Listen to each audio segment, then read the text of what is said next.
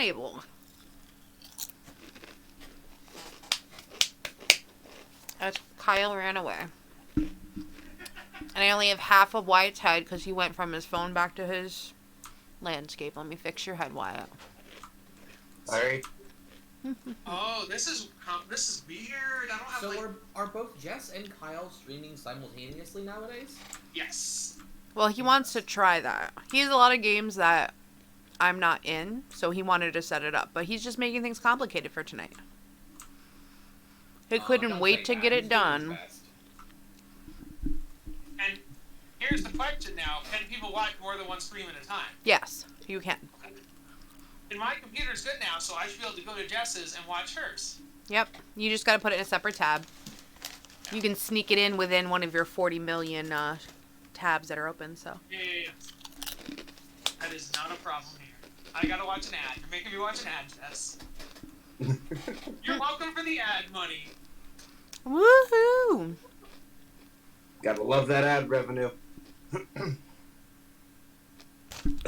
Sorry, JD.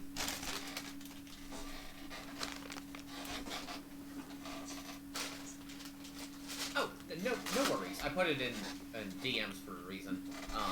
I didn't see it right away, so here I am. It's just a thing for me. That's okay. I hate it when Kyle chews in front of me, too. I just can't tell how loud it is on the stream. I gotta mute this. And cool. Alrighty. That can be minimized now. We should be good to go. Sorry about that, guys. So last time on Descent into Avernus, we were approaching Archon's Tower in order to get a vial of Tiamat's blood for Uldrak, the Titan. We met his undead turtle friend, Pro, who escorted us to the monument to Tiamat. The monument, we tried not to fight, I think, to the best of our abilities, until Archon revealed that he was kind of an evil, unredeemable person that we did not want to work with, on which shenanigans were done. And then we immediately learned he was a CR-16 monster and we had made a terrible mistake. And we ran away. Very bravely, I might add, did we run away. Or was that our plan the entire time? Totally intentional. So shenanigans were done, and we I think we turned him into a dolphin, and Hell yeah. We ran away. We had to fight like 16 white Abishai or some crazy number. We didn't have to fight them. We ran away. Yeah, and so you successfully got away through trials and tribulations, which is good because there was other shit that could have come after you too. We went back to Uldrak, gave him the blood. He turned back into a Titan, and therefore he gave you his blood. He literally cut his hand open, and you guys took a nice Titan blood shower. Yeah. Also, just as an aside, I have lots of Christmas presents behind me. It's not garbage. I have to wrap them, so please don't be like, what is happening right now? Why do you live amongst the garbage? I know, pretty much. So, the reason we needed that blood was for the Dow, Rizala. She had asked us to free her. We brought her, and that allowed us to free both her and Mooncolor, the unicorn. Our next stop is Rosala told us about Belle's Ford. If we go and talk to Belle, she gave us a letter of introduction to Belle.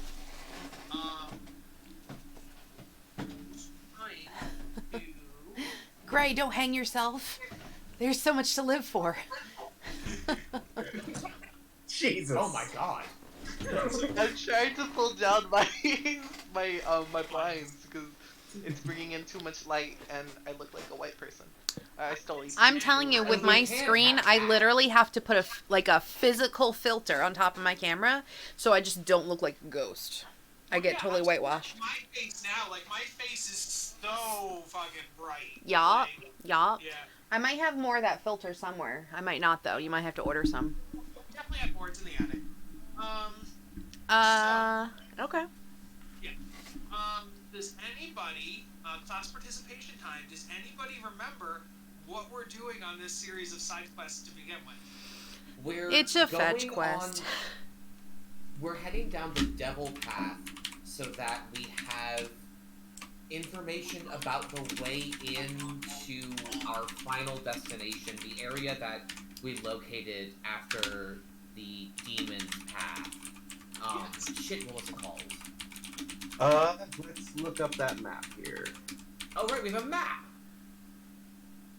I do not think the final location is on your map.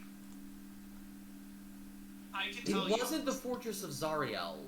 It is for intents and purposes, kind of, but it's the Bleeding Citadel. The Bleeding Citadel, that's what it was called. We found its location, but we didn't have a way to get inside of it. So we are currently following a path to get the information to get into the Bleeding Citadel. And we're like 11 steps along this trading quest to get that information. So she tells you that the way to do that is through Bell. Bell was once an archduke of Avernus. So we are headed there. Upon arrival, the map speaks up, and the map says, oh, by the way, it's a volcano, so you're in a volcano. The map says, an ousted archduke sulking in a volcano, eager to reclaim his stolen throne.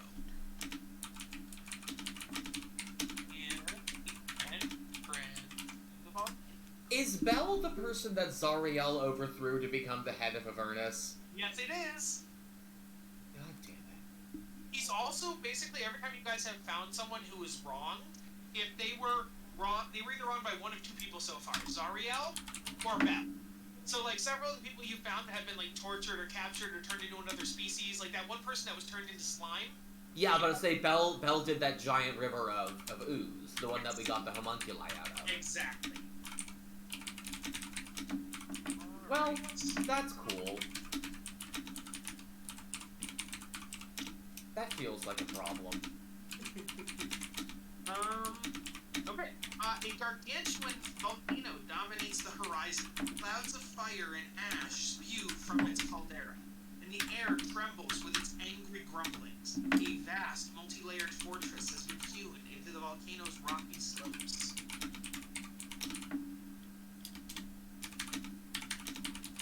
You guys are outside of the volcano. What do you do? Are we literally outside a volcano? Because we're still on the start screen. Yeah. Because I can't put you on the actual map yet, so it's just we're in Theater of the Mind right now. So to get into the volcano, is there like a system of tunnels that we are looking for? Or are we just heading to the top and descending down inside of it? You do not know. Fascinating. So you'd have to look around. You can do investigation. You can do nature because you're trying to study the volcano. Or yeah, you guys could just walk around randomly until you find stuff. Walking around randomly sounds bad, so I feel like an investigation of the perimeter of the volcano. Can the Sphere Breaker make its way around the foothills of the volcano? Yeah, can I use I would say we simply... I'm sorry, what, Jess? Oh, I was just going to say, could we use perception to do that? Or is it specifically investigation? But I'm asking so that we can go around it quicker to get a better view of the area. Uh-huh.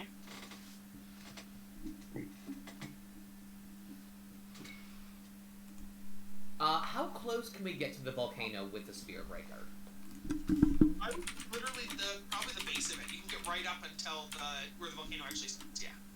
Fantastic. I'd like to maintain a 60-foot radius of detect magic pointed at the volcano as I make my perimeter around it, and I guess we can make perception or investigation checks. Up to you, Mr. DM. Yeah, I would say general perception from this distance. Sounds valid. I am going to guidance wise. Nope, I can't. I'm magic active. I can't do both. Okay. Let's give it a try, guys. Can my jellyfish give me the help action on perception? Oh, jellyfish. Oh, why not? Can Haruman give me advantage? Wait, generally speaking, your homunculi do have stat blocks and stuff, so I guess, yeah. I guess they could. That's kind of why I got the homunculus in the first place. That's why, I think that's pretty much why they exist. Yeah. Well, I asked you for it, I didn't roll with advantage, and I got a nat 20. So... I'm not sure who got fucked in this scenario. Yeah, and they're not dumb either. Like, they have 10s across the board. Yeah, so yeah. 10s across the board. They are remarkably average. Hey, you know what? For being a jellyfish made of slime, that's not bad. Yeah, I know. Surprisingly. Azra, on a nat 20, Yeah. you indeed notice that as you're driving around, you see paths that, like, go up to the entrance of the volcano itself, like, down into it. But, more importantly, you see, literally, like, a doorway. It's small, and you wouldn't have noticed it without the nat 20, because it's a small landmark on this huge volcano. But there is indeed like a cave door. A mouth of a cave. Oh yeah, Gray makes a good point. Did we long rest? You can have, because you were driving from one location to another, so if you guys wanted to sleep in your tank, you 100% could. Hell yeah. Okay, good, because I'm sitting at 20 HP right now. I need that. Oh, that's right. Orphan got the absolute shit kicked out of him. The only reason I survived is I have a high AC. Jukes is with you for, just to clarify. Okay, cool. Yeah, so you see the mouth of a cave, with a door on it. So Azra's gonna bring the Spirit Breaker to a stop and say, well, the good news, I have found us a way in. The bad news is I ultimately do not know where it leads.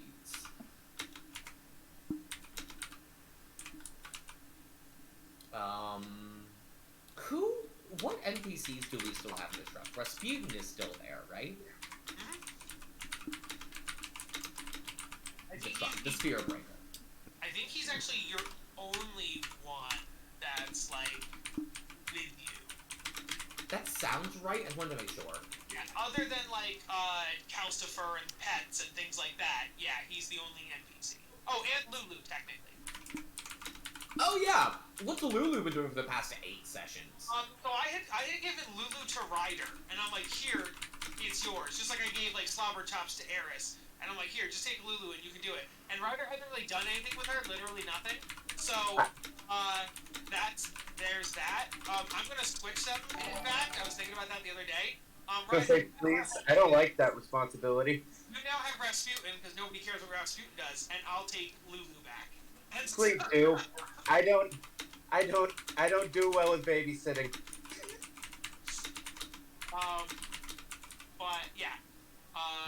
So yeah, Lulu's literally just been hanging out in the tank because you guys haven't been asking her or talking to her, having her do things, which is kind of my fault too, because Lulu should be having things happen.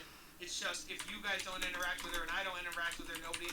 It's like a yeah. So I'm at fault and everyone. And yeah, okay, cool. So.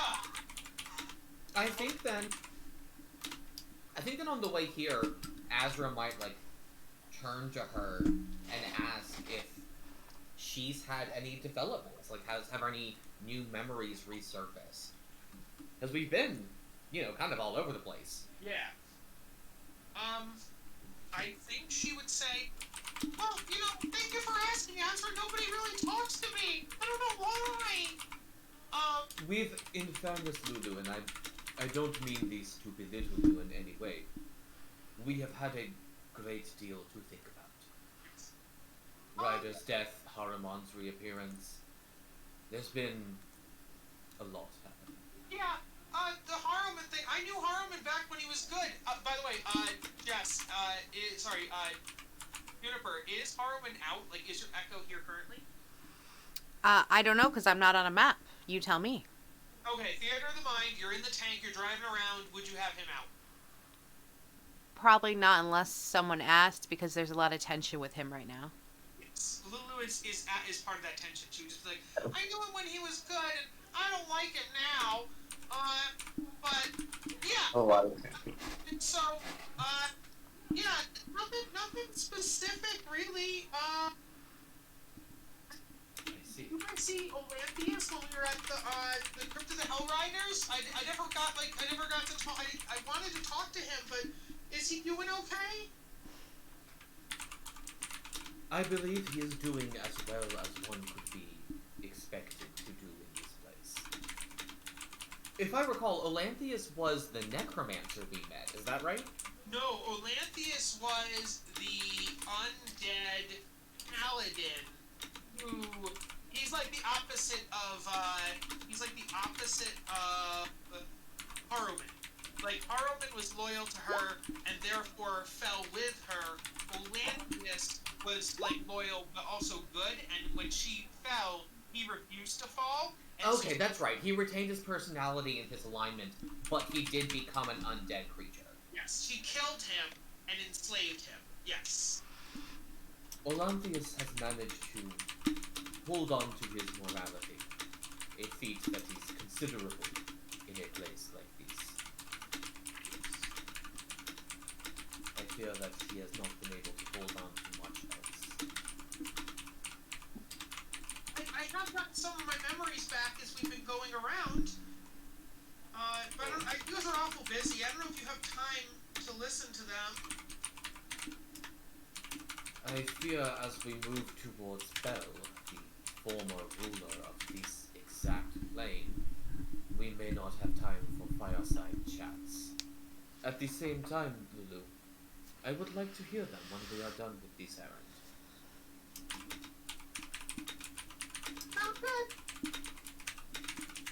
Azra's gonna, like, kind of awkwardly pet Lulu on the head. Awkwardly. She nuzzles up into it and like rubs your hand with her trunk. Oh, good. This is not insulting for you. No, I'm definitely a pet. Like pets.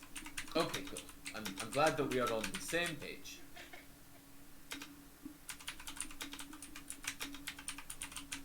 Alright. Okay.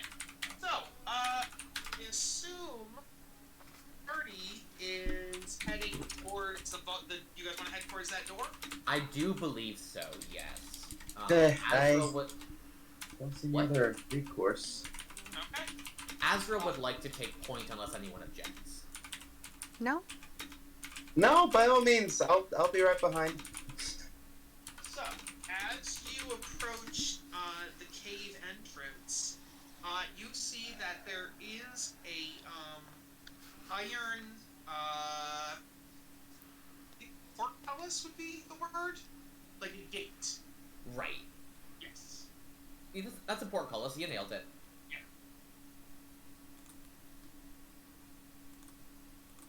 I see. And no visible mechanism with which to open the portcullis, is that correct? Not that you can see. You could do investigation. Eris, I don't suppose you've learned the knock spell at any point in time, have you?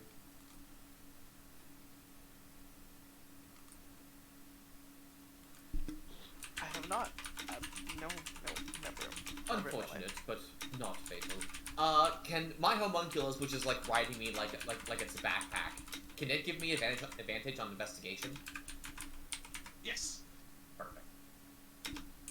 This thing's gonna get fucking killed. Another nat 20! Whoa. I am on damn fire today. Don't use all of them up. We need them for special occasions. Indeed, you find, as you're looking around, there's nothing special about the gate itself, but you find that hidden under, there's like a rock in the cave, in the cave wall, that isn't actually a rock. It's a hide-a-key, basically. So you move it, and you find, does anybody read Primordial? Or speak Primordial? Check. Negative. I gotta look because I easily confuse myself. I got this one. Celestial, Common, and Infernal. Jukes is no help either. Well. Comprehend languages or some shit? You may have comprehend languages. Oh. The only people who would be Jukes or Eris.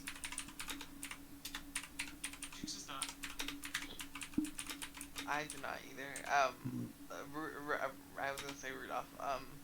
Romeo would have one. Would have competent languages usually. Okay. So what I will say is, it's written in Fire Primordial.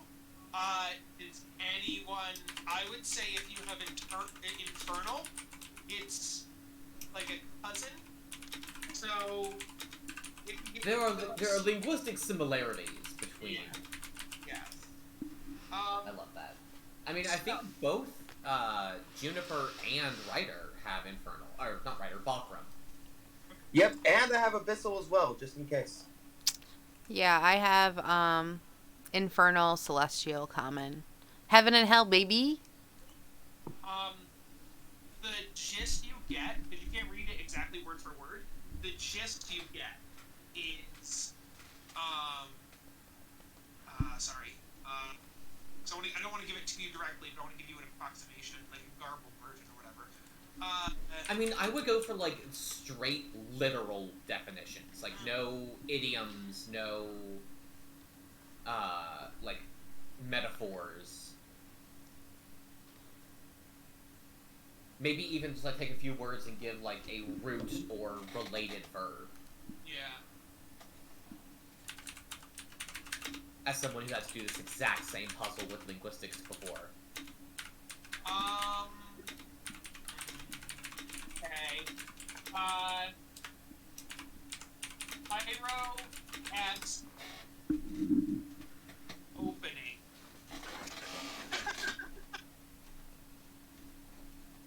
Pyro S opening? Yes. Wow. If that's all we got out of that, that's some very flowery language they used. I can't imagine the similarity between Infernal and...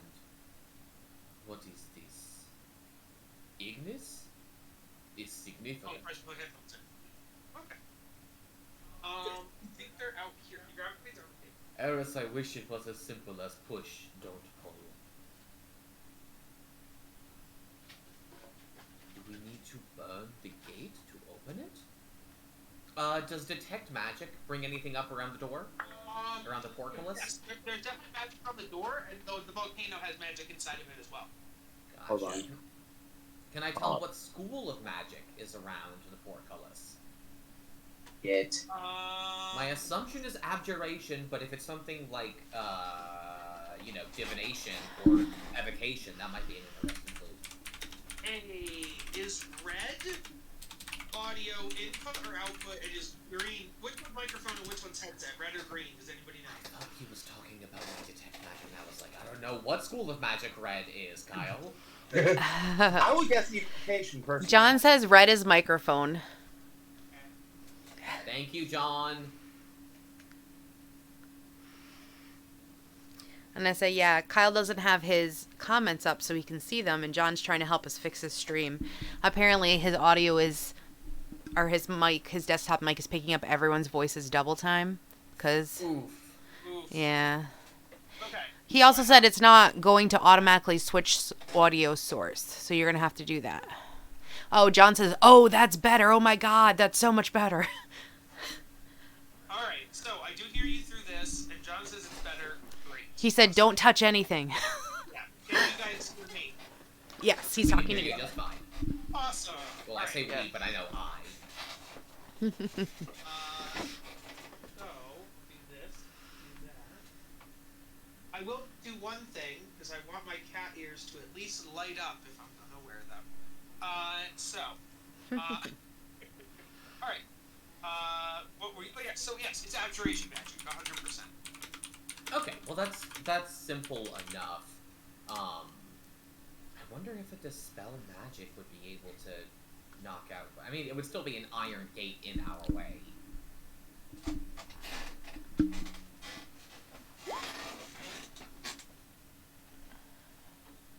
Est.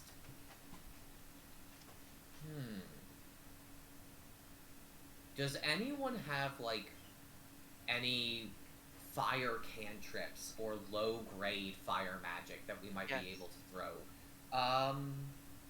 Fire. Yes. Eris, if you don't mind, this seems to be our only clue. Would you give it a shot?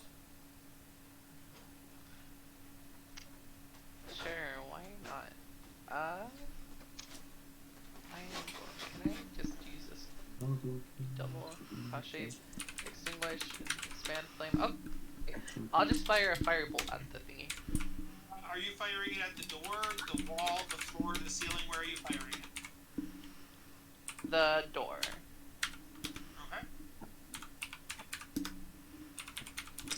Okay. Should I roll to hit? Yes. Oh dear. Don't miss the door. This is something Eris. that's alive and it's about to fucking murder me.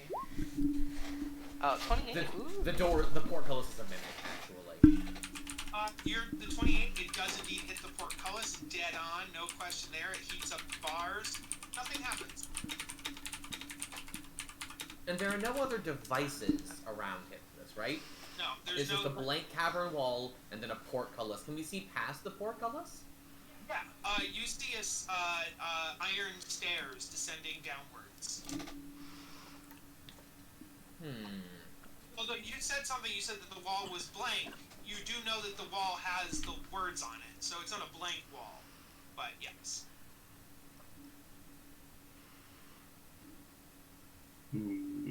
Perhaps we strike the inscription with fire? It's worth a try. What's the worst that could happen? Hey, better than any idea I really Was have. the last words that she ever said to anyone. Yes, Oh my on God. a 15, you indeed hit the inscription. The inscription glows, the gate opens, and the inscription changes, and it says, the nearest you can tell an infernal, but it's not infernal, but the nearest you would say is, hello, hotness. Hello, hot stuff. It seems overly familiar, this inscription. It Thank you though, Eris. is a mistranslation, so that makes sense. Yeah, that's fair. Alright, You're so welcome. you now see the wrought What did she iron... say? Oh, what'd you say, right? Oh, I just said you're welcome. Oh, okay. You now see a wrought iron spiral staircase descending down into the cavernous volcano. Channels of bubbling lava wind through the complex, casting fiery light over huge anvils. Chained giants with coal black skin and fiery orange hair, you can hear. And as you descend, are you descending? Because I can read more, but are you descending the stairs? I mean, there's nothing to look at on the way down. No. I mean, giants with coal black skin, but you know, that's just Avernus being Avernus. And you guys were Ooh. last seen.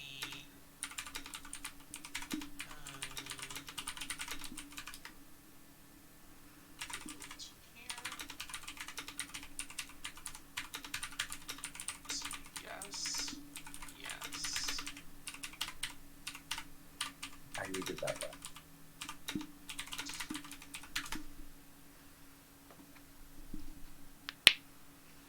Is anyone having any trouble seeing down here? No, because you're in a volcano and it's so fucking pretty.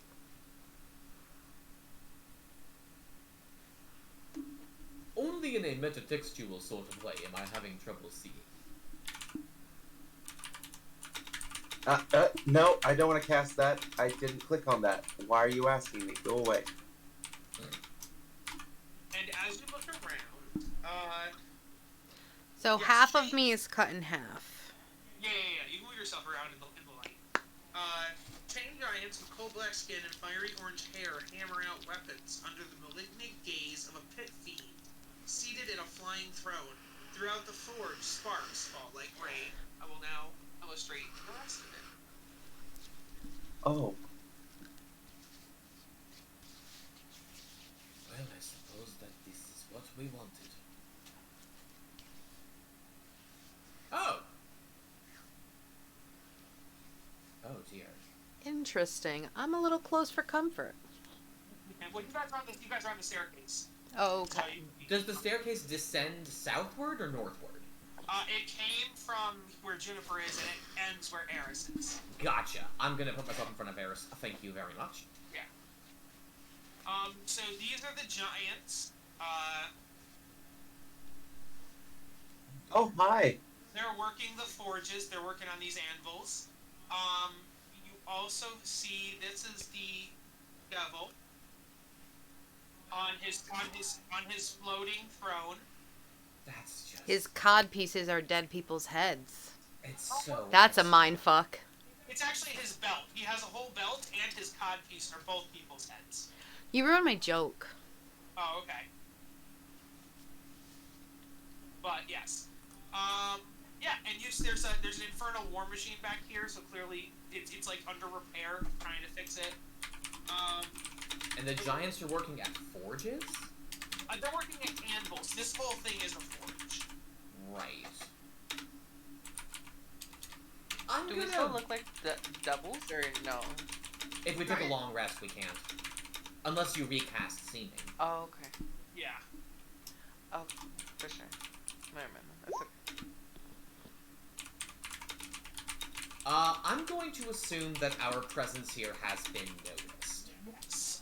The second you descend down the stairs, one of the fire giants yells over to Belle and is like, "Master, we got visitors down here!"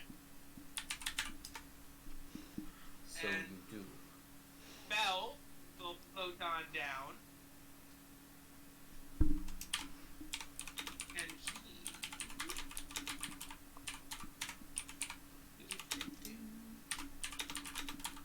I feel like Azra looks at that man and knows just kind of instinctually that he is outmatched. Like, if we got into a fight, Belle would just obliterate all of us. yeah. Do you want to guess what CR he is? No. 23, I'm gonna say. Higher. 26. We're gonna stop guessing. It's higher than 23 is all I'm telling you. Cool! Then we're not gonna fight him. Alright. Oh boy! So, he would come- Azra then is going to walk down and make a show of respect towards Belle. Azra's actually gonna bow to Belle when he reaches the ground and Belle, like, floats in front of him. he would say, he'd be like, at least one of you mortals knows how to portray themselves around me. Do your friends wish to treat me in kind? Azra's gonna glance back at the three others with, like, definite non-verbal communication telling them, please show respect to this creature. Jukes is 100% on his hands and knees. Jukes is down. Fantastic. Juniper, like, nods her head. Haramana just stands there glaring. Haruman would know that Belle used to be a superior and is now approximately an equal to him. So Well, Haruman probably... Haruman, he was never Haruman's superior, No, right? no, I meant, no, I meant as in he used to have the... in the chain of command, he would have been above him at one time, but he never was because Zariel took his place. Right. Yes. Belle was always, like, a rival. Yes. He was And an then- enemy. Yes. But now, in the current structure, they are equivalent. And so Haruman would not have to bow. I see. Eris, do you bow? Or kneel or anything? Yeah, I was typing it in the chat. She curtsies. Okay. Bakra? I don't think I would bow, but I would take up a slightly... I don't know how you would put up a respectful stance to someone you hate, but I'm trying to balance my contempt with not getting murdered. This is definitely something we should have discussed before coming down here. Yeah, 100%. I wasn't expecting a pit fiend. I Can- told you were looking for either a pit fiend or an I thought archduke you of hell. Can we like do a bit of retroactive discussion here? Because Azra knew that Belle was the former archdevil of Avernus. Yes. I would say It's if better you than guys... that. I expected him to be somewhere else. Like, we have to go find him next. I wasn't expecting... Wyatt, this location is called Bell's Forge. He's a busy man. He has his own forge. Obviously, someone's ordering. The issue is that we are looking for Bell specifically. We are trying to get to him. Yes. Because he is the only person who can get us a clear way into the Bleeding Citadel. And he's the only person who can do that and also has a reason to want Zariel out. Am I right on that, Kyle? Is that like the general justification for this? Said 100%. He hates Zariel just as much as you guys do. So I feel like there would have been a bit of a debriefing, or rather, just a briefing, before going in here. Just so you are all aware, this person we are going to meet is a former archdevil, likely retains enough power to level most mortal kingdoms. We are going to have to show him a degree of respect, if we do not want him to reduce us to ashes. The letter of introduction from the Dao, whose name I do not remember, should be enough to gain us an audience with him. But anything past that is going to have to come from us. Razala, which I definitely knew the whole time. Yes. You guys can discuss this on your way down. Yeah. So, now you're here, and Bell is asking you to all bow or kneel. One or the other. Bow or kneel. Ooh. I know he can obliterate me. Yeah, I hate the idea of... You see him look right at you, Bakram, because he said he sees you, and he's like, I see a celestial.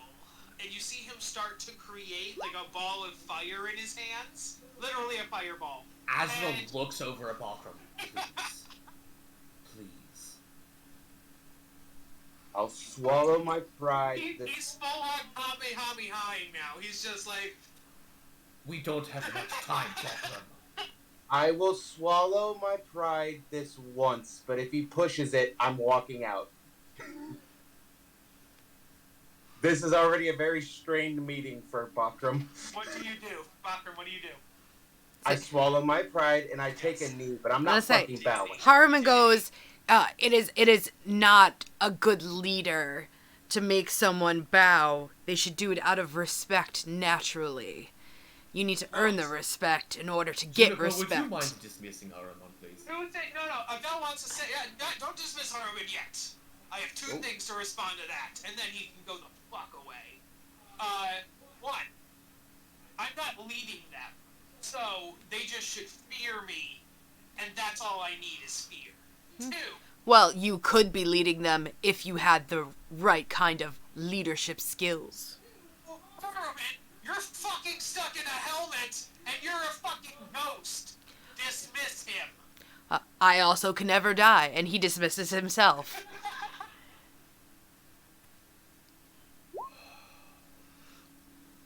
But I didn't want fucking Zariel's piece of shit in here anyway.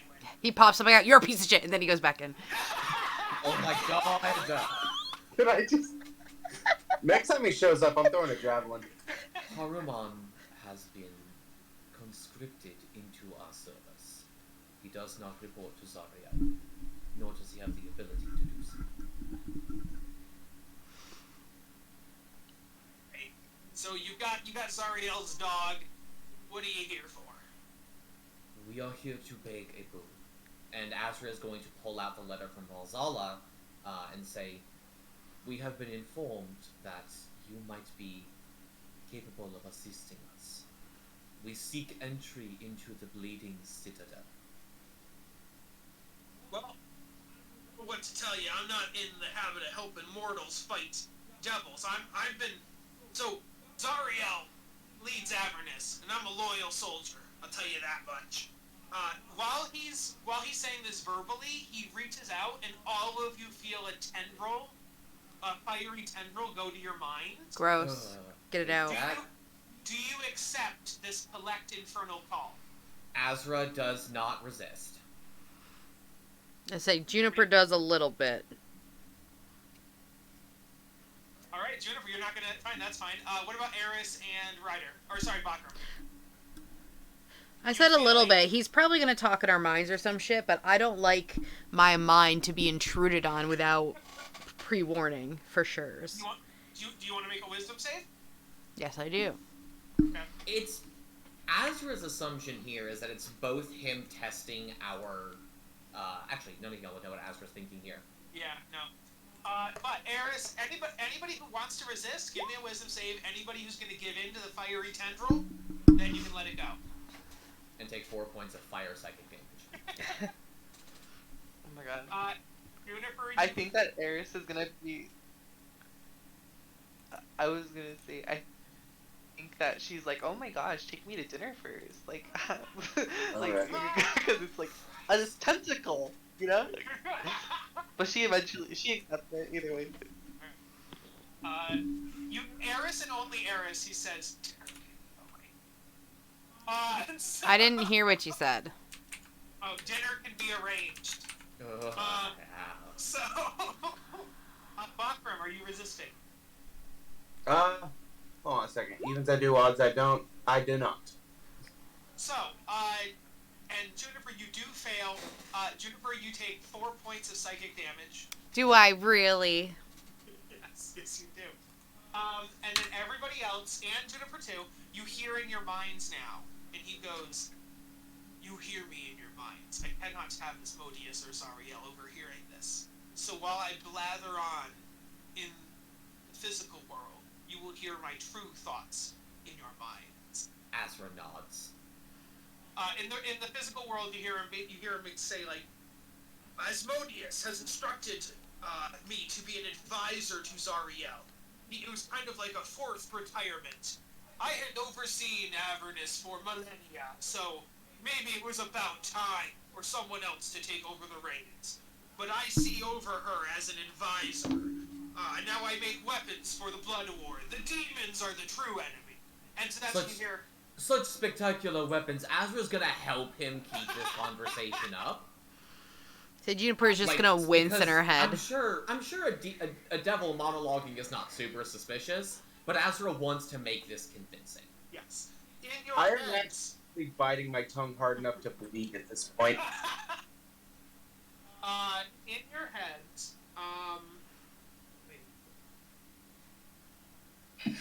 okay, in your heads you hear, I despise Zariel, almost as much as mortals, almost as much as demons. And so, if you, as this letter suggests, you are anti-Zariel, so perhaps we could work together. You are willing to work with devils. I get the sense of that. He sniffs the air and he looks at Azra and he's like, I get the sense from one of you. And then he looks at Juniper, two of you. If Romeo was here, maybe he'd get a sense too. But he'd be like, at least two of you. So, tell me, in the mind, not in the mind, tell me mentally what you are seeking.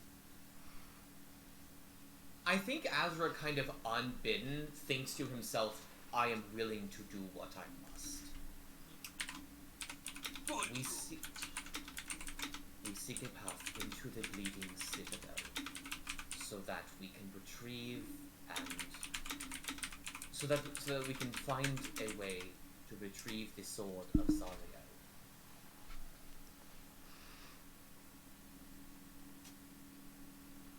Our ultimate goal is outside of Zariel, but so long as she lives, those whom we love are in danger. And I'm sure you know how irresponsible mortals get when their loved ones are endangered. So, I'll tell you what I need. 9 adamantine rods were stolen from my forge by Zariel's spies. She knows I dislike her, so we have a thing going where I steal. Bit of a cold war. Yes, but also a prank.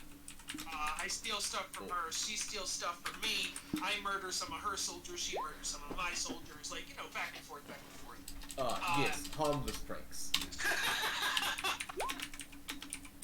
I torture some souls, she tortures some souls. I mean, as long as the souls get tortured, it doesn't matter who does it. They are testing Azra's patience. Yes, okay, back to the point. I want all 9 rods returned to me. If you can return the 9 rods, I will give you the access information to the Bleeding Citadel. Do you know where these rods were taken? In a manner of speaking. You need to speak to a Sibriex. The Sibriex was captured by my spies. Sibriexes are hoarders of forbidden lore, and this particular one has been a good source of information. It should know about Zariel's spies and the rods. So we seek a separate creature who was stolen also by Zariel's spies? Oh, my spies. My spies stole this one. Ah, I see. Yes. Where can we find this Sibriex? Do you have a map? Mortals don't typically have hell maps. Out loud, Azra is going to say, I see from this map of Avernus that your empire once stretched far and wide across the land. And, well, it might not be my empire anymore. It is Lady Azariel's. Long may she reign for Lord Asmodeus. Particularly right here, may she reign. He goes, yeah, there was one time where at the great battle against demons and celestials, and then he points at a spot on the map. What a fascinating point of history. Perhaps we should go examine these. So that we may understand more of your glorious reign. And he goes, in order to help you reach the Sibriex without prying eyes of Zariel, I'm going to loan you a barge that can go down the river Styx. Oh. This is generous. We shall accept this with honor.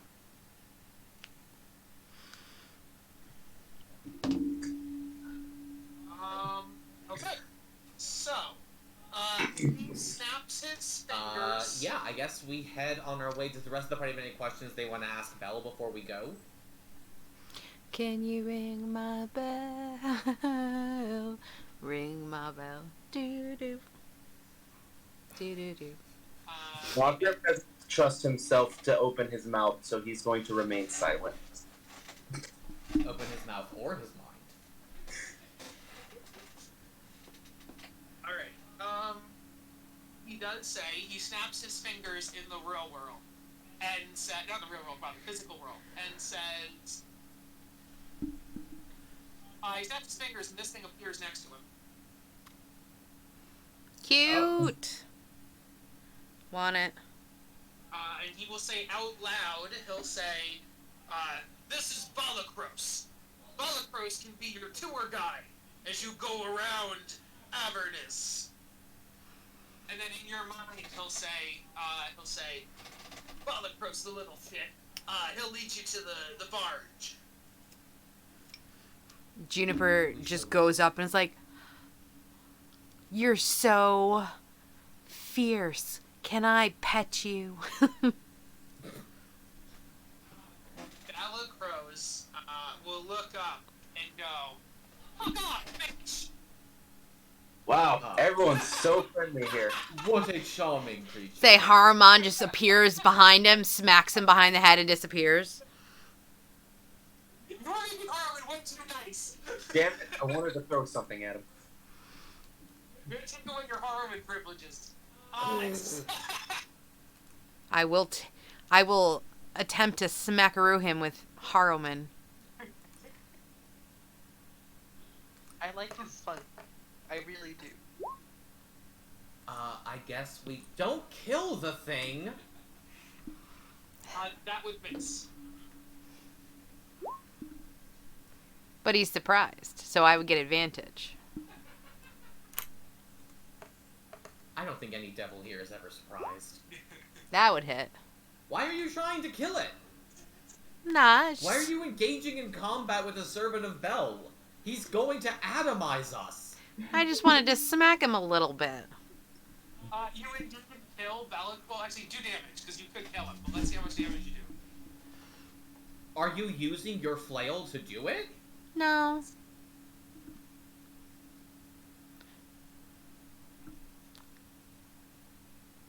Why do I have a bad feeling? He does not kill him. You're lucky. You're so lucky. Deep in my stomach, I have a bad feeling. But Bell will look at you, Juniper, and he will get fiery. He'll stand atop his floating throne. Hey, it wasn't me. And he will say, "You will mind your servant. You will not touch one of mine." Azra's gonna look at Juniper with something resembling horror, and say, "Of course, it will not happen again." And then he fireballs. He fireballs Harwin. No, he already disappeared. So what? Then he firebolts you.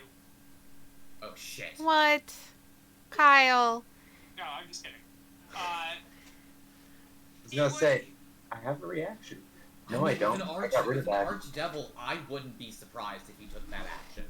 You struck one of his servants in front of him. Yes. So. But also, he doesn't give a fuck about his servants. Get out of here. It's more about the disrespect. Well, It's not about the his servant disrespected me. You're not an archdevil. I could be, sir. Watch out. But you're not! I will say, Juniper, what is your AC? Oh god, a response in kind. Oh god, was Azra gonna do something? Is Azra 22. gonna do wisdom? He missed. He literally, he aimed for Harwin. It whizzed past your ear because Harwin's not here anymore. And he goes, "That was a warning shot." And then in your heads, he says, "Do we have a fucking deal?" Yes. We do. I want to be. Get out of my devil damn forge. Azra's gonna follow Balakros. Lead the way then.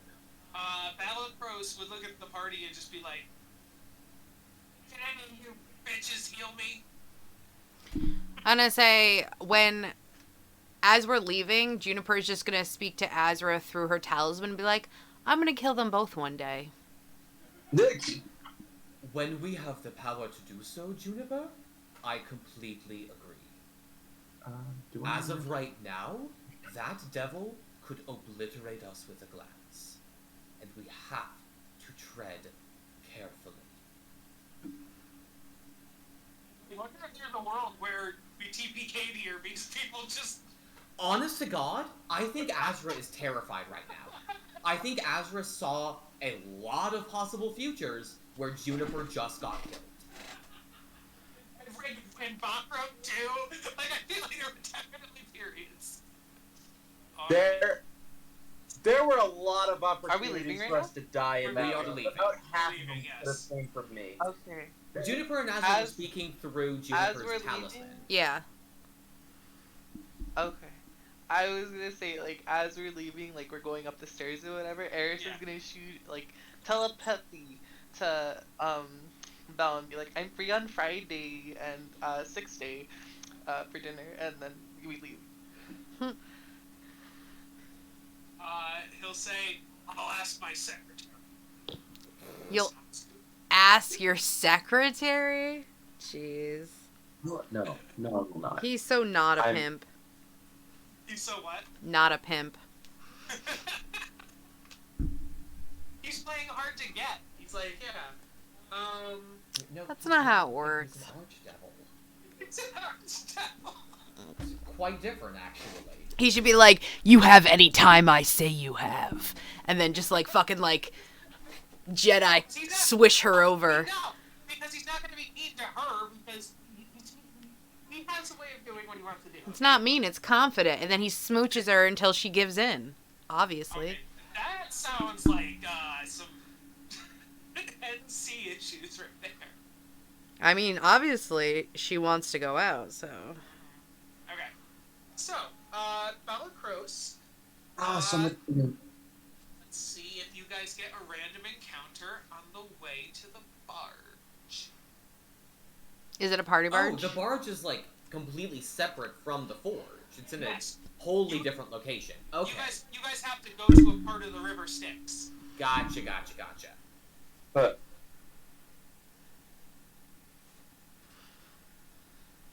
I think Azra does his best to keep Balakros away from Juniper.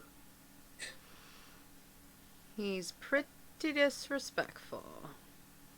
Well, if Balakros comes back with any other wounds on him, and or he tells Bell anything that we said, we are, again, very possibly gonna get atomized. He was only mean because you wanted to pet him, and he is not about being pet. So he could have just said that instead of being a dick. Yeah, I mean, you're right. He's a monster. So we're all monsters here. How's that? against my Friends better counter looking, Kyle. Yeah, I'm just looking for something. That probably means yes. Can't find it. against my better fucking judgment. Don't I you feel heal the him. bastard. Don't you do it. Aww. How much do you heal him for? 10? And he looks up at you and he goes, "Hey, thanks, bub." I'm just. If he can actually see into my mask, I want him to know that there's a lot of discontent. You can tell he doesn't like what he just did. We're gonna Azra looks up gratefully at Bakram.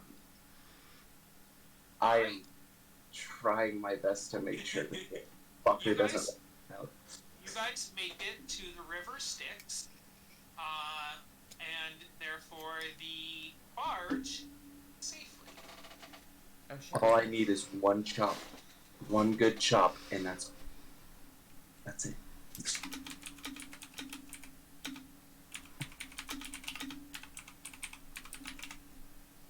I do have a map with the river Styx on it, but we're gonna start with like it arc first.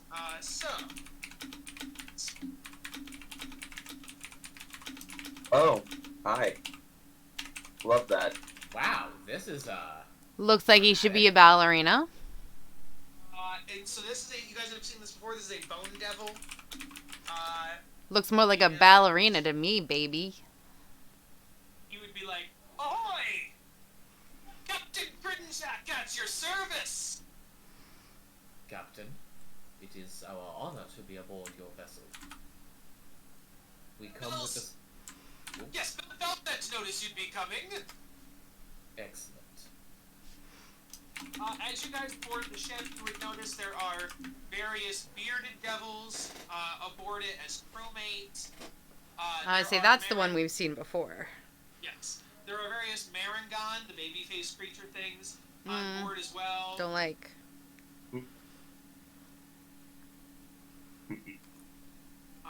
And Captain Frinjack will say, wherever ye mateys need to go, I'll take you there.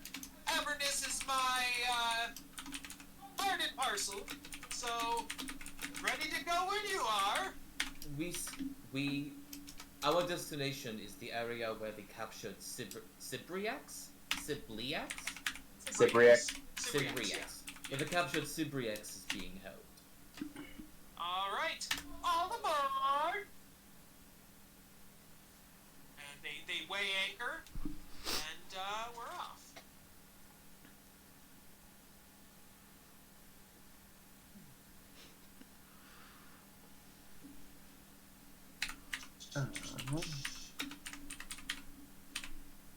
Oh, look at that. This is interesting. So here's the ship from the outside. Honestly, And I'm here for it. That's a neat design. Pretty cool. Approved. Don't worry about that thing. you can't see it yet. Yeah, that's a thing. That's a thing that I don't care for. As you're sailing along the river Styx, you see. I'll just reveal all of it actually.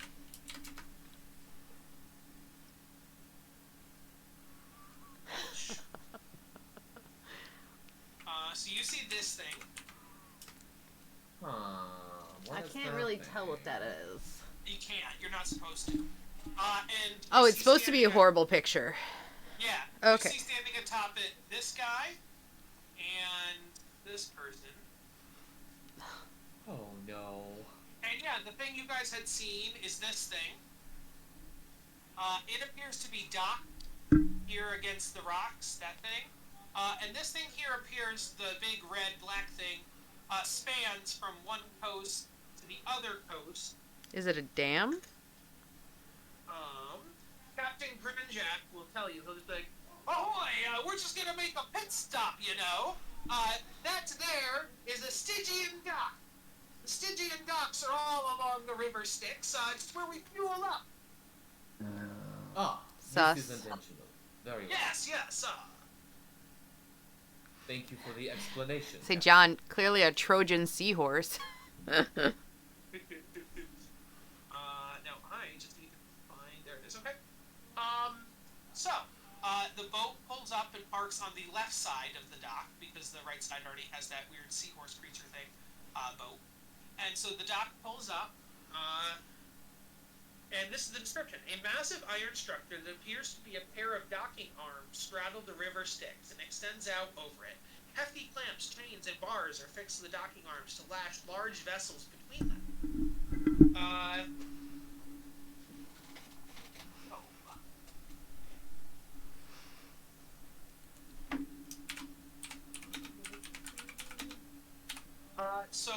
Captain Grinjack will yell up to the spine devil, barb devil, atop, and be like, hey, ahoy, Benzelstein! Here for some fuel! You see a bell? Can I pull her up? Benzelstein yells down, he's like, right away, sir, coming right now, don't you worry about it. And so he's running around, and he runs over to his workers, who are these creatures, and they start to get the souls pumping into the vehicle. Oh, and there's also this thing. I'm sorry. This is Basilstein. I showed you the wrong picture. This is Basilstein. So those two other random workers, the Barb Devil and the Bone Devil, are random workers. That one is Basilstein.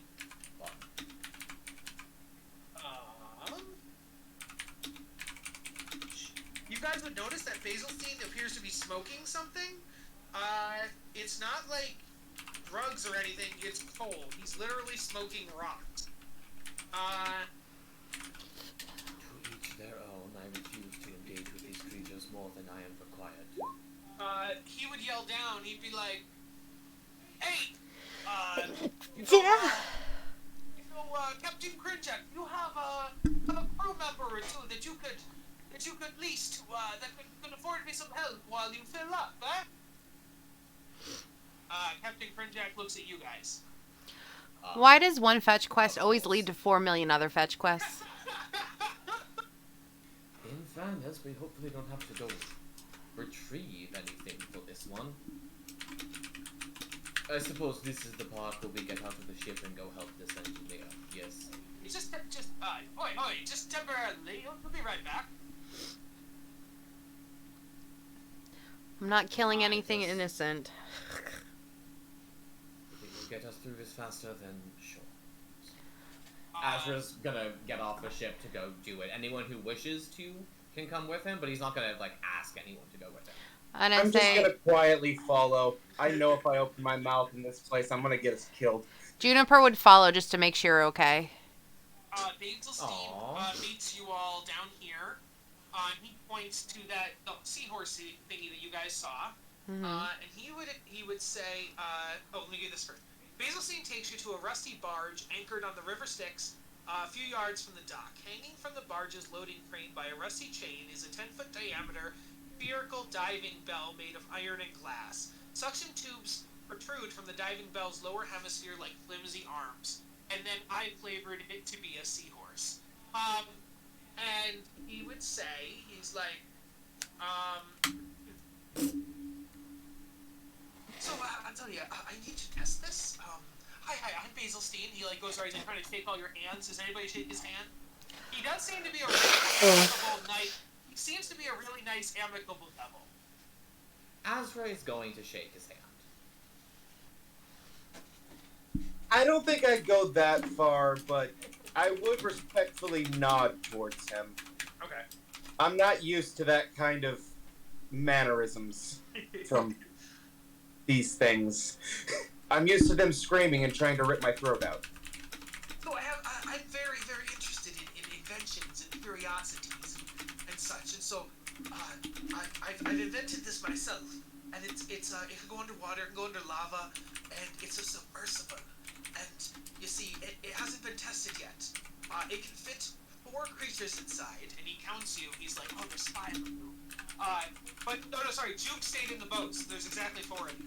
And so it's like it fits 4, so perfect. Don't worry, it's airtight, watertight. So if you'll get in and secure yourselves in the diving bell, I'll use the crane to lower you into the river. Remind me again why this is necessary for you to refuel the ship. Oh, I'm actually out of souls. We ran out, and our usual stock is late. But I've been experimenting and drilling around here, and there's undiscovered melted souls in the bottom of the River Styx. So it's kind of like the old, the old prospectors, the old gold miners, how they go out and silt the river to get the gold. So you see, you go down and you silt and you get me souls, and then I can power your boat. Azra takes a moment to have a brief crisis of faith. Eris is gonna jump into the boat. This is not where I saw my life going, but I suppose this is the direction it has taken. Very well. There's 4 suction stations inside the diving bell. Each one equipped with a chair, and some metal control levers. There's enough air in there for 1 hour. If you don't come back within 1 hour... Oh, sorry. There's 4 of you. 15 minutes. You have 15 minutes. Oh dear. You don't come back in 15 minutes. You sink and you die. Lovely. Whichever... Lovely. Hey, I'll make it worth your while. Whichever of you sucks up the most silted coins between the 4 of you gets a soul coin.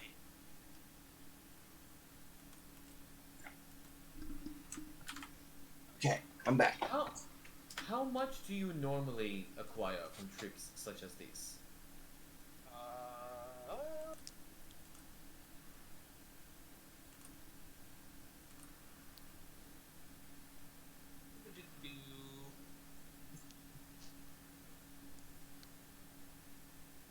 We've never done it this way, you see.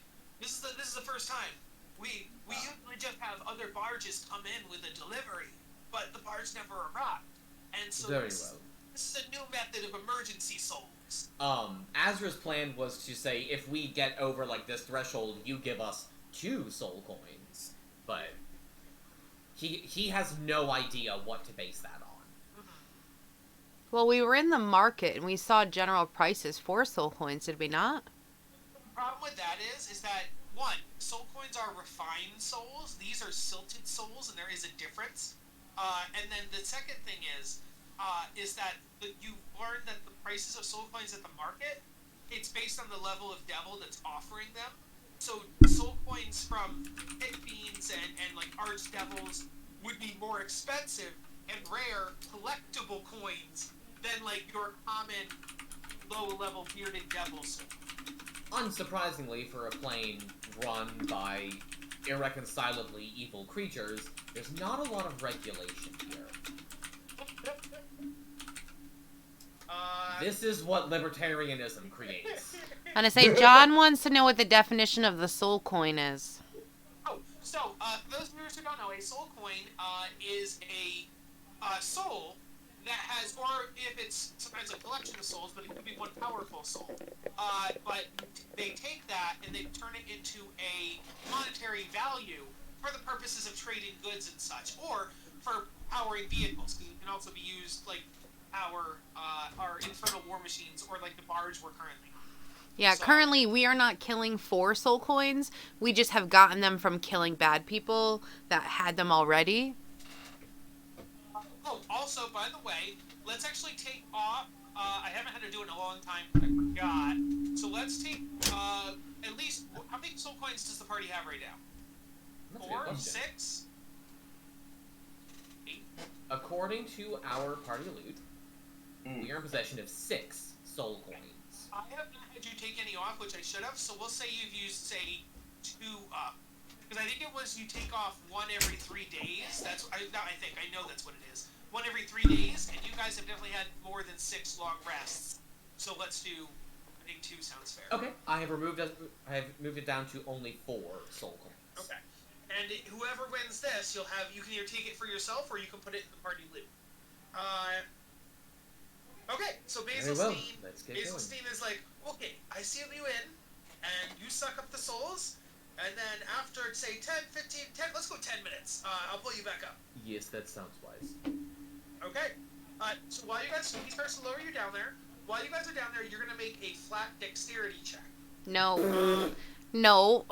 No. Oh my god. If this was dexterity, I would have not gotten in, motherfucker. Are we sure it's dexterity? There can't be other things we use? I never thought I would say this to a DM, but instead of acrobatics, could it be athletics? Same. So here's the thing.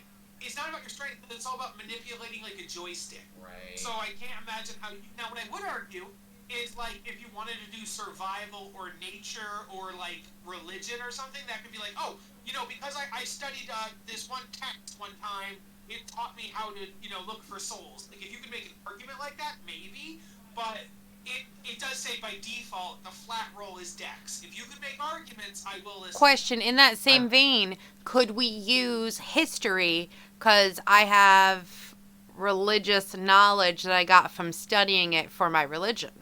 That would be religion, not history. Would it be, though? Because it's history. It's a separate skill, so... Yeah, it's a separate skill, unfortunately. Just like you can't be like, my history of nature, it's like, no, then that's nature. But, yeah. Here's a question for you, Kyle. Yeah. Can my homunculus give me the help action? It depends on what the homunculus is trying to do. So The homunculus is like... Because it has several tentacles, right? Oh, sorry, you're saying for a flat dex. Yeah, if it's a dex, I would let the homunculus give you advantage. My Discord is fucking up real bad. Oh, did you not hear me? I did not hear you. Oh, I said, if it's just going to be the dex, yes, the homunculus could give you advantage. Yes, so Yes. I am... So here's this. I'm gonna guidance Juniper, and I'm gonna have the homunculus give me the help action. Yeah, because my dex is a -1. Ooh, boy. So, yeah, that's why I'm like, And you said it was going to be a straight dex check. It wasn't going to be anything else. I would let you choose if you wanted to try for sleight. I would think it's sleight of hand, is what I would say it is. I mean, they're all -1 then. Yeah.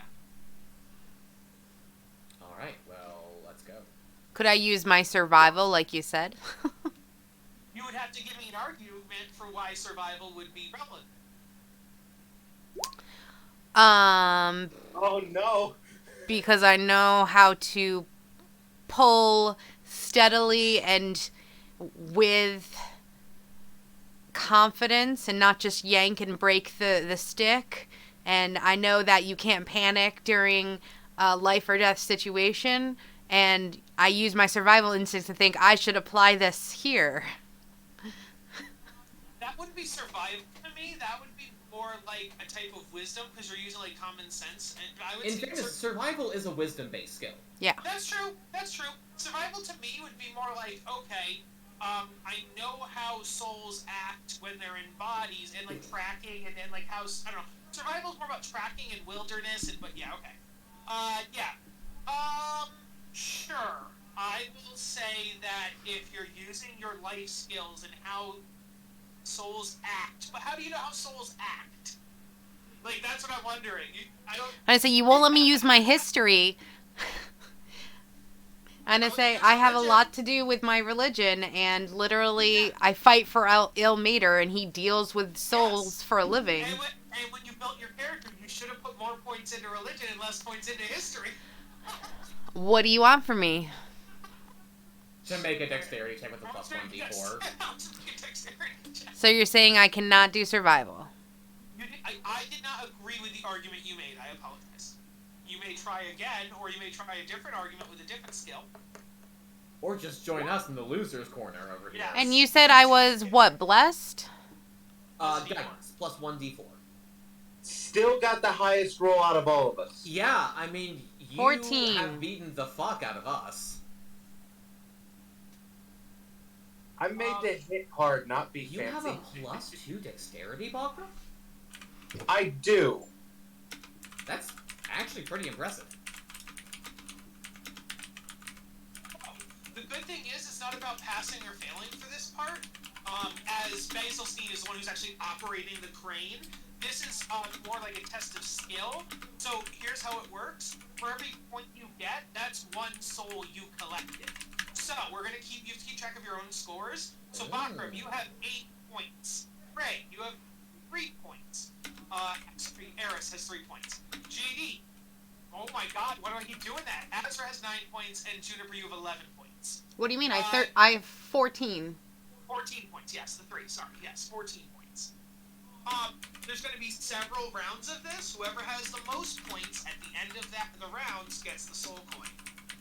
Okay, I assume it's using our action to do this, so I can't keep guidancing people. Yeah, it is indeed your action. Gotcha. Well, I did what I could. Alright. Can I keep getting the help action on my dexterity check for my homunculus? Realize something, though. Would you have in-universe brought your, jelly pet, A, from the tank onto the barge, and then B, from the barge to here? I mentioned that the jellyfish was, like, was riding on my back like a backpack, when we went into the volcano. Okay, then yes. And he has stayed with me now. Azure doesn't really have any attachment to this thing. It has no personality. So there's no real concern like bringing it into danger. Yeah, that's fair. Okay, yes, then absolutely you can have it. I do think it is like acquiring more personality as time goes on, though, which might make Azra a bit more inclined to protect it in the future, but not right now. Yeah. So let's see. Okay. Here.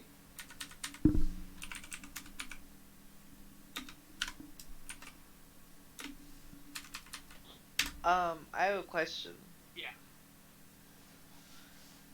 Can I cast haste on myself so I can get another action so I can do it twice? So haste itself is action, right? Yeah, but then like after that I could do it I could get the souls twice. Yeah. Oh yes, then yes you could. 100%. Yes. Okay, for sure. Then I'm gonna do that on myself so I could beat you bitches at this challenge. Oh my god. Yeah, that's great. So, yes, you now, okay. So she's making 2 rolls every turn from next turn onwards? Yes. Wild. Well, no, sorry, it only lasts for 1 minute. So, Slightly better. here's... Oh, and this is over the course of 10 minutes. Yeah. Bray, I'll actually let you undo that, because I don't think it does work, because you guys are only sifting souls once per minute. So you would only get to take 1 extra turn. So you can do it if you want, but just so you know, you would only be able to take advantage 1 time. Which would defeat the purpose, because your first action would be casting haste. So that would be 1 turn, and then your next turn you would take 2, and then it would be gone. Well, no, because on the turn you're casting it, she would get to do it right then and there. So she would actually still get to suck up souls on that turn, because she gets a second action on the turn you cast haste. And then you get the effect from 1 extra turn. So she would take 2 extra turns overall, but then the spell would go away. So it's up to her what she... She'd get only 1 extra turn overall. Yes, you're right. Because, yes, she did. Yeah, you're right. Yep. Jess was right. You were right. My bad. Yeah, so it's up to you, Gray, if you want to send a 3rd level spell to get 1 extra turn. No, it's okay. Let's just go. I won't cast it. Sorry about that. Alright, how many rounds of this are we doing? Oh, it's okay. You're going to pull in souls once per minute for 10 minutes. So why don't we do a fast one? Everybody give me 8 more rolls, and then add up your scores, and then put them put your final score into the Discord chat. That's how we'll do it. I guess. So let's see, that is, that I already have it. Concussion brain go burr. 19. There we go. So you did 2 already, you're doing 8 now, that'll give you 10 total.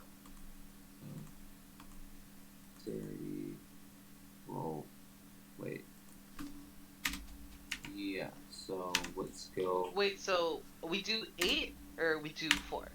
It's a total of 10. Total of 10. You did We already 2. did 2. Okay. Now you're doing 8 more. Okay, for sure.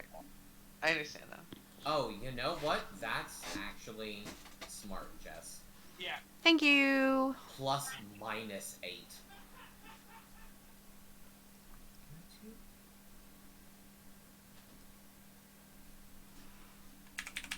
Alright, so let's take a look.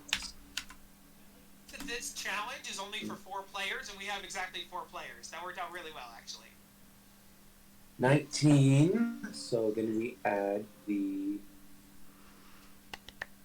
22, 25. Oh, And hey, we'll say if you get a nat 20, we'll count it as 40. plus 5. Gotcha. 40 points.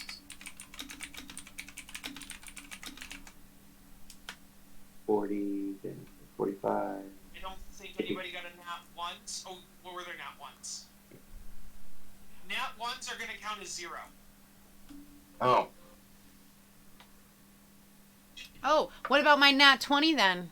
Nat 20s are a plus 5. 19. Okay, then I would actually have 97.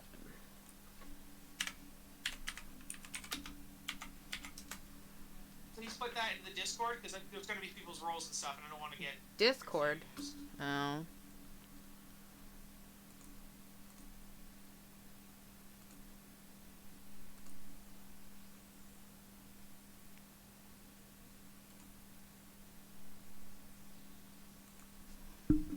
Yeah, I'm just saying it now.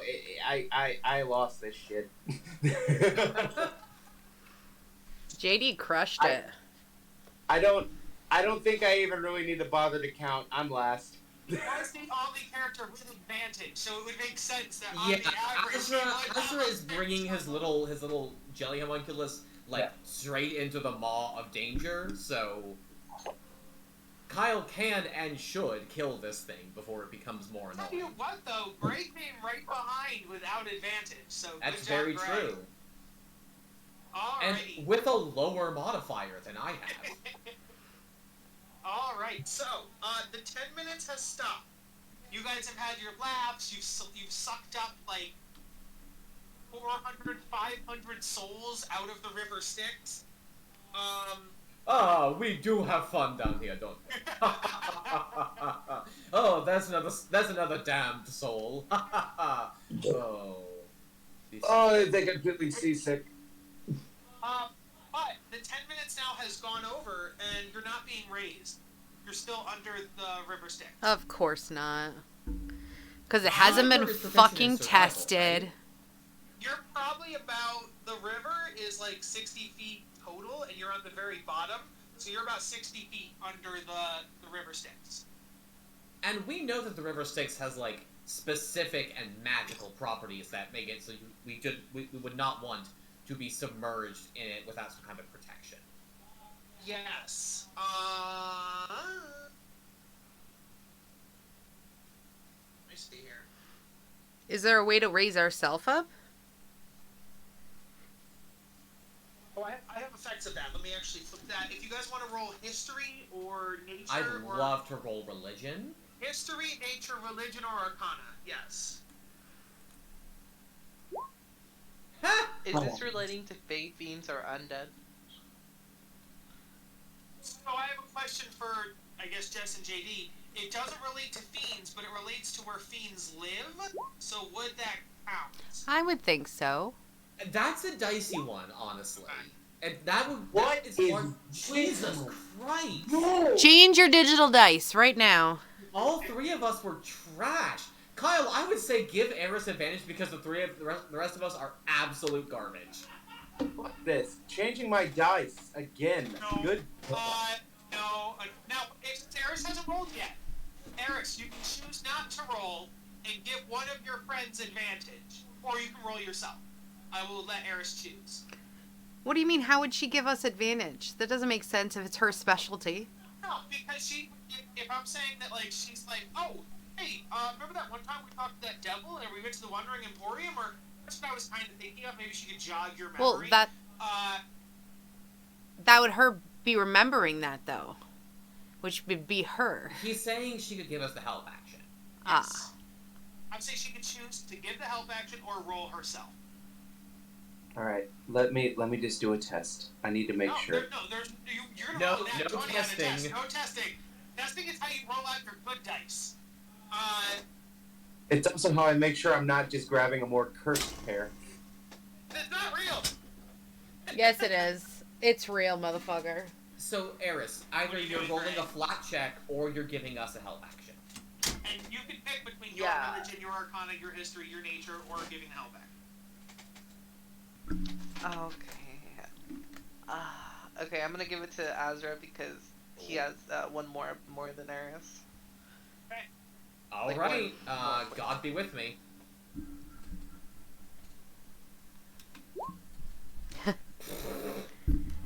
Jesus Christ. Can I roll mine just to see what it would have been? Like, it doesn't matter, but can I see what it would have been? Let's How I roll rolled? for fun. It doesn't count, but you can roll for fun. Okay, it doesn't count. Don't do this to me, I'm gonna roll Eris. for fun, guys. For funsies. Watch hers be nat Eris, 20. Don't do this to me. Oh, A little better, not by much. yeah, I don't feel that's okay. bad. So, it's a pretty easy check. You guys have been down here long enough. So the river Styx, if you go into it, It'll hurt us. It'll, like, pull our souls out. Some bullshit. No, actually, let me just double check. I keep thinking about the River Lethe instead, which is very different. So, you basically, I won't tell you what it's called specifically because you didn't roll high enough. You take psychic damage, and then you get dumber. And that continues as long as you're inside of it. So you can try to swim, but every 6 seconds, every round that you're under it, you would take additional psychic damage and get dumber. So it saps at the mind.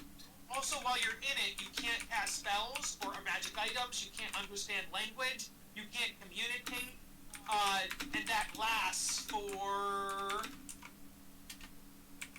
30 days, then you can repeat the save.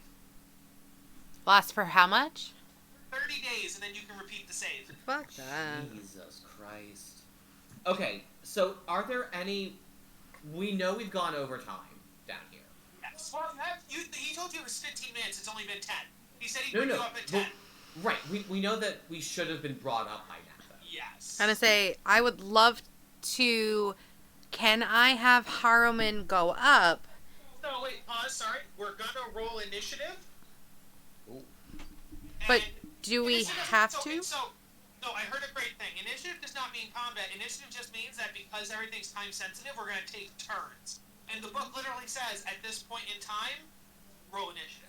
So, yes. Okay. I guess I'll go last, even though I might be helpful. Well, I mean, no, you can roll high. Who knows? Okay. Let's. Where's my token? Oh, I gotta go get it. Yeah, I just pulled mine out to put it into turn order. Oh, and also, visibility in the river Styx is 5 to 10 feet. So Oh, very my small. token You isn't really out can't see here, it. so I didn't... Oh, okay. Yeah, the rest of us just pulled ours out of the tab. Yeah, Yes. I got you. I got my die back. We're good. We're proud of you, Bakram. I found this right set. It was a sanguine set. Don't worry about it. Don't worry. Can I take my second roll, please? Since you didn't have my token out? You say that, Jess, but we pulled our tokens out ourselves. I know, but that's not my job. I take your first roll. So, what was your first roll? I already put it in there. Okay, cool. And I'm gonna put one on for Basilstein, even though it's not really for Basilstein, it's like just for me to monitor stuff.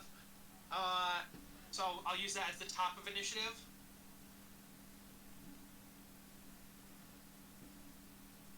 Nope, descending. All right, Azra, you are up first. Problematic. Azra's gonna look on the ship for any means to convey messages back up surface. Is that an investigation check? Do I make a check for that? You just tell me, no, you're up shit creek? Me again, what'd you say? Azur's gonna search on the vessel for some manner of conveying a message topside. There is nothing in here. Cool. You could try. I You love could that. use it. You could use an investigate. That was just your passive perception. If you want to use an investigation to look for like a button or something hidden that you couldn't see originally with your passive perception, you could. Okay, yeah, I'll make an investigation check. I don't have any spells that really assist with this. So, hey Kyle, I'm gonna ask you this a lot. Can my homunculus give me the help action? To try to... Yeah, it can help you look around. Yes. It has eyes, it can look. Exactly, yeah.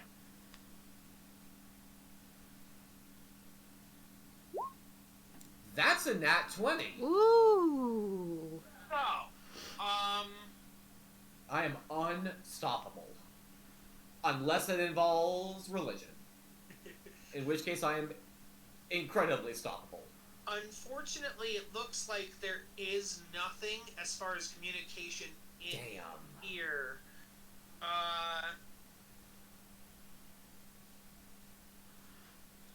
I don't happen to turn up anything else serendipitous while I'm searching for communication.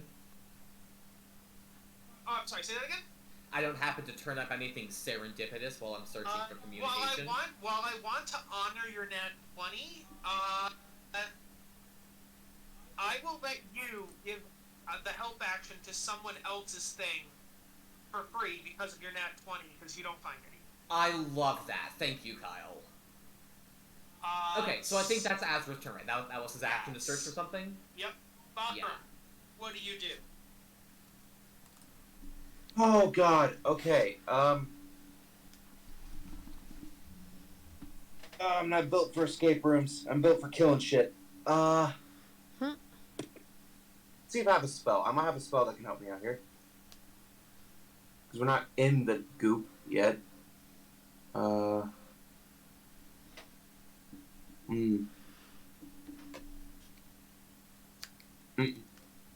None of this is helpful. Alright. Well. Hold on, what's this? Nope, that won't work. Larger than 10 feet.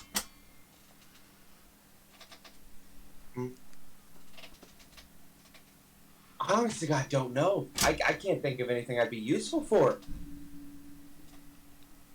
Like, I'm not busting this thing open. That's... No, that's gonna end in sorrow. Exactly. What I might suggest that's you the do... Hail Mary, we're gonna suffocate down here unless we try option. What I might say you do, Bakram, is to... Yeah, I'm open to suggestions. If Kyle allows for you to hold your initiative until Juniper goes, because she sounded like she had a plan. So if someone has a plan, by all means, shove them in front of me, because I have nothing. I'm meant to kill and heal. That's it. This is not Thinky Man. Unfortunate.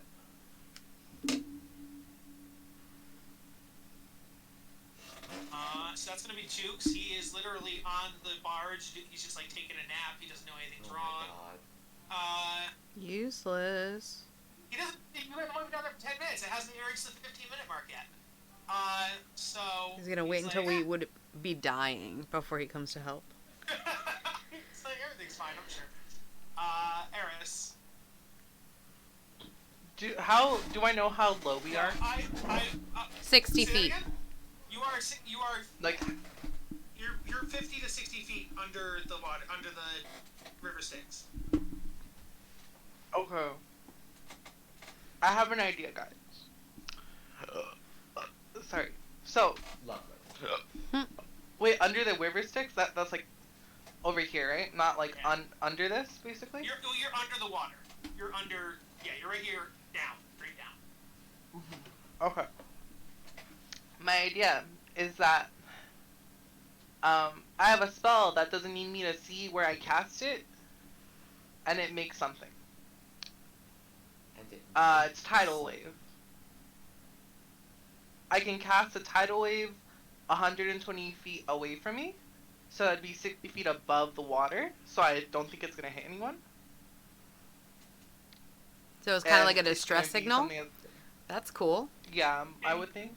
Can you Yeah. post Tidal Wave into the chat, please? Yeah, because You could aim it at the ship so they know shit's going on. yeah. Well, that's what I was putting thinking, it, but I'm like, putting no, it I don't directly want to above hit us someone. might make it a more obvious signal flare. Yeah. Yeah. But that's up to Eris where she wants to put it.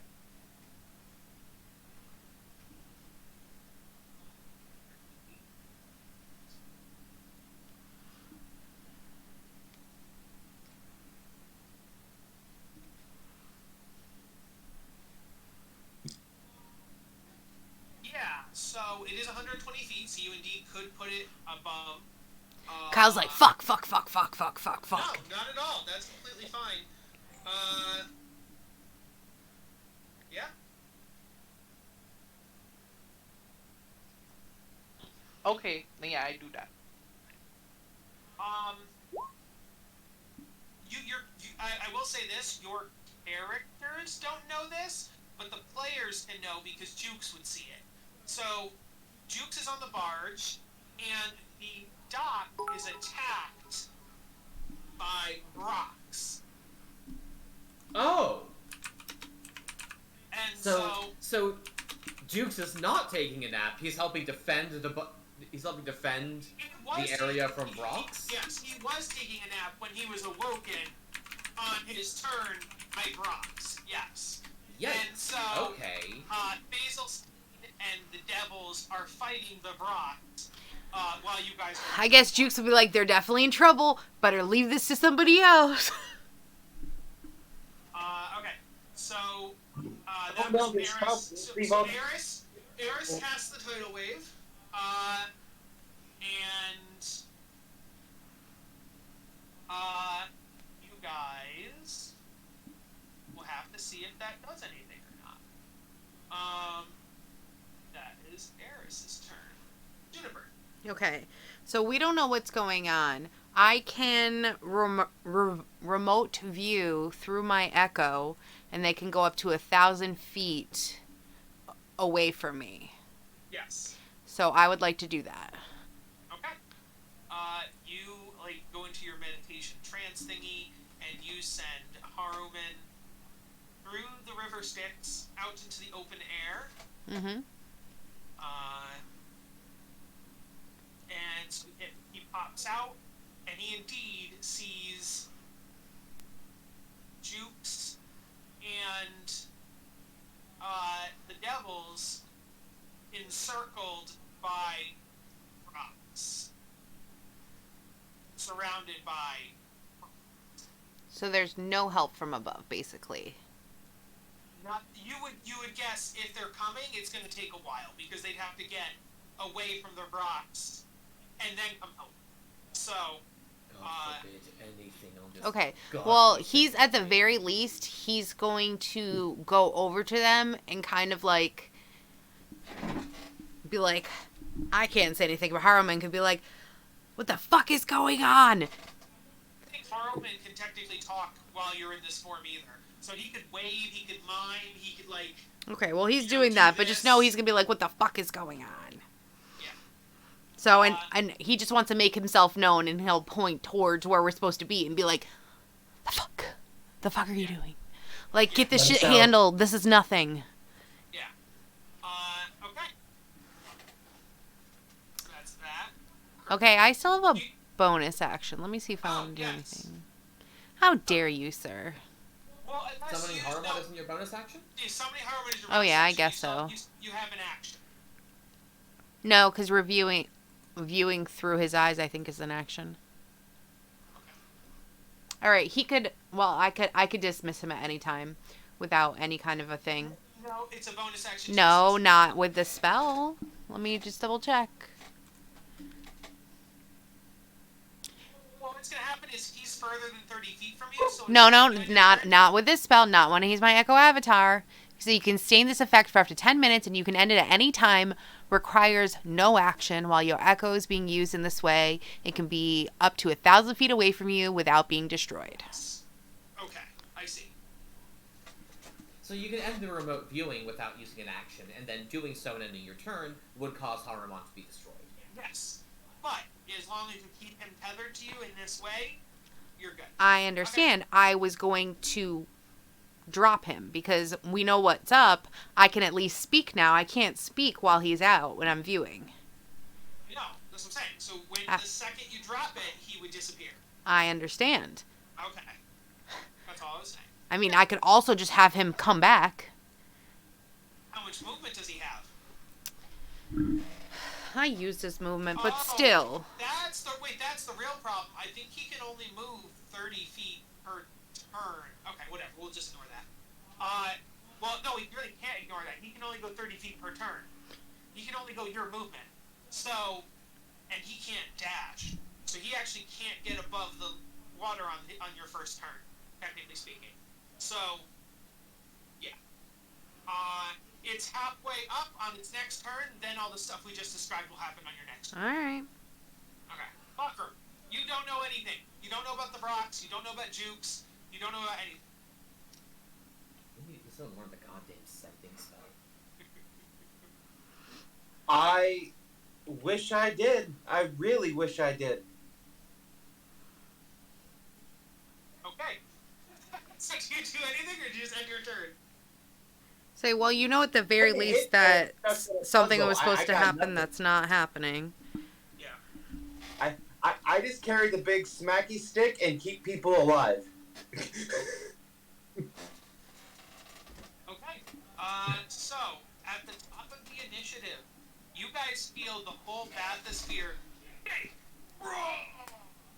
waves crash around you, as something above the water, directly above you, has happened. You can't see it. Let me... Player-wise, you can see it, but in-game, no. But this thing... Oh, hi! The fact that it has two tiny human arms underneath its giant crab arms is absolutely wild. Those are his loving arms. Oh my god! It has landed atop the crane that you are attached to. And it... Oh, this fucker does what I think. It rolls initiatives. Let me add it to the initiative. Okay. If this shitter does what I think he's trying, I'm gonna be very upset. What is he called? There we go.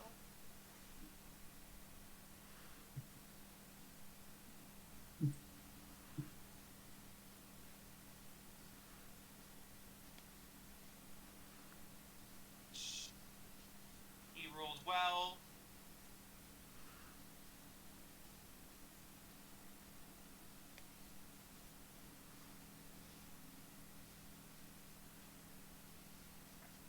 So, that's what happens at the top of the initiative. So, Jukes, you guys don't know this, but Jukes sees the wave go across. He doesn't see Haruman yet, but he does see the wave from Eris go across. And he calculates the time, and he's like, okay, they have 4 minutes and 54 seconds left. We gotta defeat all these bad guys in 5 minutes and 40-something seconds. So 10 seconds to rush over there. Just disengage and then run over here. Jesus Christ. I mean, in Jukes' defense, 4 minutes and 54 seconds is over 30 rounds, which no combat in D&D has ever lasted because the players would riot. Exactly. All right. However, Azra has an idea. Alright, so that is Jukes' turn. He's fighting some Vrox. Jukes I'm never glad thought y'all have an idea. Jukes never thought he'd be in a battle with some on the same side as Barb Devils and Bone Devils. I bet he didn't. Alright, Alright, Azra.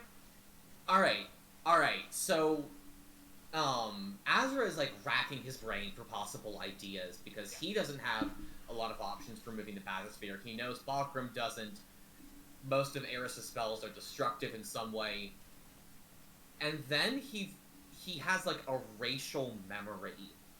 And I'm gonna do something, Kyle, and I'm gonna argue that it works, but you tell me if this is bullshit.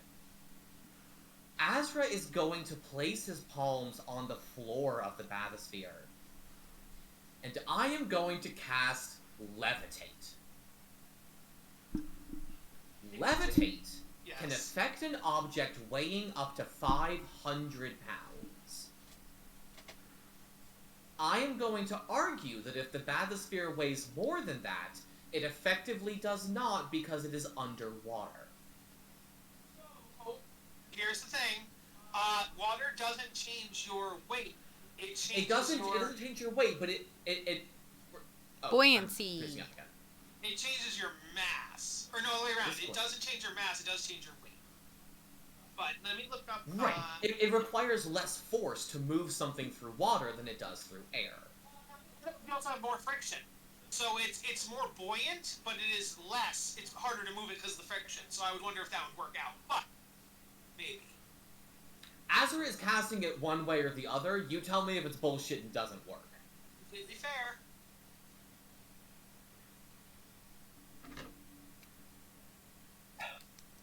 So, I did Google bathysphere. I'm sure it weighs over 500 pounds. There's no way. The average bathysphere weighs 5 tons. Or, about 5, like a light one is 5,400 pounds. So, unfortunately, even with like decreased buoyancy, I would say if you have that, that'd be 2,700 pounds. It's still too much for the limits of. I mean, that means that we are functionally helpless down here, Kyle. That's not true. I think Jess's idea of sending up Harlan was a good idea. She can't do it in one turn. She'd have to take 2 or 3 turns. The question is though, he's already warned. He knows he has to come. The only thing that Harlan can now do is I can bring him up there on my next turn with my remote viewing still active. And then I can use my... Can you swap places between him after using remote viewing? Or Echo Avatar? I don't know if I can. The teleport function has a limit of distance. I don't know if it's 30, 40, 50 feet. So, if it's 40 to 50, you could try doing the teleport when he's like right above the water and see if that works. If it's only like 30, then it wouldn't help you. I guess we're also in a land of magic, so bathyspheres don't have to weigh the same thing they do in the real world, so there is that. I was just thinking about that. Okay, so here's the thing. As a bonus action, you can teleport magically, swapping places with your Echo at a cost of 15 feet of my movement. So that just means it says regardless of the distance between the two of you. So it'll only take 15 feet of my movement regardless the distance between us. So I could get up there. No, Yes. Well, no. Yes. No. Yes. There's something. 1 second. I mean, I literally clicked into it. No, I'm saying with Here's the thing: is normally speaking, because it would disappear after 30 feet of movement, but because I am using my action as far seeing. Yes, but that's the thing: you can't teleport while you're far seeing. So you'd have to end the far seeing. He would. Where does it go say away. that? That's what I'm trying to look for. 1 second. This is just a bonus action.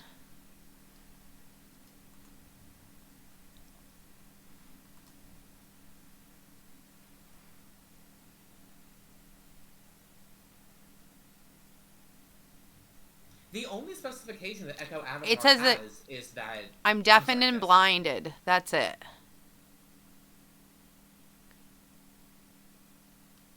I'm deafened and blinded. While Echo Avatar is active, the only difference is that it can be further away from her. Yeah. It never actually says that the Echo can't speak while it's that far away. My consciousness goes into the body. Juniper can still speak. She's just deafened, so she can't, like, regulate how she sounds while she's speaking. Right here. This is to Jeremy Crawford. Question about the Echo Knight. Can you switch places with... can you switch places with the Echo if you're using the Echo Avatar feature? This is Rye versus Raw. Raw, I think you guys are right. But rules is intended, this is what it says. The intent is that you can't do anything with the Echo Knight's Echo while using Echo Avatar other than Scout. So even though raw it says I can, now you're gonna look it up just so it's different. Well, no, because I do try to focus my rules on what is said if there's a ruling. If there's no ruling, I'll do my version, but if there's a ruling, that's just me. So, and I remember specifically So Kyle just doesn't want this to happen because it'll work. No, that's not it at all.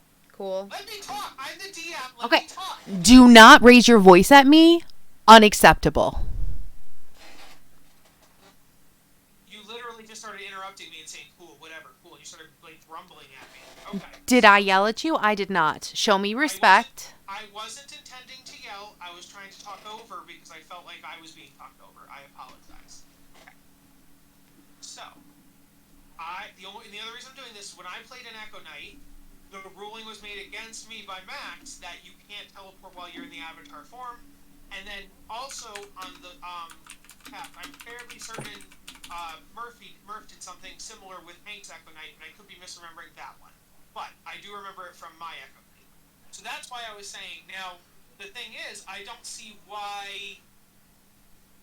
I guess the thing is that if you're right and you could move it somewhere, and as long as you don't end it, it stays there, then according to the rules, you could teleport. And then after the teleportation, to be the remote view, that would be my action. So my whole turn would literally just be to switch places, and then he would go away, I'd be up there, I'd be by myself. It's nothing written into the Echo Knight that would prevent it, so I will allow it. It feels funky, but okay. So, it's not yet Juniper's turn, so I don't even know how we got on this. We got on because Astra asked, specifically. Oh, okay, gotcha. Because Levitate didn't work, so I'm kind of running out of options. I think Azra, there's like a certain part of Azra that's panicking at this. Yes. And he's trying to find other options. I was trying to think about, the Levitate thing. I mean, it says 500 pounds, so there's not a lot of room for error here. Well, the reason for the error is I was describing a bathysphere in our world, which is not with magic. It's with 1930s technology, you know what I mean? So, like, because the most recent bathysphere was in 1957? So it's like, so nobody's really done them since then.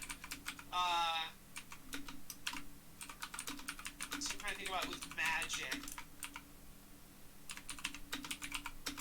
I feel like it'd be heavier than 500. I really do. Okay. So, but I will say that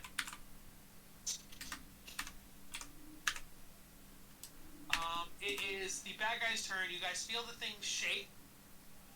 It's going to attempt something. Oh, 3 of these should be gone. Weird. Then you'll feel a shake. Let me do a check. I'm obviously not out to kill you guys in the lava. Like, don't get me wrong. Is it lava or is it water? You keep saying different water. things. Sorry, it's red water. It's red soul-filled water. For reference, Kyle, there's no fucking way Levitate would have worked. A grand piano weighs more than 500 pounds. Okay, gotcha. Thank you. Your ruling is super legitimate in that case. I was asking for shenanigans. Yes. All right, he needs to do a athletics check.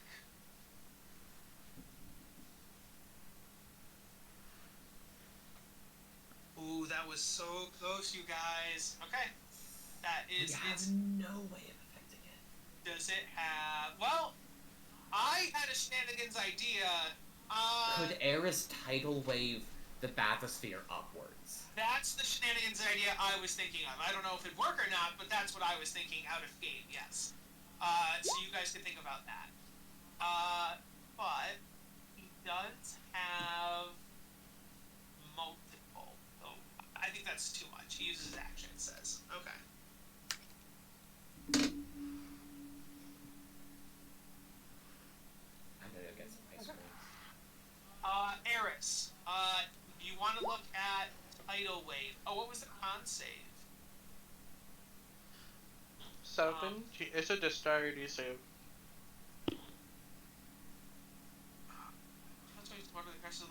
The area can be 30 feet long, up to 10 feet wide, and 10 feet tall.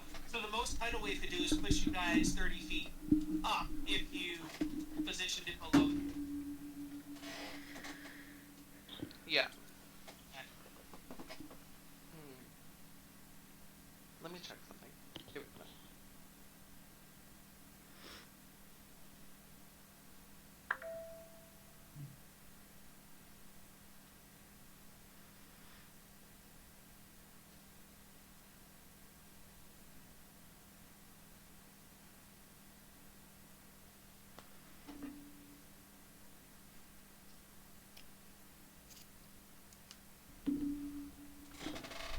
Do we have like a? We can't. We have no way of looking up outside up there. Yeah. No, you can only see about 5 to 10 feet in all directions. That's horrible. Okay. Then yeah, I really have not. I could try that, but let's see if I can do anything specific.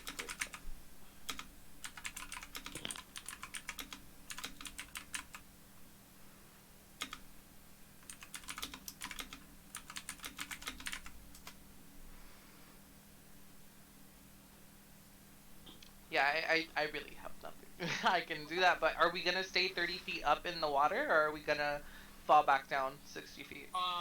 Unless somebody does something to make it go further up or change or do something, you would sink over time. Over time, okay. So for example, let's say the bathysphere sinks at 10, 15 feet per round. It might be worth it if you could cast Tidal Wave 2 or 3 times, then you could surface that way. But I don't know if you have 2 to 3 spell slots at that level. I do. That's a valid point, guys. You could use Tidal Wave 2 or 3 times to get you guys incrementally up. Just launching the Tidal Wave below you like a what do you call it, a geyser. But yeah.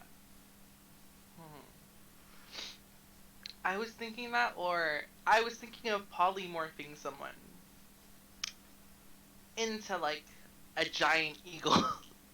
Or well, I don't know if that's too big to fit in the space. You'd probably want to but... do something. Well, yeah, it would be. You'd want something with a lot of intelligence if the outside water attacks intelligence, so it would have enough time to get to the surface. You wouldn't have a way to get it out of it, because the second you open the door to let the animal out, the water would flood in and get you guys. There's not like a decompression chamber. Yeah. JD, what you missed is that Eris was asking if you used Tidal Wave once, you'd go up in the water 30 feet, but if we're like 50, 60 below, that's only about halfway, would we sink?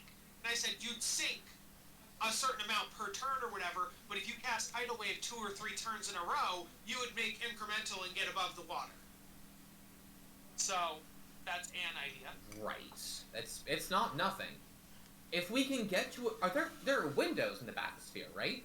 Yeah, you can see 5 to 10 feet in all directions. It's like a clear glass sphere.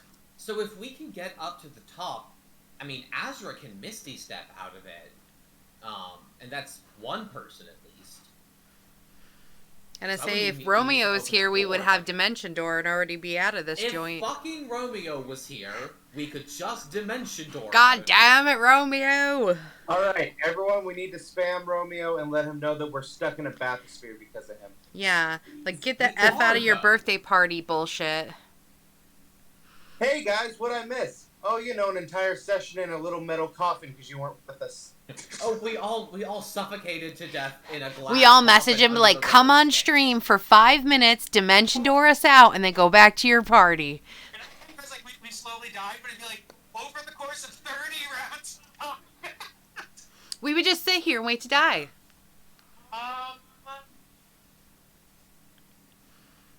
So this is too much shenanigans. I don't think it would work. But like as a hypothetical, the bathysphere weighs too much. Okay, but here's the thing: is if holding the bathysphere. Our whole no, I can't touch those. Is the problem? Yes, yeah. All right, but I'm also only wasting one use of levitate. I can't use more. Hold on. The chains. And I say, if So when that's- Eris's turn is over, I can at the very least, get up topside. Eris, are you going to use Tidal Wave, or are you just going to wait and see what Jess does? For Juniper? I'll do Tidal Wave up. Nope. It has to be a touch. Alright. So And you then guys for my... Yeah, I was gonna just do my bonus action so I could get my spell slot back. Yeah, you guys feel that as a tidal wave of red water pushes up beneath you, and the whole atmosphere goes up 30 feet further up into the water. It's not nothing. Thank you, Eris. Yeah, so we are now 30 feet up. Progress is progress. Hey, Juniper. Okay. So right now, he is 30 feet up. So at the same level as us. Great. Uh-huh. He's going to go... How much is to the surface? 20 or 30 feet? Because you said it... I said somewhere between 50 and 60 for the purpose of this. Yeah. Let's say 55. No, I'm serious. Well, you can assume that the depth of the sticks is 60. So the top of the bathysphere would have been around like 8 to 10 feet. Oh yeah. From so the base. Yes, So you we had would to have go like 50, 50 52. So I need a definitive answer so I can know how much 20, movement I have. 20. There's 20. Okay. 20 more. So he's going to move 20 feet up to the surface, and then he can do 10 to get onto the land where the gears are, I assume, Yes, right? He would land right here. Yeah. I'll move your tokens out of the way. I mean, Is Harwin here? I thought I had one for him. you do, but you didn't take him out. No, I definitely put him on. I thought I put him on the map. I guess not. He was around somewhere. I think you took him Yeah. away whenever we realized he couldn't actually reach where we thought he was Yes. going to reach. So Harwin is there. Okay, so technically he's only 30 feet away from me, so he doesn't have to be remote viewed. Yeah, that's true. Okay, so I don't have to use my action to remote view. I'm simply going to switch places with him. He's going to be in the... So Eris's tidal wave made that whole debate pointless. Yes. Awesome. Love it. Love Or, instead, it made that feat possible. To view it in a more positive way. Oh, that's what I meant. Sorry, that's what I meant. Is it? Yes. Thank you, JD. That's right. Yes. So I still have my action. What do I see when I get up here? When you get up there, you see this thing atop the crane, attacking the crane. You see 1, 2, 3, 4, 5, 6, 7 rocks surrounding and attacking the good devils / jukes. Yeah. And then you guys see, back in the bathysphere, you now see Haruman standing with you inside of the bathysphere. And Harriman would have seen that when he came Before you up. left. Yes. So Harriman could tell them. Okay, so where am I in proportion to the crane? The crane is where this guy is standing. He's on top of it. And I popped out here. Even... Yeah. Okay. So... How much... If I go here, will I be able to get to him on the crane? It took half your movement to teleport, right? Yeah. Yeah, so then you have half your movement up. So, yeah. Cool. All right, I'm going to attack him. Okay. I'm telling you, every time I see him, I'm gonna bully him. Fuck. I'm guessing a 12 does not hit. Oh, it's not hit. Okay, do that again. It is my personal mission to be a pain in his ass specifically. Does an 18 hit? 18 does hit, yes. Okay. Excellent. Shitty damage. Okay, so that is 9 damage, and he is pushed 5 feet away. Oh, you can push him into the river Styx. I sure can. So he takes 9 damage. Bye-bye. You push him. Yeah, okay, so one Bye-bye. second. Question, what kind of thing would help bring them up? What do I have to do to bring them up? You just have to use the controls. It has to be an action. So Okay. You have to wait on rotation. No, I don't, because I'm going to action surge. What do I need to do? Oh! 1 second, the monster is still alive. He's just swimming in the river Styx. So let me do the stuff that happens to him for falling in the river Styx. He takes 11 psychic damage. When you said it made us dumber, I didn't think it was that bad. No, that's psychic damage. That's psychic damage. I haven't done the second part yet. Yeah. No, I know. I know what the Feeble Mind spell does. Oh, did I say Feeble Mind out loud? No, Kyle, look at the Roll20 chat. Oh shit, that's funny. Yeah, it's Feeble Mind. When, Uh-huh. for every 6 seconds, for every round you're in the river Styx, you get the Feeble Mind spell on you. Yeah. But I think you did say so something then- like that. So then he's gonna do an intelligence saving throw to see whether he gets dumber or not. Oh my god. I love it. I love it. I was like, oh, it deals you intelligence damage. That's cool. No. It's so much worse. He fails. Wait, what is the DC of the river Styx? The Just DC such is a- yes. I actually just had it. I know what page it's on. Just need to open it.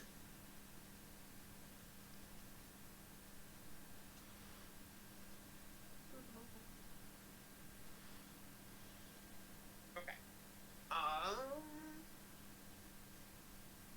Oh shit. Okay. The really high DC. He fails. So he loses that. We're not getting out of this bathysphere, you guys. We're just not happening. Yes, you are. No. This is to the bad guys. So this is good for you guys.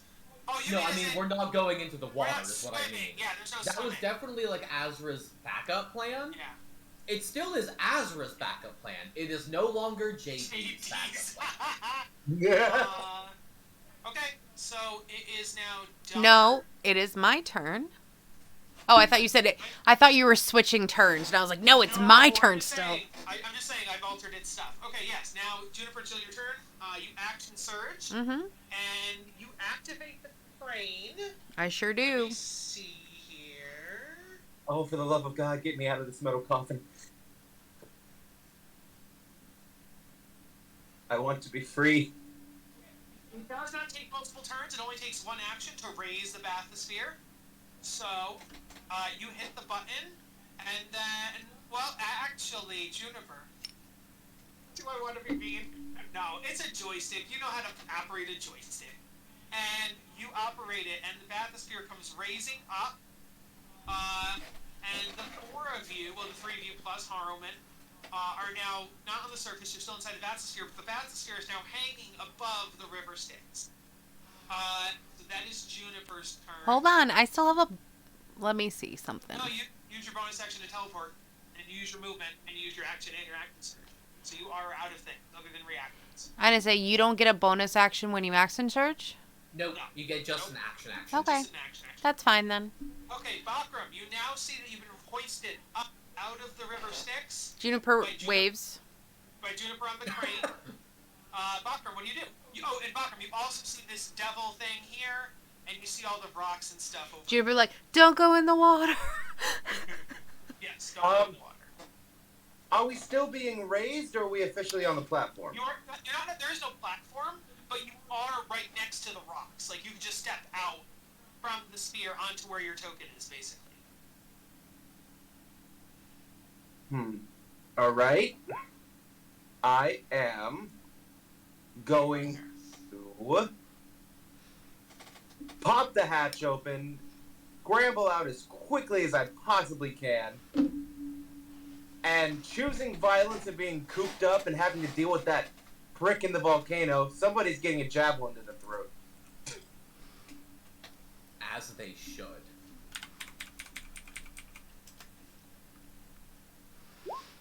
15? 15 does not hit. Well, it's a good thing I have 2 attack actions, so that's 1 down. See if he dodges the other. Would he not? This is some bullshit. But if a creature is struggling in the water to have swim speed, do attacks against it have advantage? Since he's part partially under the water, he would also have partial cover, Gotcha. Never mind. so it then. evens out. Okay. Well, let's see if you can dodge 2. Thank you, Kyle, for Can entertaining indeed my dodge 2. bullshit. 14 would miss even more so. So you throw Also- 2 javelins into the water. Yes, also please remove javelins from your inventory because those 2 javelins are gone forever. Yep, I'm not diving after those, so I got 3 left. How wonderful. All right. Well, bonus action it is then. Alright, what are you doing on your... You throw in another javelin and your bonus action.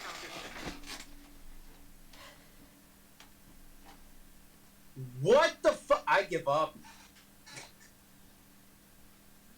I is lost into the river Styx. No, okay. Yeah. I give up. Oh, hey, I actually created a spiritual weapon for Bakram specifically. Oh, thank because you. You shouldn't be using Ryder's spiritual weapon. This is your Hey, thank spiritual you. weapon. Oh, hell yes. I'll take this any day. Hey, thank you for that. I was just going to use a little hand-me-down because fuck it. Everybody has their own touch of magic. Okay, that is Bakram's turn. Top of initiative. Nothing happens for real, but it happens behind the scenes. Oh, no. On Jukes' turn, they managed to kill 3 more Vra. So there's that. And then Azra. Fantastic. There's no check to make it from the bathysphere onto the shore, is there? No, it's because it's such a short distance. Beautiful. I would love to get onto that shore then. Okay. How much movement is it to get there? 10 feet to where you are. Beautiful. I would like to move... Can we assume that these squares represent 5 feet? Yeah. 4? He's gonna see the rocks. First of all, he's gonna, like, clap Juniper on the shoulder. She's not here to hear me. But, thank you. That was excellent work. Jess, Azra says thank you for raising the bathysphere. There you go, she heard you. Hell yes, 120-foot reach for Eldritch Blast. I'm going to kill some of these motherfuckers. Hopefully, maybe. Don't forget the aura. If you need it. What aura? Both of ours. Oh, for saving throws, I'm making attack rolls. Oh, I meant for just in case for anybody else. I appreciate that. Cool, let's go for some... Well... Exploit curse 30 feet, I'm gonna use 10 feet. Okay, now, let's go for Eldritch Blast. Does a 24 hit this It one? does. Does a 19 hit that one?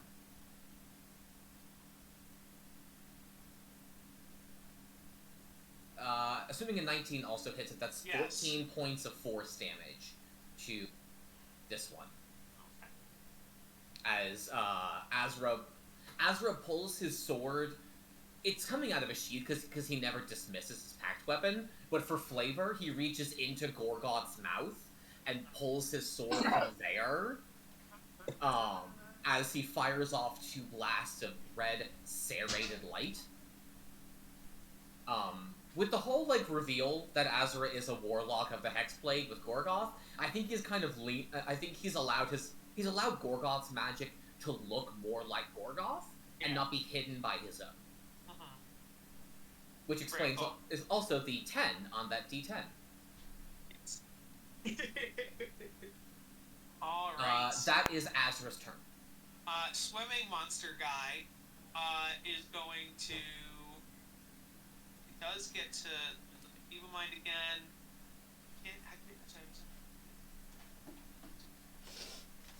Okay, you can still do shit. So it's gonna climb out. That's okay. It's gonna climb back up, and it's going to attack.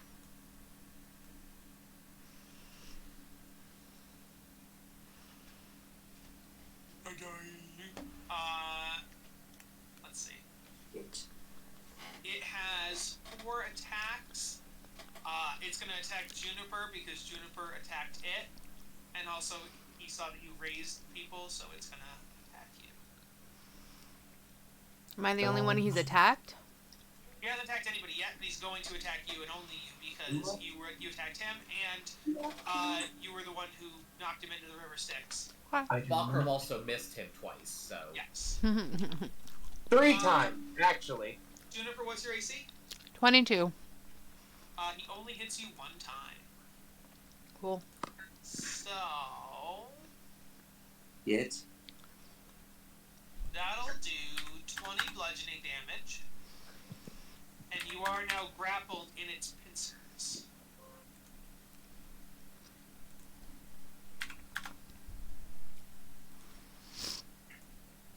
Weird that pincers would do bludgeoning damage. I mean, they're not sharp. They're crushing. Yeah, that's true. So that is his turn. Eris. Yay! So it is my turn.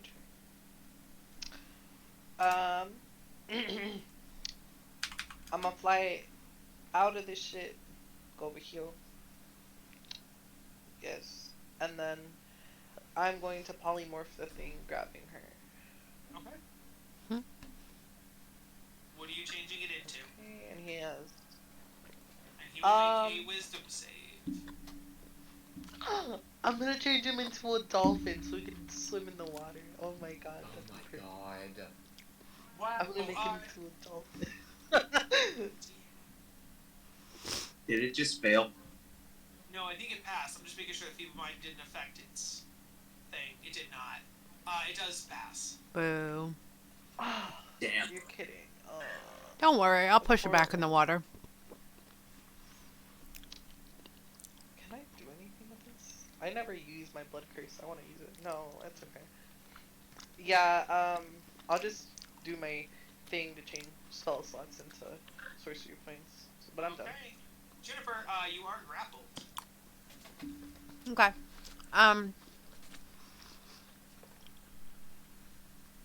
I want Haruman to come over here. How am I using athletic, strength, whatever to get out of the grapple? Yes, indeed. 13. A 13 does fail. Okay. Well, I'm just gonna switch places with Haruman. So go fuck yourself. And then Armin is now grappled. technically, I was dumb. I should have switched places first. Then you would have still had your action. But why'd you move me? Haruman No, I was saw- over here. No. I just did that so I could take the token off you. Because I had you. I wanted to ungrapple you. So I would still technically have my movement. I'm gonna come here since Haruman is in the same spot. Although technically he kind of can't be, huh? Oh no! My stuffing! No, I'm gonna have her... Yeah, I'm gonna keep her there. I'm good. Alright, Bakram. Alrighty. Hello, friend. I'm so glad you're right in front of me. It saves me so much time. Let's start. Not a good start. Let's go again. You can do it. I'm assuming that one makes it at least. 24 hits, yes. Alright, so let's roll the damage on that first. That's a good 15. I love it, I love it. His speed's reduced now because gotta love Slasher. And, Hell yeah, baby. because this guy made me angry. Well, actually, I'm just angry in general, and he's the first one closest to me. Let's tack on a Thunderous Smite. Because I'm feeling extra... What's the word? Righteous. Yeah.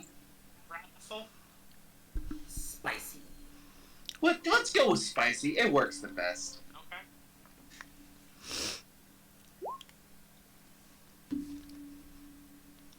Oh, only thing is, as far as I understand it, I'm pretty sure things like the Wrathful Smite, Thunderous Smite, the Fire Smite, they are all different than a regular Smite. They do. Technically, you have to cast those before you make the attack. Because those are. Don't worry about that. Forget that.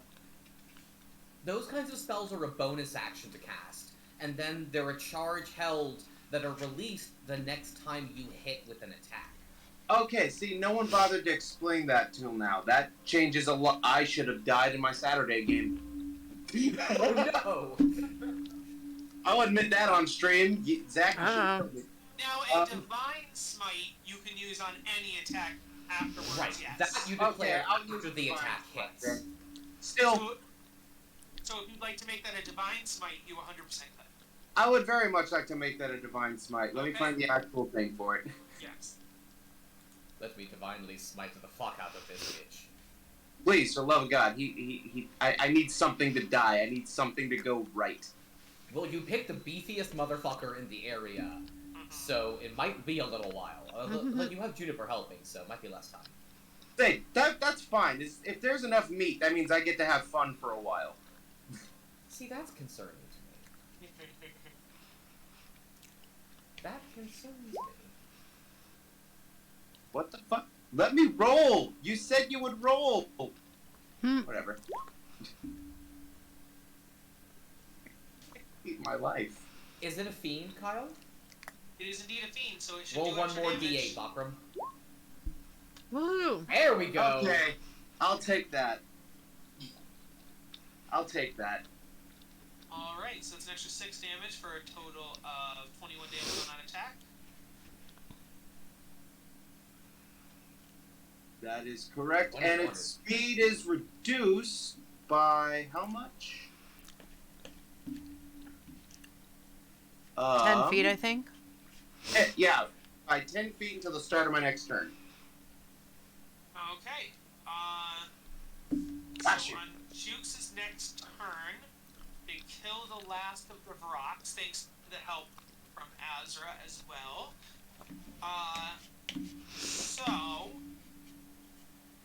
They use their movement.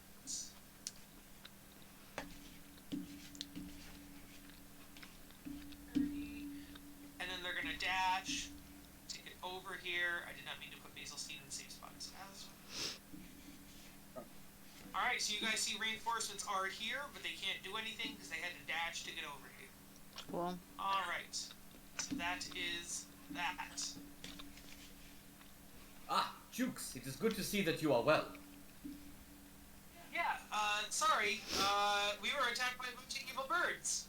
I suppose it makes more sense then why we were left to drown. He looks straight at Beaselstein, though, and says, "You and I are going to have words." And then he is going to go. Here, let's just gang up on this poor motherfucker. And I am going to Hexblade Curse this bastard. Will you? Yeah, there we go. Let's make some attack rolls. With my sword.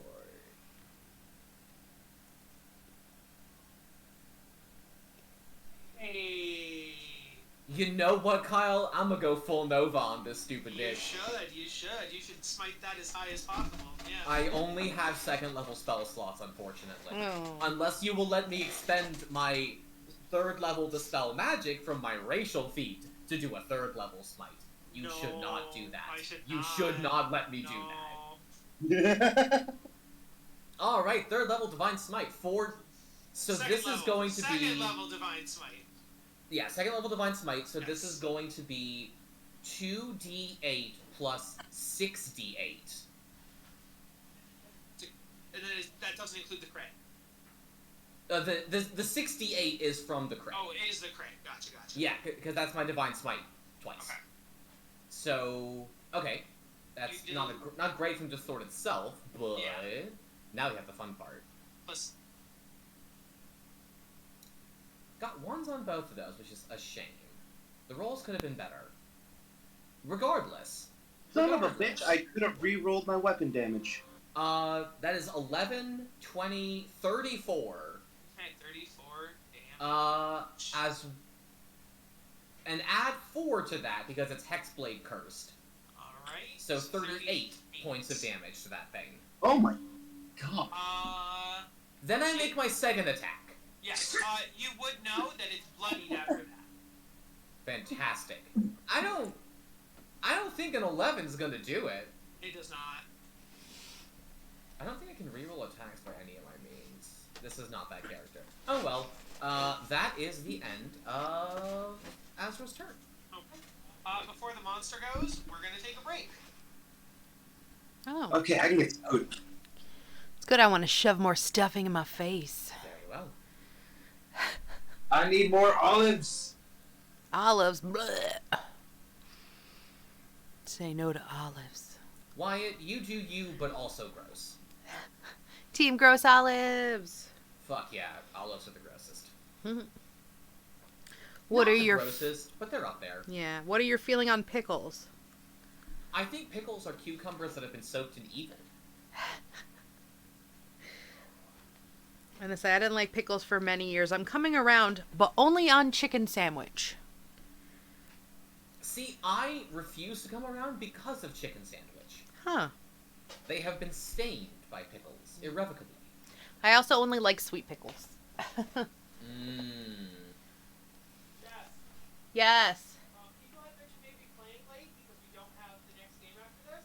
Okay. Ask them what time people are available until, like, usually in the did they play till 10 or what would they think? Kyle, I'm not going to ask people questions when you said we could all go on break and the only one who's still here is JD. Oh, I thought you were all talking to each other. Okay. No, JD and I are talking because we both hate olives. I see. Yee. Oh, my stuffing's done.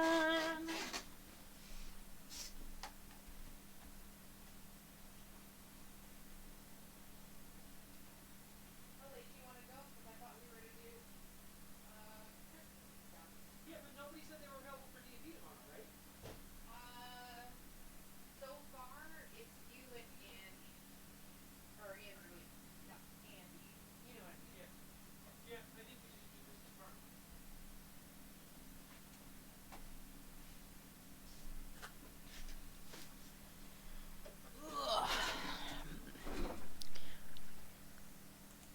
I'm trying to get people to do a pickup game tomorrow because our other D&D got canceled. You're freezing up for me, just so you're aware. My Discord hates me. Okay, I'm good.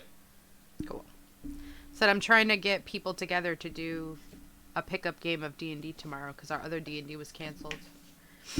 Yes, I saw that. I would be down, but unfortunately I already have prior plans tomorrow. Tomorrow afternoon, right? Yeah, like 12 to 4. Yeah, I unfortunately have a prior engagement. I'm sorry. How dare you have a life? Get out of here. I know, it's so rude. People are down and then do Christmas tomorrow. I'm a cat. Not conversing with you from the bathroom, Kyle.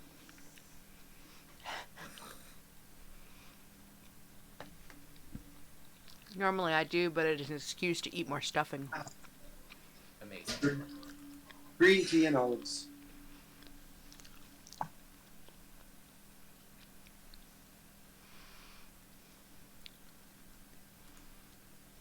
I have no idea what pimento is. This stuff is delicious. Pimento cheese. This is a cheese? Pimento? Yeah. Mm-hmm. The little red shit they put on olives? Yeah, pimento stuffed olives are a thing. I don't think it's a cheese. The pimento cheese is literally cheese with pimentos in it. But I don't think the pimentos itself is a cheese. Where are cheese people pimento's at? a kind of pepper. You're absolutely right, Jess. Thank you. Oh, so these are bits of pepper. That is correct. Well, I'll be damned. I had only ever heard the term pimento in regards to the cheese. See, I just never knew what it was, so. See, learn something John, new every day. I will try and make time to run that, but it is a couple sessions worth. It is not a one-shot, which is what I was trying to do tomorrow. John bought me some jungle quest created by Spencer Critton of Harmon Quest. By who? Spencer? Harmon Quest. Oh, it's a TV show? Yeah, Harmon Quest is good. He does Pendant. other lots of stuff, but I've heard the name Dan Harmon before, but I don't remember from what.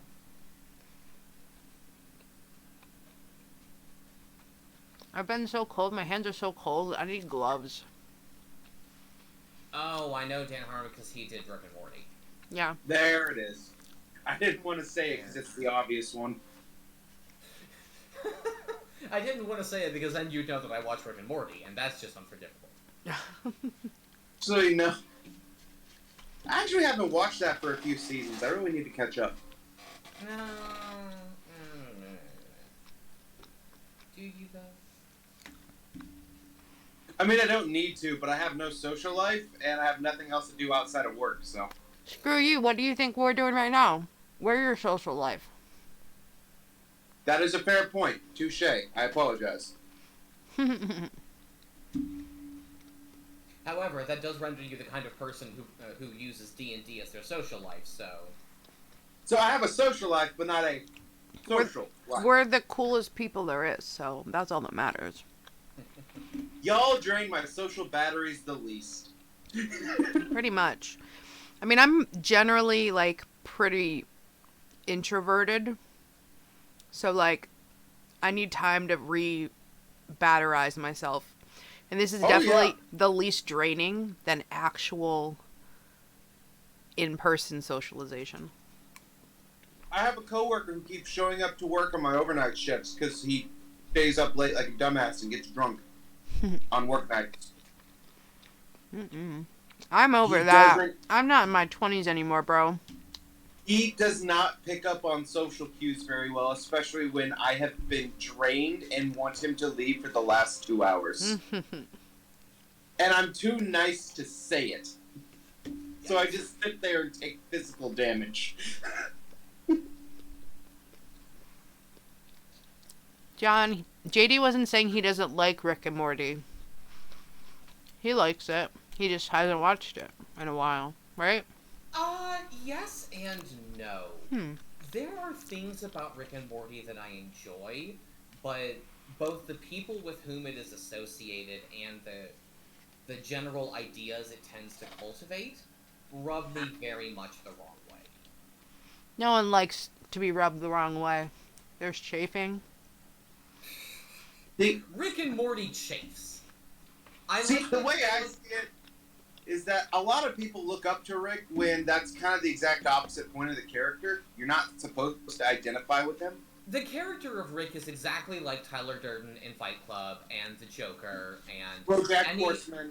You're not supposed to... Yeah, any other number of highly dysfunctional and incredibly self-destructive male characters in fiction who a whole bunch of deeply misguided dude bros think is their next messiah and treat him as such. John is freaking out right now. Because nuance doesn't exist anymore, friend. Everything's literal or you're too smart. Get out of my face. I'm sorry, Jess, what was that? I said John freaking out. That's unfortunate. Did we accidentally reveal some things he wasn't prepared for? I don't know. He said, personally, I idolize Summer.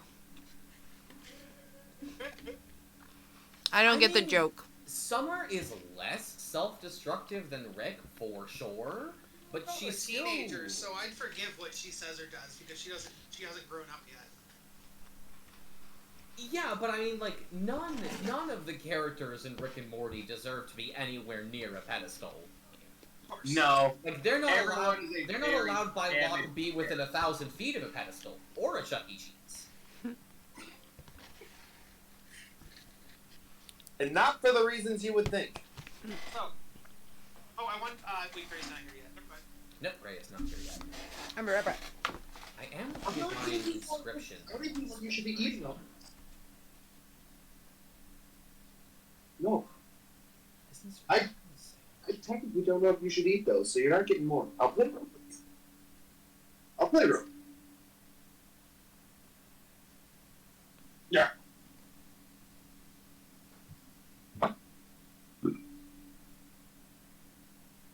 Also, low-key, I can't tell if one of the new guys for my Saturday game was flirting with me or not, and I don't know how to deal with that, but yeah. Is one of you the DM in this example? No, neither of us are. He's the new player. Then that's better, at least. When players flirt with the DM, it's just to get special treatment. Oh, I know we mentioned the idea of playing late, or later. What time were you guys thinking? Can everybody stay late? What were, like, 10 or what? I mean, tomorrow's Saturday, and I don't have anywhere to be until, like, 1 p.m., so... I have to be gone... Let's see. I technically should be clocking in at 10 o'clock my time. That's 11 o'clock your time. So what? 10:30 at the very latest, and I literally wouldn't even be able to say bye. I'd just shut it off and run out the door. Hold with that, you usually play the other session. I'm gonna say, I don't know if I'm going to stay up that late if we are just doing a double D&D, just because... That's the thing. No, like 10 o'clock, like a little later, you know? Right. Or like, yeah.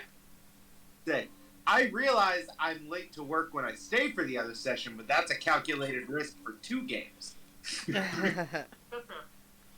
And besides, if someone's going to steal a part, they're not going to do it on a day I'm there. They don't know my schedule, and I'm making them paranoid, and I love it. Okay. So it was the monster's turn. It is now surrounded. So let's roll to see who it attacks. Technically, it's grappling my echo. I don't really know how that works, though. But I don't think Harwin technically can't be grappled, so I'm pretty sure. So it's you're good. It's gonna swing once at Bakram, once at Azra, twice at Juniper. it has 4 attacks? It does indeed. Jesus. And it missed a bunch of those last turn. Look at those big, meaty claws. It hit you with 1 out of 4, so let's try now. How about you don't? Welcome to level 10 combat, No. motherfucker. Hurt me, Daddy. Bakram missed. Azra missed. Juniper, 19 and 28. Only the 28 hits. Okay. So again, 3 out of 4 You know what? missed. It's consistent, at least. I'll give it that. So...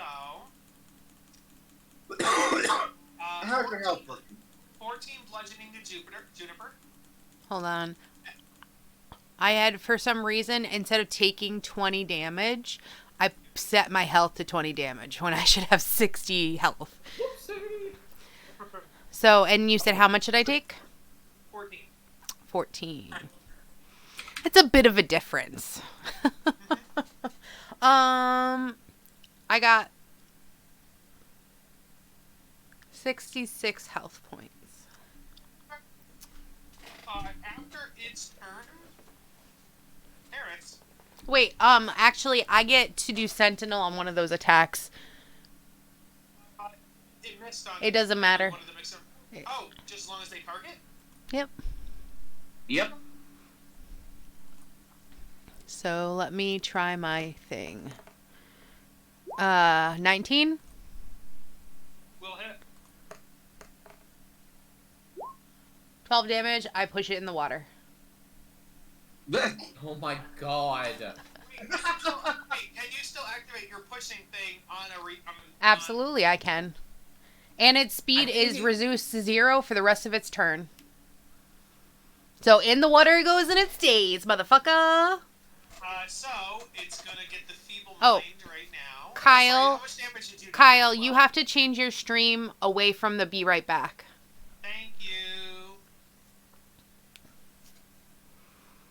And we're back. I think they Wait, could it's- hear us. They just couldn't see you. Alright, so thank you for that. It first of all takes 12 damage from you. Let me do that. And then it's gonna be feeble-minded again. So it takes 17 psychic damage.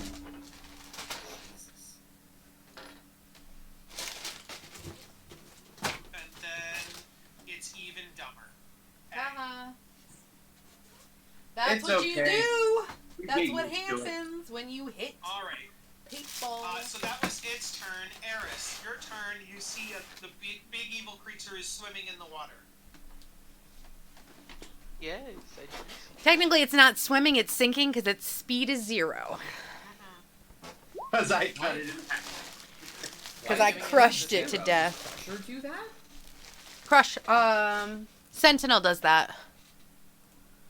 Oh, I thought that was only for an opportunity attack. It is an opportunity attack. Yep, you can opportunity when they target something other than you. Yep. I thought they worded it differently. Wild. It's why I always have it for the majority of my frontline people. It's so good. I love it so much. Ooh. If you're really mean and you want the DM to literally retool the entire adventure, grab Full On Master with it and you're literally untouchable. I know. Next time. Next time. I've literally had one of my DMs threaten to rewrite all the encounters just because one person wanted to do that. And I don't blame them. It's game breaking. Eris, it's not a humanoid. It has human hands. I'll allow it. What a wild argument.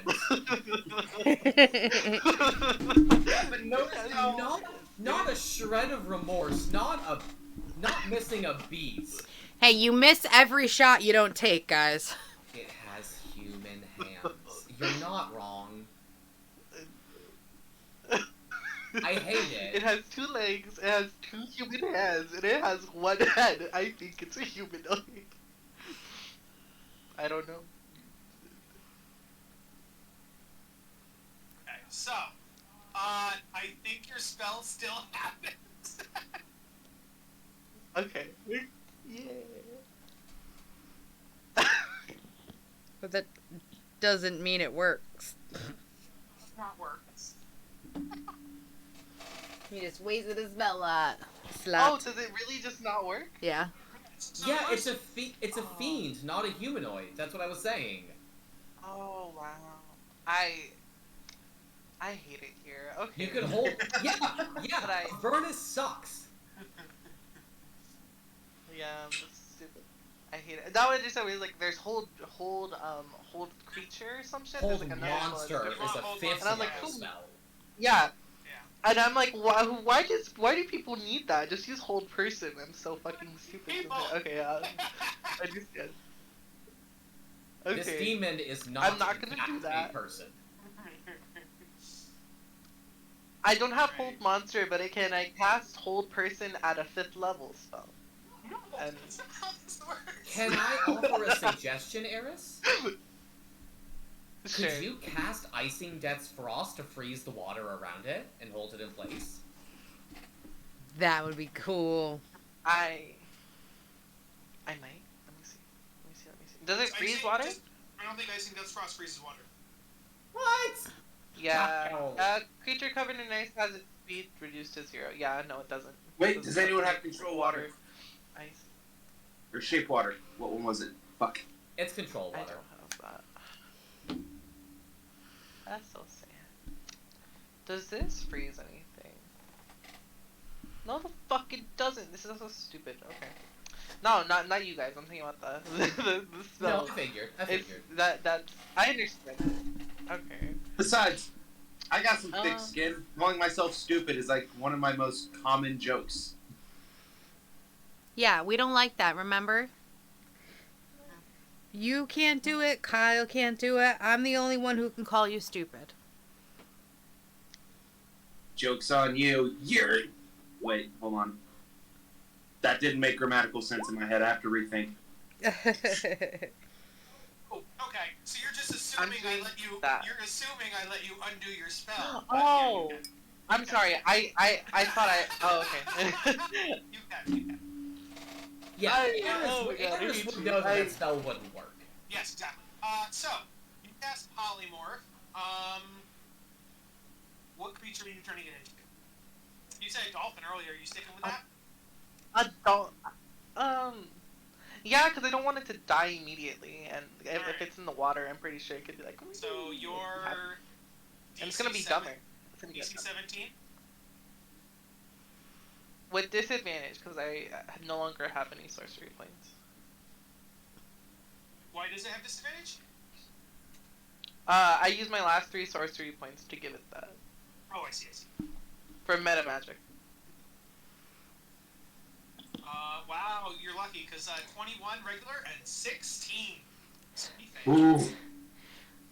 John says something that can't breathe underwater. It doesn't matter because it's gonna take. Yeah, you actually don't want it to die underwater because then it would just revert.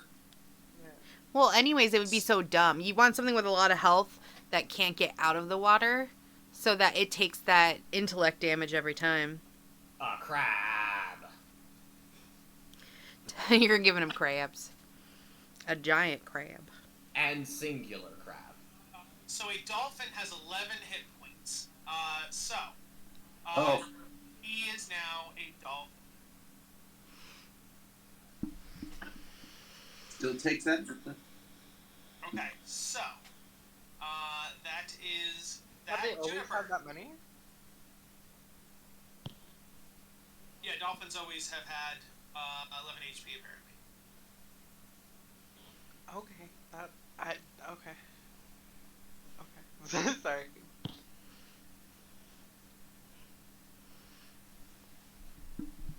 What are you groaning for down there, dog? Hey, Juniper, Jess. Okay, what is next to me? Is that an enemy or is that No, they're all friendlies. okay? That's where the Barb Devil's from the dock. Yeah. I'm gonna have Harleman float over top, and he's gonna take my attacks for me, making sure to stay out of the water. Dolphin right now. Yeah, he's gonna take damage on his turn anyways, and pop right out of it. That is a good point, which also gives me time to give us a little bit of extra something. I guess the idea would be to take time to do stuff that's not attacking it. I think that was the point of the polymorph, was to give you guys more time.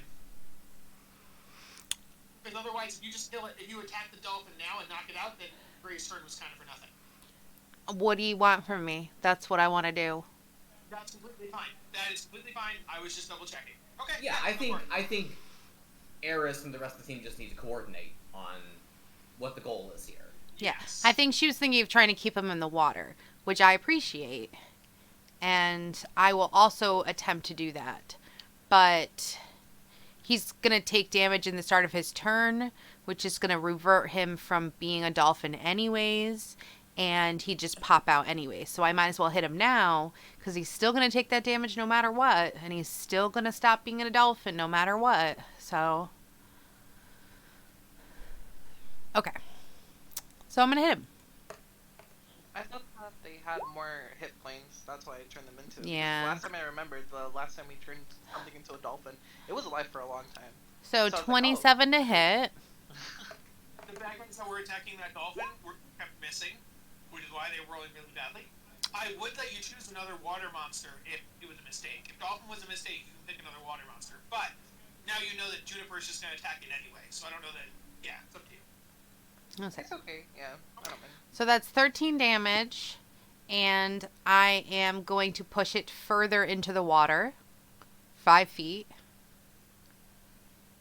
The first attack stops being a dolphin, and you push it further in the water. Mm-hmm. And I'm going to attempt to hit him again. 17 to hit. That'll hit. Ooh. Okay. For 11 damage.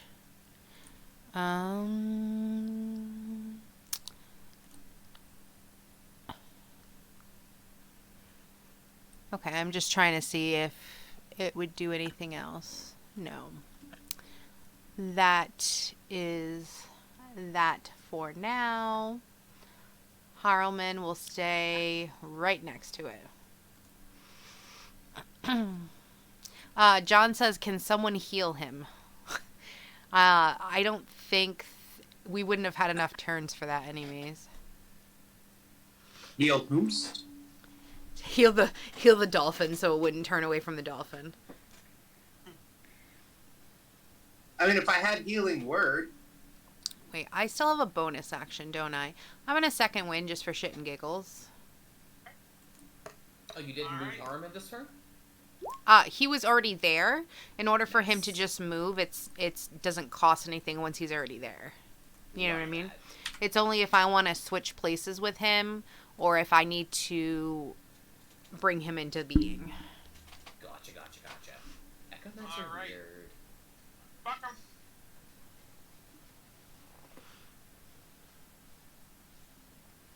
Alright, what's the strat here?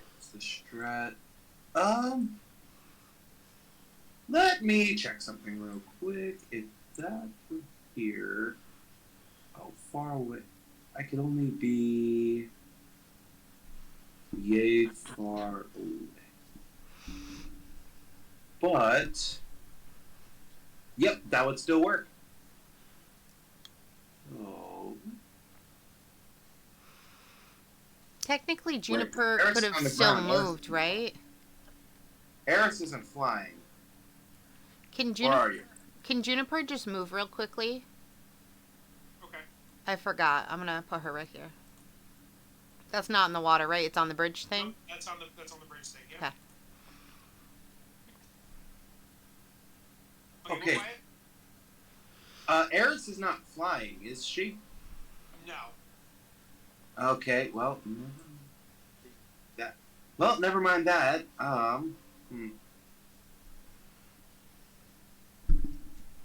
But if I sidestep here and then back one, no, because that goes out of the. Yeah, I just can't do that, so that's not an option.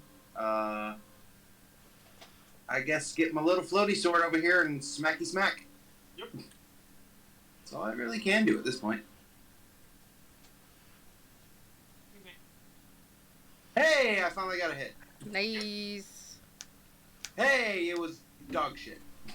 Hey, better than nothing. And no primary action. It's just regular old actions. Channel Divinity, Divine Sense, Lay on Hands, Ready to... No, I'm literally surrounded by friendlies. That would be a terrible idea. Yeah, no, that's all I can do. At the top of the initiative, Basilstein sees what's going on, and he's like, oh no, stop it, that is my brother, we need to stop it, he's, damn it! Wait, what? He was trying to kill us. So me and my brother, we had a falling out. You see, one of us is loyal to one side, the other's loyal to the other side. It's like sports teams. So he comes here and he fucks up my business, and so he makes me angry. And then I send people over to attack his business. It's a thing. Sorry. But please don't get Basilstein, it. your brother attempted to murder all four of us. And is I still, understand at this that point, he is- attempting to murder us. I understand that he is your blood, but I will not in good conscience stop my allies from returning his aggression in kind. But if you release him to me, and I'll keep him in check. Can you repeat that? please? Would you release him to me, and I'll keep him in check? I mean, you haven't been keeping him in check, clearly. I didn't know he was doing this. Yes, you did! Do you believe that he can? I'm sorry, do you believe that you are capable of holding him in check? I will talk to our mother, and he will listen to her. Literally, you just said you guys do this to each other over and over again, so you knew this was happening. Has he been killing your employees this entire time? No, structural damage. I hurt him, his business. He hurts my business. It's usually money and occasional souls. But we don't kill each other as co-workers or employees. And I don't think he knew you were in the bathysphere when it happened. And I think he just thought he was attacking a structure. And Then explain why he attacked me as soon as I came out of the water. well, at that point, there were people attacking everybody everywhere, and so he probably got confused. So He's here's the super thing. minded. It is also unlikely that a mortal would be here working for you. It's exactly. He saw a human. He's like, oh, kill human. You know what I mean? Like that's a thing. But like, because we're devils, you know. But like, Azra's gonna turn back to Juniper, Eris, and Balkram and say, again, I will not make any request that you treat this creature any better than he has treated you. But I will leave it to your discretion whether or not he is allowed to survive.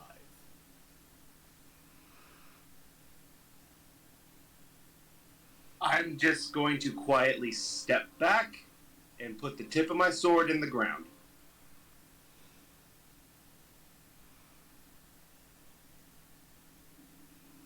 he's my baby brother. That is your little brother? Yes, he's my little brother. Can I do an insight check? This just seems really off. Inside check. 17. Can I detect thoughts on the guy, on the brother? It's not your action. Which one, Basilstein or the one that's swimming? Basilstein. Yeah, you can, sure. I think that just be easier. A wisdom saving throw. Oh, I didn't see that. We do have Juniper's insight to resolve, though, as well. Oh yeah. I think I'll. On the insight, everything he's saying is true. This is his brother, and they have a rivalry, and he doesn't want But to him and insult his people brother. are definitely killing his other people. Like, even if they are devils, demons, whatever, they're still killing each other.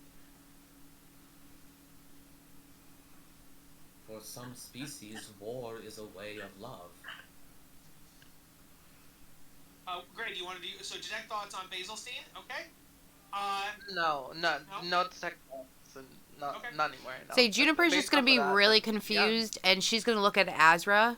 She does not understand why they would not finish through this, but she's just very confused. Azra's going to spare a glance at Juniper and nod with a sort of we can discuss this later, and look at Basilstein and say, do I have your word that this creature will bring no more harm to me or my allies? Yes. He won't hurt you. 3 soul coins. I was gonna offer you 2 for all the trouble. How much is your brother's life worth? Woof! Basically. Question for Juniper to ask. Holy shit! Yeah, was that a Juniper thing to say, or was that a Jess thing to say? That was a Jessica thing to When say. Juniper says that, Azra looks at her briefly and is concerned with how much of Haruman is bleeding over. No, you'd be disturbed by me too, because that would immediately be just another reason to jump back in the fight. I'm waiting. In fact, if she said that out loud in character, I was gonna make another wisdom save to see if I could keep my shit together. One soul point for the sifting winner. 1 soul point for the trouble. 1 soul point for my brother. That sounds agreeable. Oui. Why are you French now? I've always had a weird European No, thing going no. on. First you Since were all over the Mario, place. and now It's you're. traveling all over Western Europe. He's taking a walking tour of Europe. Give him time. Are there any objections from anyone in the party to allow this to happen? In character, yes. Out of character, not at all. His brother, whose name is Rebelstein, swims onto land. After he takes damage in that intellect roll, right? He would take damage again, yes. And the intellect thing. He's got to be real dumb right about now.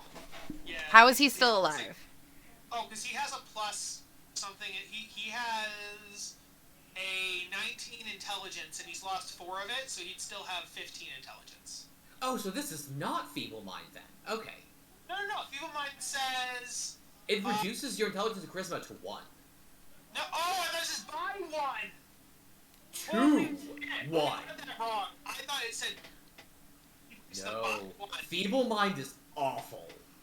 Feeble Mind is a very evil spell. He'd already be dead, is what you're saying. No, because it doesn't go below 1. It doesn't stat like that. So 100%, yeah, he's down to 1. He's basically an animal at this point. Yeah. Yep. And so he would like. Kyle, we can't hear that. I don't know why it's pinging like that. I'm going through an actual good headset, and it's still doing that? I think it's your voice is like going above the like pitch. Yeah, you might be. Yeah, I can't talk tonight. You might need to mess with the game. Oh. Wait, I actually don't think I'm using my USB headset. That's probably why. Oh, that might do it. It says it's on. I don't know, maybe not. I don't know. Input device is. I don't know. Does that sound any better? I don't know. But he whelps. He's like, ow, ow, ow, and he whelps. Yeah. And then he runs to his brother. And hides and whimpers on the ground behind his brother. And Basilstein hands the party 3 soul coins, so you can add that. Well, technically, one of them goes specifically to Azra, the other 2 go to the party. But all 3 are going directly into the party loot. Azra does not want to hold on to a soul coin of his own. I thought so. And he goes, just give me a minute. I will take those souls you sifted out and fill your barge, and you can be on your way. Thank you. Great. Maybe if he attacks all the time, you should have increased your security. Perhaps knew this was coming. What's done is done. We did not count on mortals being here for our rivalry. I apologize.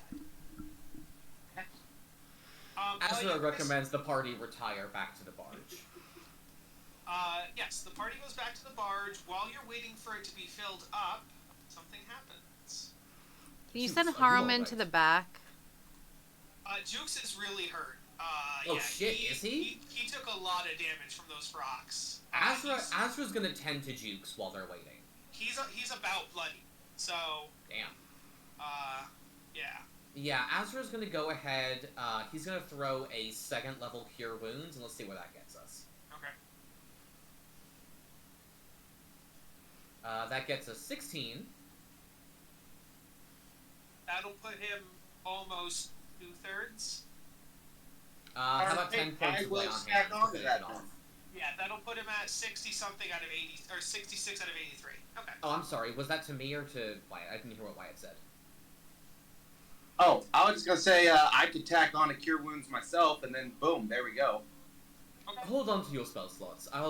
Let me use my lay on hand. Yeah, Jukes is 66 out of 83. I think that's good. Yeah, so I'll throw on 10 more points of lay on hands, and the rest will be natural. And then I gotta take this. Bakram's spell slots are pretty precious. He has a lot of stuff he can do with them, so... You guys notice that from the northeast, Oh, for fuck's a sake. ship is coming in to dock for gas. Well, for soul. It's You see fuel. this?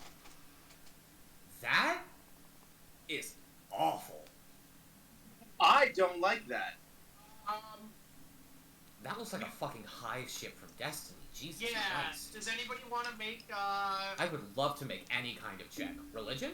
history, religion? I think that's it. Religion? Both of those. I'm gonna assume that my homunculus cannot give me the help action on this. But I could guidance myself, yes? Yes.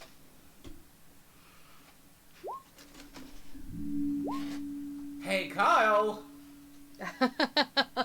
He knows Hey, exactly Kyle. what this is. Fuck your session! Yes. I got another nat 20. How many nat 20s is that this That's friggin' like 8. Jesus. I'm using up all of my luck for the rest of this entire campaign. So, you know for a fact, you've heard about these from your religious studies. You 100% know what this is. The leader of Avernus has a whole fleet at their beck and call, and so Zariel has several flying fortresses. This is one of Zariel's flying fortresses. Everyone, get below decks immediately. We need to get the frick out of here. Azra's gonna rush everyone below decks as quickly as possible, because that is one of Zariel's flying fortresses, and we do not want to be caught by it.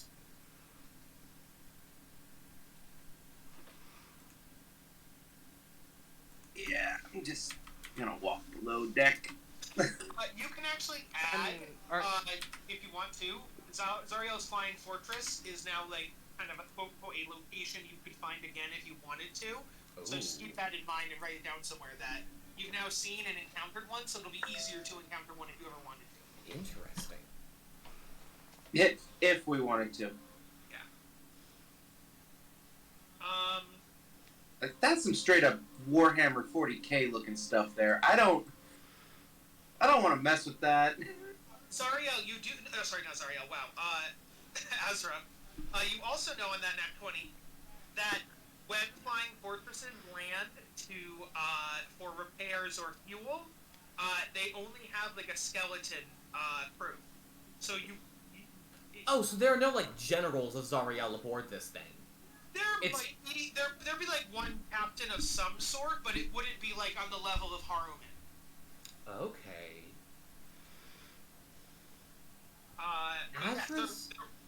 While usually it would be hundreds of devils on there, maybe there's like 20. So it requires a crew of at least about 20 to run. Is that right? Yeah. Okay, so it's not presently like in battle formation. It's on repair and refuel. So it's not feasible for us to, let's say, kill its crew and commandeer it. No, because you would need 20 people. Right, we don't have anything resembling the amount of people required. But I think that... I'm sorry, what, Jess? I was going to say, it's good to know where those things can be refueled. And in the future, we have an entire city down here. We could have backup. We have it in with the Knights of Ilmater, bitches! 14 NPCs! Come on, guys! We're gonna go steal Azrael's ship! Zariel's ship! We keep doing that. I know. You know what? Maybe it was a mistake naming a character Azra in this campaign. That's a good one too, Azra, yeah. Well, it's really Max's fault. That's what I think. Yeah. Even though they're literally portmanteaus of each other. Not portmanteaus, anagrams of each other. Mm. I think we definitely head below decks then. Is there a way from below decks to see what's happening on deck? Or I assume not. No, there's like little portholes and stuff, so you can peek through them. I'm gonna say, I could have Haruman on deck. Be careful with that. They are bound to recognize Haruman. Yeah. I mean, I'm not saying you can't. I'm just saying be super careful if you do. Be ready to dismiss him at a moment's notice. But Azra is going to go to one of the portholes and try to watch for that flying fortress and see who comes out.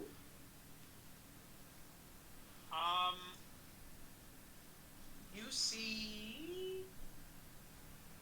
Let's see here. I have a token. I'm also going to re-guidance myself just in case for the future. Hmm?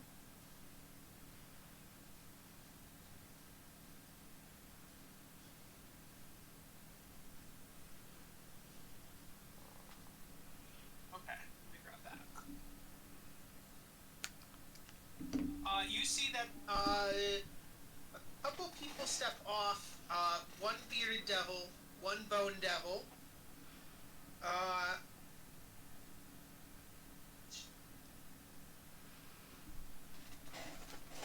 And a creature you haven't seen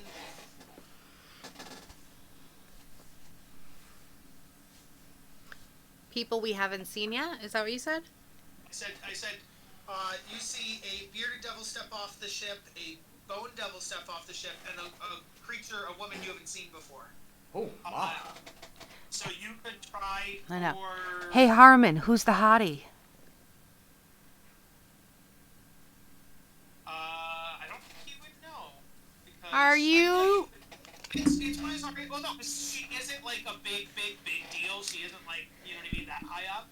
but I think he would know of her. He would say, see, that's why I should play Harrowman and you know, yeah, Harrowman would know that that is, an Aaron, yes, or Aaronese, named Nori Angela.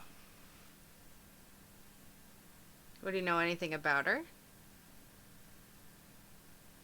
Is that she captains one of Zariel's ships. Would Azra know what an Arinyes is? You can make a history, arcana, or religion for it. I would love to make a religion check. 24. They're We love it. they're a decently powerful devil. They are known for having swords and bows and being good at combat. They're devils of pain. Isn't that right? Like, specifically pain and torture. They delight in pain the same way a succubus delights in pleasure. Yeah, I was reading a paragraph, and that is in here. Yes.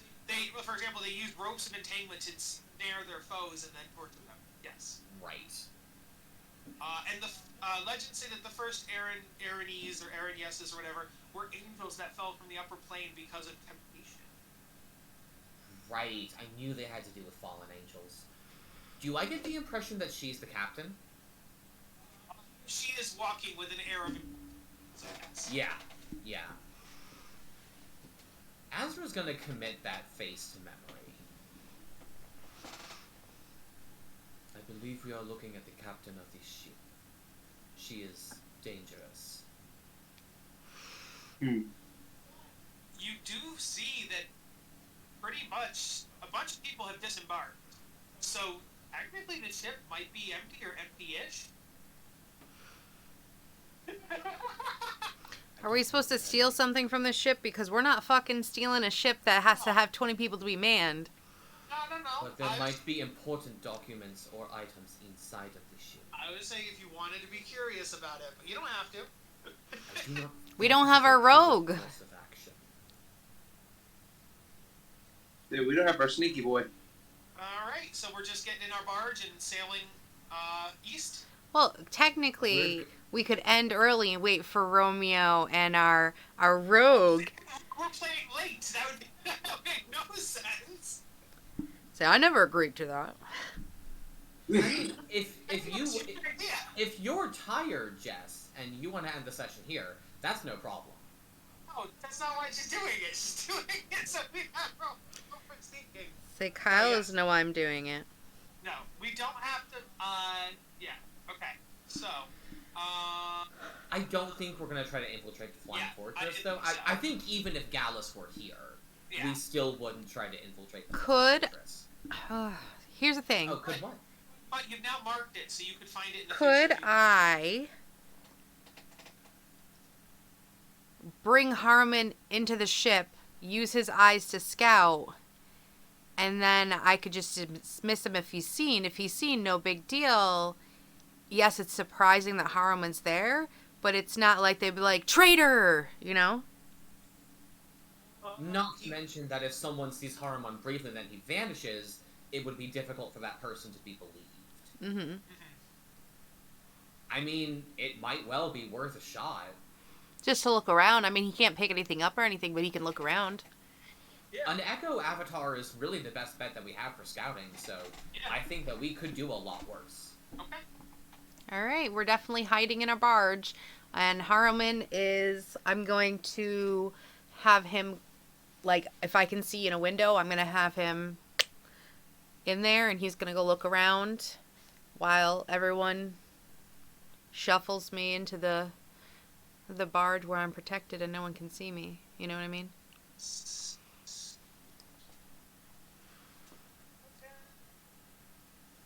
And I'm ready to get rid of it at any point in time. Okay, so, Harman goes up, and we'll move you over to the map.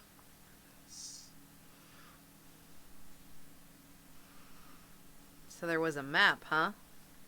Uh-huh. There's always a map. These people have disembarked, so you don't have to worry about them.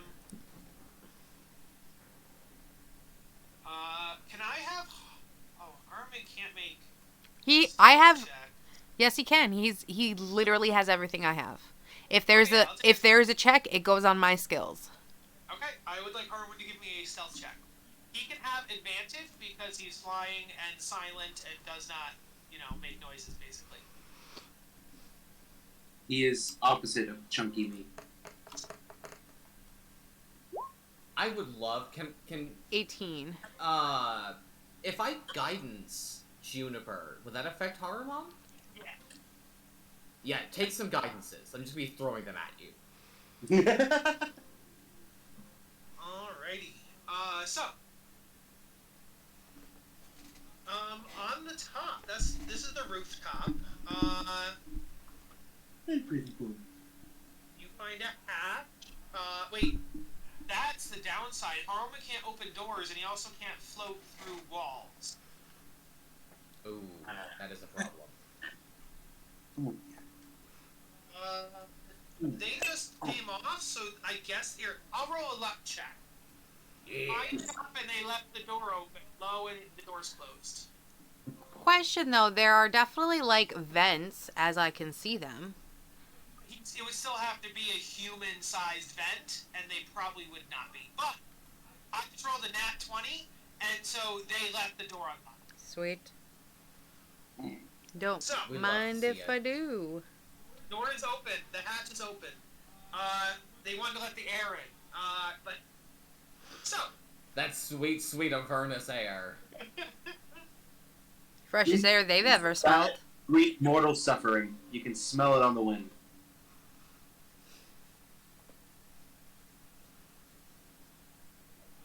Tell me. So you find.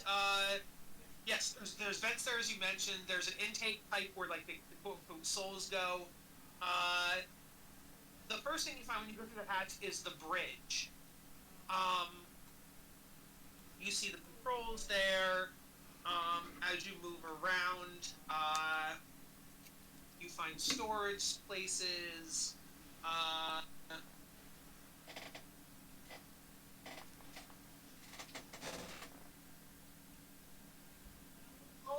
deep are you going? Are you going to go all the way? Because you start at the top. Are you going to go? I would like to go as far as I can go. I want to look around. I want to see if there's any secrets.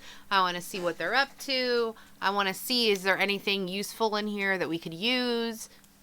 If someone's talking, can I peep what they're hearing? Like, anything useful. There's no one to see. You do. He does find something weird on the bridge. Well, give me an investigation check to see if you notice it. Is it investigation or is it perception? It's technically perception. Yeah. Dirty 20. Yeah. You notice that there's a device over at the control panel that's a giant bell. And that giant bell is encased in an anti-magic field. So that's a thing. Okay. And would Haruman have any idea what this is? Yeah, he would know. Haruman knows that this is the device that keeps the Flying Fortress aloft and level. So, if you were to destroy that bell, the whole ship would come down. Okay. Good to know for the future. Thanks for not telling us ahead of time, Haruman. Piece of shit. Fuck you. Exactly. I mean, it probably hasn't helped. I've literally been throwing bits at food at him for the last God knows how many hours. We've only killed him twice. I mean, so yeah, you go deeper and deeper. There's not much here because you find bunks that belong to devils who were at war. You find the mess hall. You find the only interesting thing that I should add is when you get to the dungeon, like the prisoner cells. Mm-hmm. You find I have to get a token from the GM layer. uh-oh. I don't like that. Locked in a room is this person. Oh. Is it a hag? Expect to see a hut. Does anybody remember this person? Is it? Remember? Yes, I do remember this. Oh shit! you Who are ready? they? It's it's the guy that I said I killed,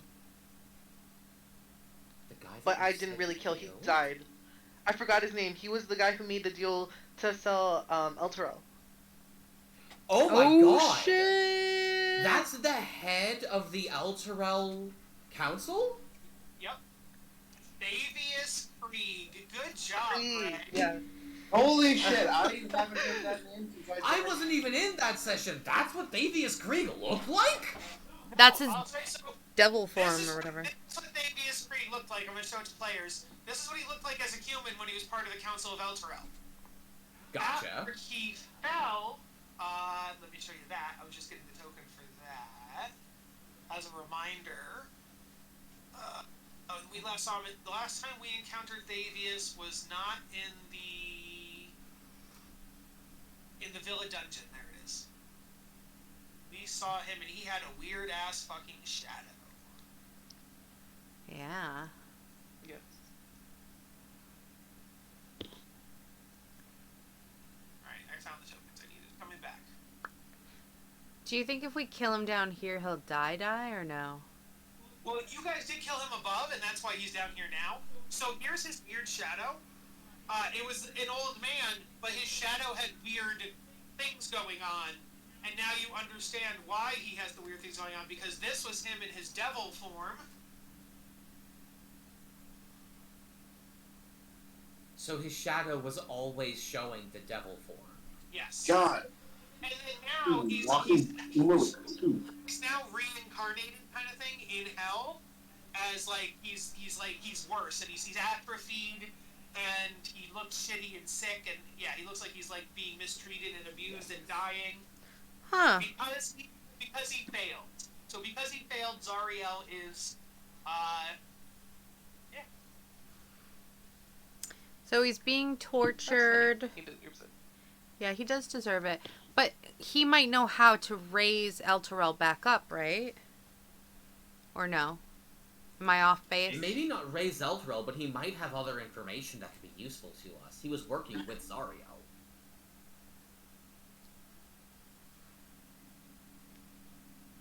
Makes it odd. It's odd that she'd have him locked up, though. Like, yeah, he failed her, but he still brought down Elturel. That's not nothing. Agreed. There's something to that, but we're not. That, or Zariel is just incredibly unforgiving of failure. Like, yeah, I was gonna say, either that or that's just a new level of spite. Like. Right. Women do hold grudges.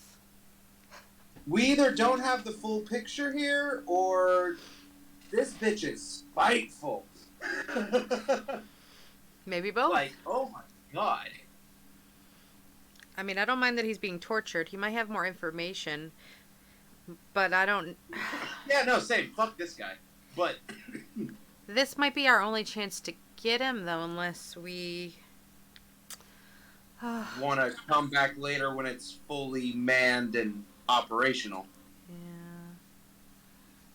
So it's a catch-22 right now. We could try and board the ship and hold them off, or we can... Ooh. But we also know that they're gonna have to refuel again at some point, right? Right, but trying to time that is going to be difficult. Yeah, for reals. We have no idea how long they go between refuels. Yeah. And if we want to break him out, I mean, honestly, Faulkner's right. This is our best chance to do it, but we're gonna have to move incredibly quickly. Okay. I have another very stupid idea that could end in my death, but it would give you plenty of time and distraction. Don't go fight the fucking Arañas, you dumbass. Oh, no. Fuck no. Not that. I was gonna say, y'all go up top and do your interrogation. You let me run around and cause havoc. I'll smash up anything that looks important. just to You wanna clarify, fuck- Thavius Krieg is at the very bottom of the ship. Yeah, so Yeah. we'd have to go all the way down. And Unless then you all found the a way back up. Unless you found a way in from the bottom. But yes. I'm not going Looking at back the down ship in from my that vantage point. submersible, sir.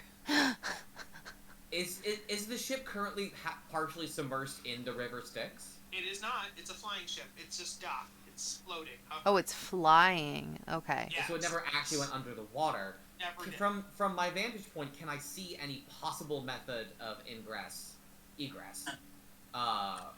Anywhere below the middle. Give me an investigation check. Oh man. Well, Can my homunculus give me the help action? I really wish Romeo was here. Why? Dimension door and stuff like that. So you have to know where you're 19 going. on investigation? Yeah. So, Dimension door is 120 feet. You can bring one person with you, and you don't have to. 500 feet, I think. you also have to know, like, think about where you're going, don't you? No, So, you like, can put it anywhere. Just as if something is there, you'll take damage when you come in. Okay, gotcha. So,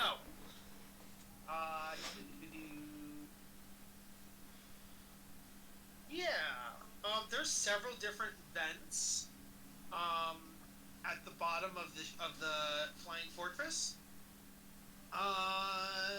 But give me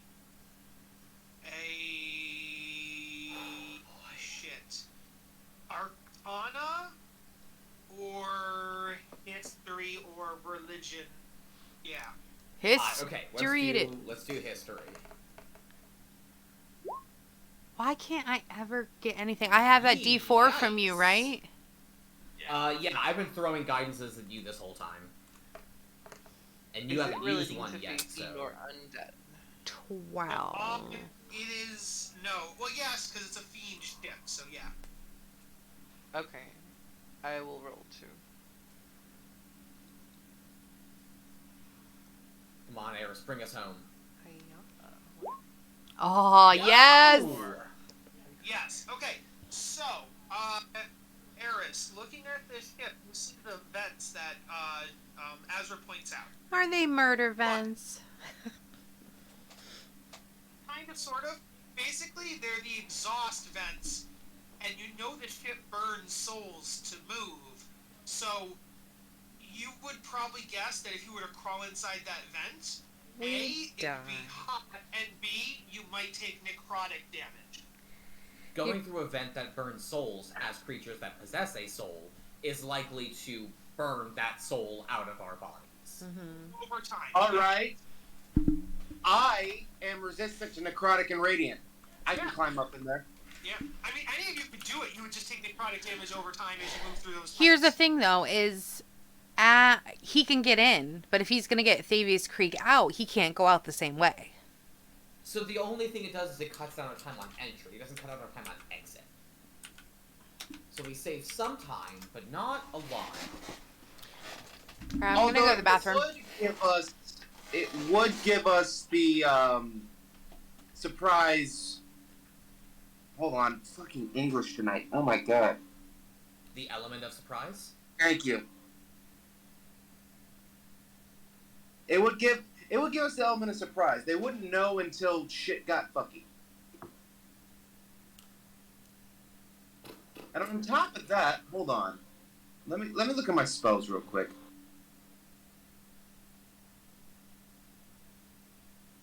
I think that this is too much of a risk for too little reward. Yeah, technically speaking, getting Thavius Krieg doesn't actually help you with anything. The only directly. possible thing it gives us is another source of information, but we'd have to keep that source of information away from the captain of our ship, who would not want to cross into Renyez, and potentially away from, whatever the little imp is, Baraxol? Baraxol? Balaclava. No, I don't. It's not Balaclava. Cheeky breeky. Oh, what I would say though is that I can't imagine Thavius Krieg would know more than Haruman. Yeah, that's fair. That's fair. So, It's interesting why he was imprisoned, but I think this is more a matter of curiosity than anything else. I don't think this is necessarily a good use of our time, nor is it worth the incredible amount of risk we would incur. I was gonna say, if one roll goes south, everything's up in flames. And at this point, there's like 20 devils here. At this point, I don't know if Zariel knows that we're working against her. I don't know if she's been made aware that there are powerful mortals in Avernus who are working at odds against her. So I think that the longer we keep that a secret, the better it is. What are you laughing about, Wyatt? I can tell you now, we've already fucked up on that. Very bad. Ow.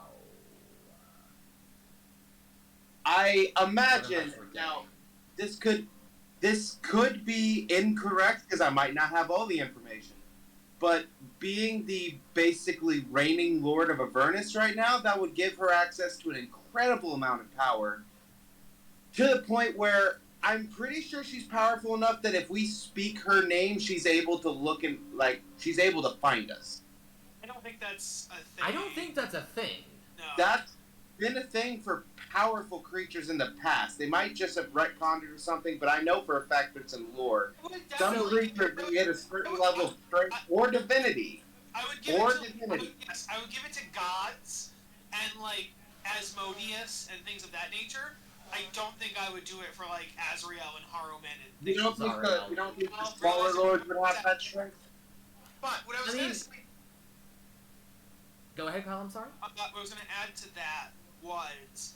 What I will say is, she knows for a fact that Haruman is not at his position anymore, and he's been missing, and so... That's a thing that so she definitely No, knows. absolutely. But I remember that one of the reasons we wanted to stop Haruman so badly was because he was going to give her information about us. Yes. At this point, we have freed a giant who was trapped by her. Yeah. We are working alongside Belle. We have freed a Dao and a unicorn who were trapped by her. Yes. There are so many things that we have already done at this point to fuck with her plans that if she finds out who did it, we're dead. That's true. She doesn't know that these are all a concerted effort. For all she knows, these are random actions. You're right. And I'm back. Well, hold on. No, even Strahd had that. Come to think of it. Strahd was a dreadlord of a specific part of the Shadowfell, though.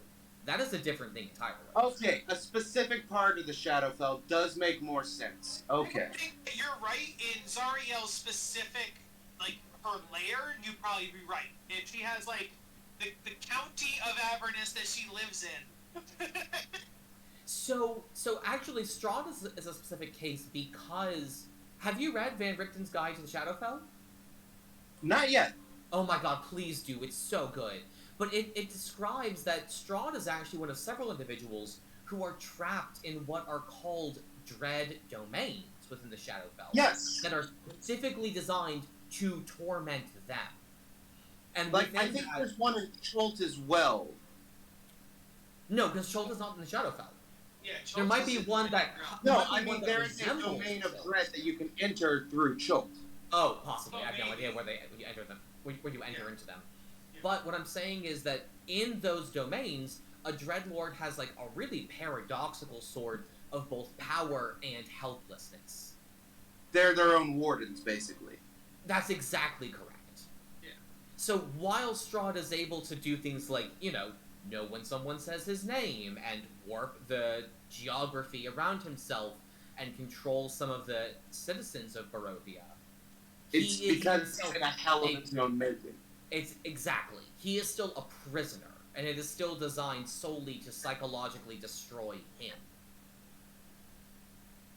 Okay, yeah, no, that makes total sense. So my mom sends me fake news. Was she just said, Oh my Kyle, God. did you hear about the lady that was breastfeeding her cat on a plane? The I cat want- who was what? No, there was a woman. I'm gonna need you to back the hell up, Chief. What? Supposedly on the news, there was a woman who was caught breastfeeding her cat on a plane. Huh. I It's a real news story, but yeah. You know what the sad part is? I actually can't tell if that's fake or not because that sounds like something that's going to show up eventually.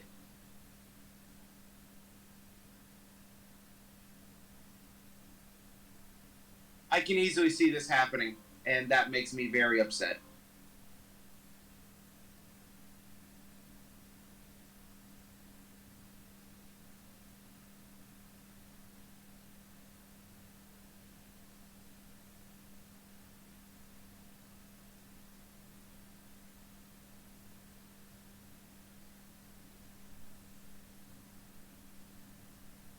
Either my thing froze up or you two are very, very still. Yeah, I'm reading the No, we are very still. Like, good God, I legitimately thought I was crashing. Incredible. No, you're good. Oh, apparently there's several YouTube videos where women are breastfeeding cats, goats, kangaroos. Apparently that's a thing.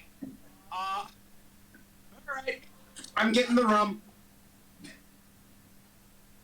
So we don't. Even Snopes says they don't know for a fact if it happened, but it could have. Amazing. So I guess we're taking a fake break because no one's here anymore. Yeah, both Gray and Jess went to the bathroom a while ago and haven't come back yet. Yeah.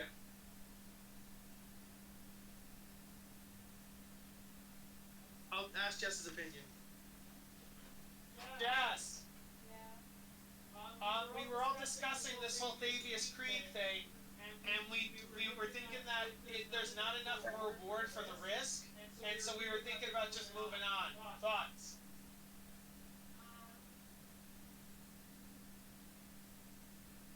Is this not? Okay.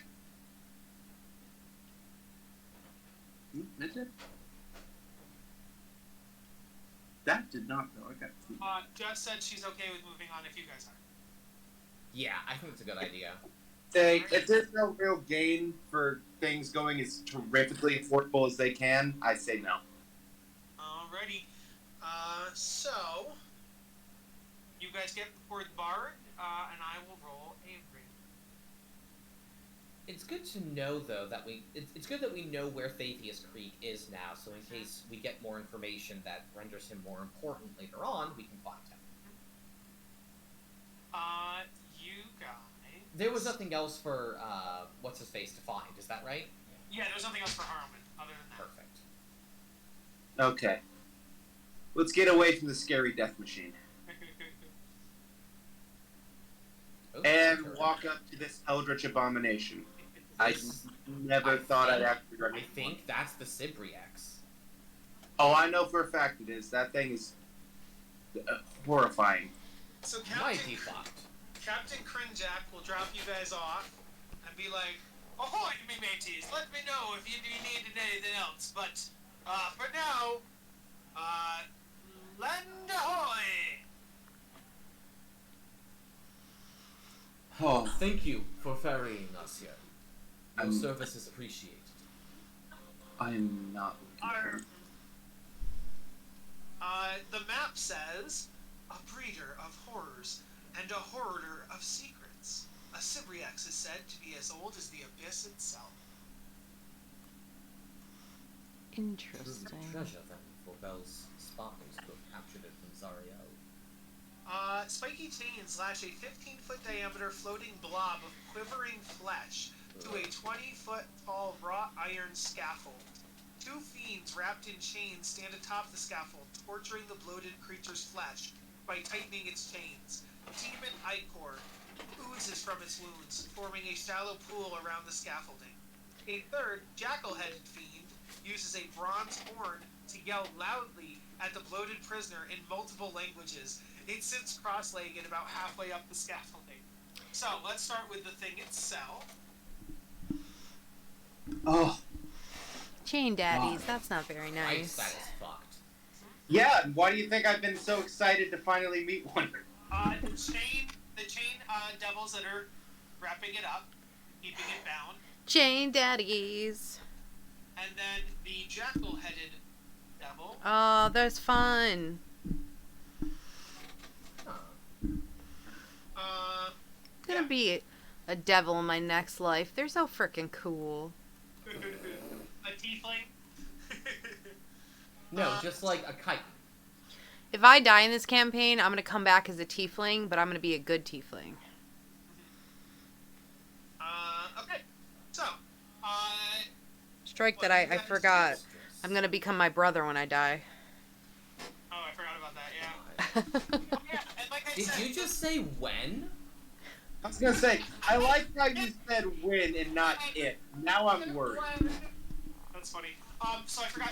The jackal is yelling the Cybriacs in multiple languages, which I think is such a funny sight. You already said that.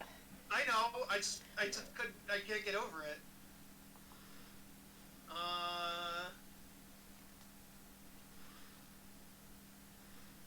It's like, your mom says you're worthless. You'll never amount to anything. Like,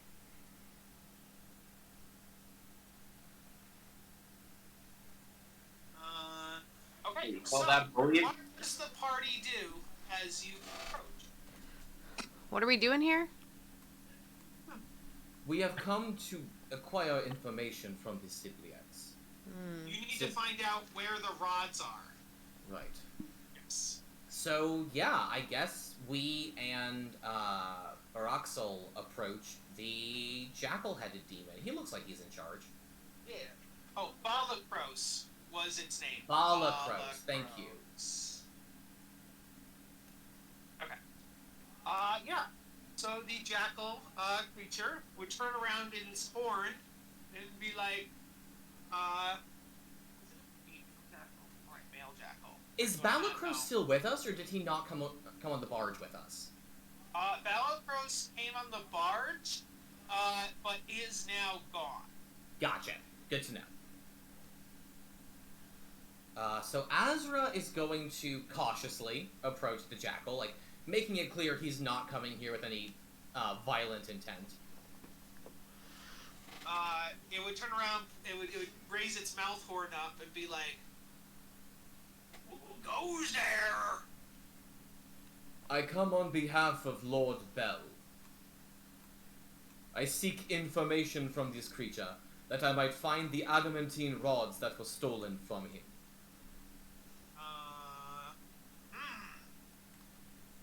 He turns to the chain devils and he's like, "Did we receive a message from Bell?" And the chain devil reaches in his pocket and is like, "Yeah, we got it yesterday." And he throws it down. Which you guys find odd because you talked to Bell today. I was about to say, it was not yesterday that we did that. It was Bell, the devil works hard, but Bell works harder. Bell knew you were on your way, and he knew he could make a deal. And so the chain devil throws an infernal letter of some sort down to the jackal one, and the jackal one opens it up, and they read it, and they're like, all right then. He's always talking through the horn. Well, all right then. So what we got here, we got a Cybriacs. We gotta get all the information out of it. Oh, and you go, and by the way, I'm Fetch Chatter. It is a pleasure to meet you. I'll give you, I can't seem to make this thing talk, but if you can make it talk, I'll give you 3 soul coins. We might not need to make it talk. We have among our number one who is particularly skilled in divination magics. Does the creature think? Think. Does it have thoughts that can be discerned through magic? Could we have short rested on the way here, or long rested? Short rested? Definitely not long rest. Even a short rest, you were pretty close. So I don't. If you guys If wanted someone to, needs healing, just say the word. I have more than enough slots and lay on hands. Like, I got healing for days. Yeah, does Juniper need healing? Yes, and she'd really like to get her second wind and her action surge back. That's why I was asking. How much healing you need? I got 30 in the tank and I got plenty of slots. 25. I'll give you 15 lay on hands, and let's see what you get from a second level Cure Wounds. Okay, I only need 10 more, so. Well, you get 11. Sweet. Heal tank for the win. We love it. Nice. Okay. It doesn't look like Eris is here. Or I guess Gray. No, she's not. no. But while you guys are talking about how you might have some kind of telepathy or something, you all feel here in your heads. I need to escape this. I will give you what information you seek if you give me my freedom. What do I know about Cypriexes? Give me some rolls. Love it. Religion? History? Can I guidance myself? Yes. Yes, to both. History and guidance. I'm just shit rolls everywhere. That's a 28 on religion. Woo! Cybriacs are... Oh, it's way bigger. I guess you already see it here. But, they're huge fiends, demons. They are evil. They are pretty tanky. They have telepathy, obviously. Ooh, this is an interesting one. I'm waiting. Oh, no, that doesn't help anything. There we go.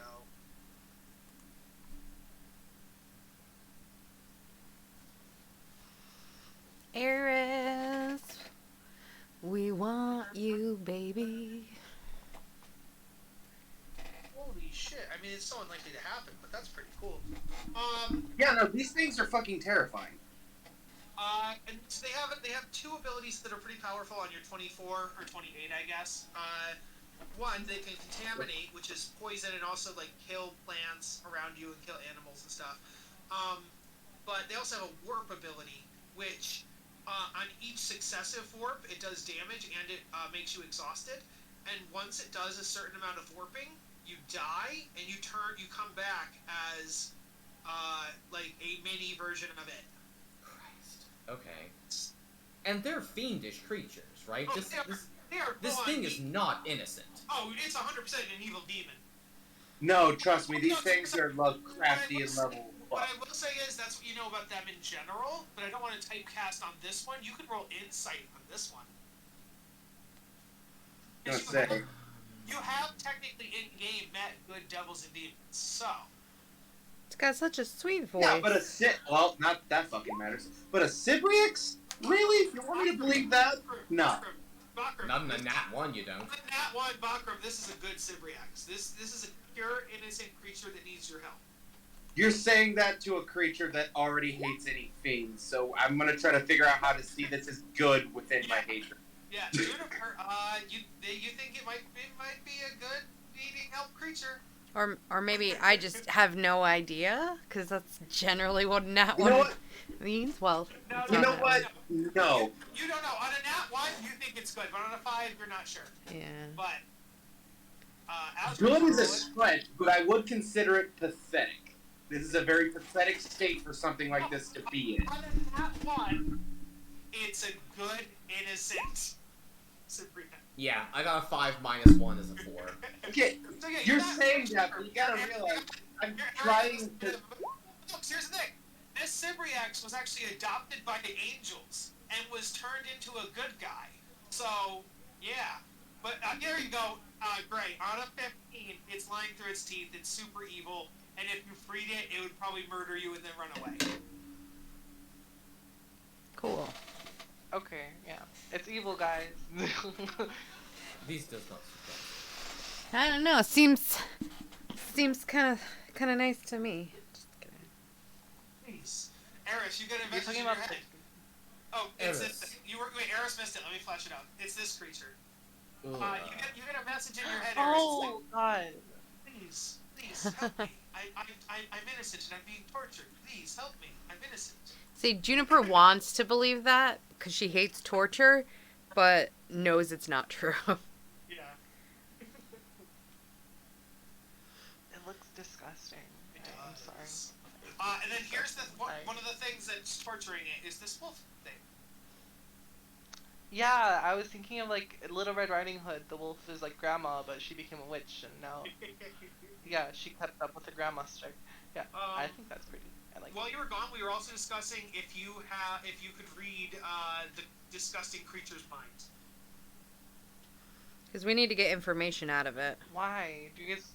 Oh, what do you want me to get out of it? We're specifically here because this thing knows where the rods that Belle wants are. So if we interrogate this thing, we know where the rods are. Eris, I am not going to force you to read the thoughts of this creature. I cannot imagine it would be a pleasant experience. But if you are up to the task, it would get us our mission very quickly. I've read Gallus's mind. I think this is going to be fine. Okay. Hold on. Nothing. Oh my god.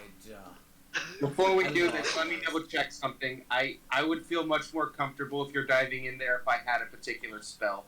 Let me double check here. Oh no, I don't have that. That was only on. Oh no. Well, I don't have it, so best of luck. Okay. Wait, no, I have no, to, no. Let's see how close I have to get to it. Okay. Take that. It's not what I wanted, but wow. take it for the love of God. That's very smart, Bakram. Holy shit. Thank you. Oh, it disappeared, guys. But oh It's no, not I in mean the middle. that gigantic mound of flesh, Eris, that you see under the scaffolding, that is also the city. Oh, that's what it is. Yeah, this is just a token to represent it, but on the map, it's this thing. It's real bad. Oh my god. That's horrible. Also, my dog's crying. I don't know if you can hear him. Like, it's adorable. Let me reload my thing real quick. Okay, sure. You know what? Along with that, I'm going to disguise myself to look like Belle. So that I could get an immediate thought out of him. This thing does not like Belle. Oh, so I have to look like something he'll like. Oh, fuck. Okay. I have to turn into something he'll like. I just want to go. What's something that he would like, guys? Probably Zariel, because... Oh, no, it's a demon. No, sorry, it's a demon. Some kind of demon. Which is interesting that the devils would actually seek them out to keep them. That says a lot about what they know. Something thoughty. Yeah.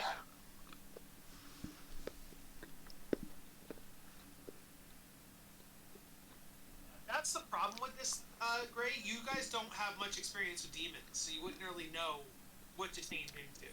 You know what I mean? You could try turning into another one of it. Turn into another Cybriax.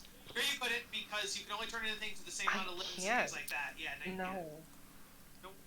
I mean, Yeah. the point here, Eris or Gray, isn't so much that we're gonna like convince it that we want to help it.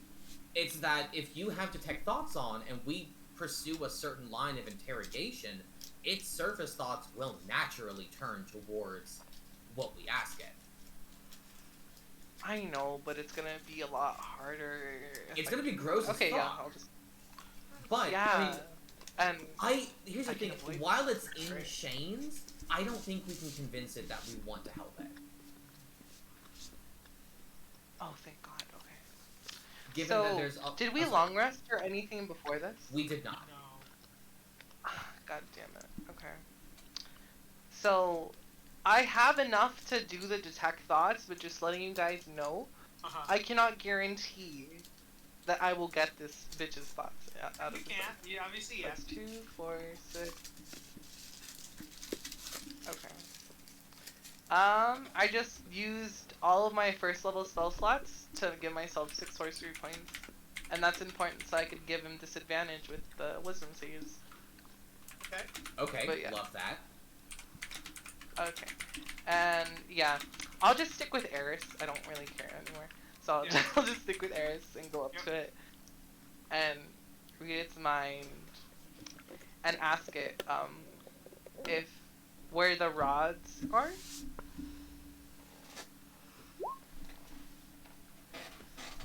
No, you know what, Right? guys, I'm done. That's what we're looking It's for? okay. It's alright. Okay. What? Nope. I'll tell you later. God. So... Okay, so it has to make a wisdom saving throw. It has a good With disadvantage. plus with disadvantage. Got it. It passes. Boo.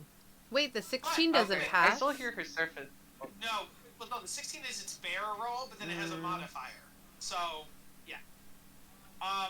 But... Jesus Christ. Right, you still get the Serpent's Thoughts for free, right? That's only to delve deep, right? Yeah. Or am I wrong?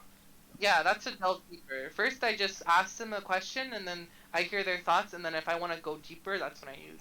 So That's what when they have to question, do a what DC. question do you ask? Where are the rods that Belle is looking for? You would get, you would hear the words, I hope they don't find out about the wrecked flying fortress. We already what? know about the Wrecked flying fortress. I'm sorry, only Eris that hears this. Yeah. Eris would tell him, like, we know about the fortress already. You guys just ran into a working fortress. No. We found a wrecked flying fortress earlier, remember? It was a pirate boat, wasn't it? I mean, I recall it being a heap of essentially salvage, and we didn't have the parts to repair it, but we specifically talked about potentially later on getting the parts to repair it. Are you thinking of, that's our pirate boat. I don't... No, it was before we found the pirate boat. I want to say, shit, where was it? Was it just a random encounter? I think.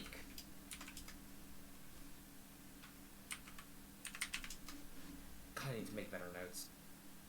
I distinctly recall that we encountered the wreckage of an airship that was distinguished as a flying fortress. Yes, I think you did as well, because I just looked at my stuff and where things are, and for example, the map of the wrecked flying fortress is no longer under random encounters, it's now under other, so I think you did find it, so, yeah. Now, if you could get back there, or if you marked it on your map or anything like that, that's a different question, but yeah. I think because we've been there, we can go back there. Yes. Because actually, wrecked flying fortress is here on the map of Avernus at the That's bottom true, too. center. Yes, yes it is. Not that necessarily means anything, but you know. But yeah, I would tell it, we already know about the wrecked flying fortress. It sends a specific thought to you, Gray, Eris, and it's just like, it's a good thing you don't know where it is on the fortress. Where is it on the fortress? And then she's gonna dig deeper again. Or she's gonna recast, basically. Would you have enough spell slots to cast it twice? Fuck yeah, I do. Okay. So... Roger. So many Disadvantage spells. one more time. So many spells. Look something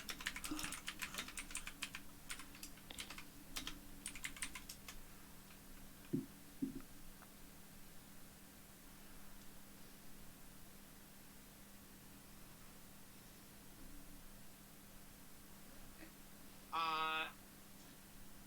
So it's gonna do another save. Does that have disadvantage again, or no? That was only the one time. It has disadvantage again. I lose my last 3. Okay.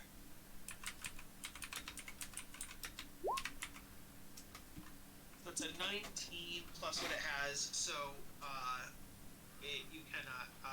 They rolled 219. It's over 2 19s and then it has a high bonus as well. So That's so stupid. I hate that. it's just so you just get the thought of like.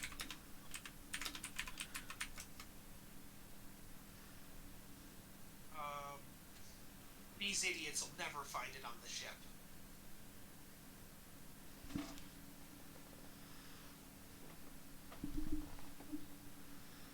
I would, Oh, okay. I'm sorry, I no, would just only your let the seriousness. party know. Yeah, I would let the party know. It's on the wrecked flying fortress we've encountered before. I could keep prying to see if I could figure out where specifically on the fortress it is, but it is your guys' decision. Whether or not I keep prying or if we should just No, focus off of this. I believe if we know But the he says location we of would it... never find. I find that hard to believe. Azra is going to look over at the jackal demon, whose name you said, and I forgot, I apologize. Fetch Tatter. Fetch Tatter. Fetch Tatter, is there any other information you wish for us to ask of the Cybriacs in exchange for these soul coins that you promised us? Yeah. Or was it simply the location of Eraz that you were searching for? No, he had something that was his own mission.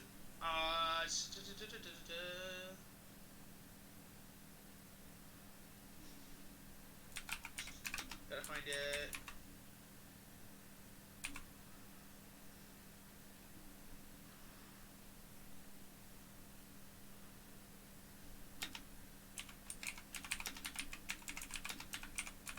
No, it was just the rats. Hell yeah. So yeah, Fetch Tatter, goes, he takes out 2 soul coins and he's like, I believe the agreed amount was 2 soul coins, and he throws them to you. That is what he said, right? Was 2 soul coins?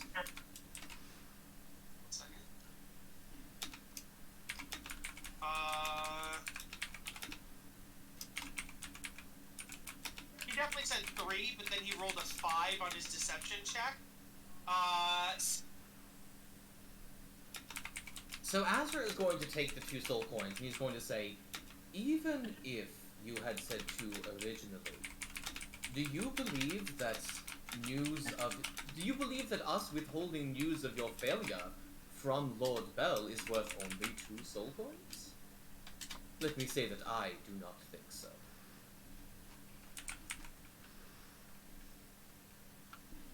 You got me, I did say 3.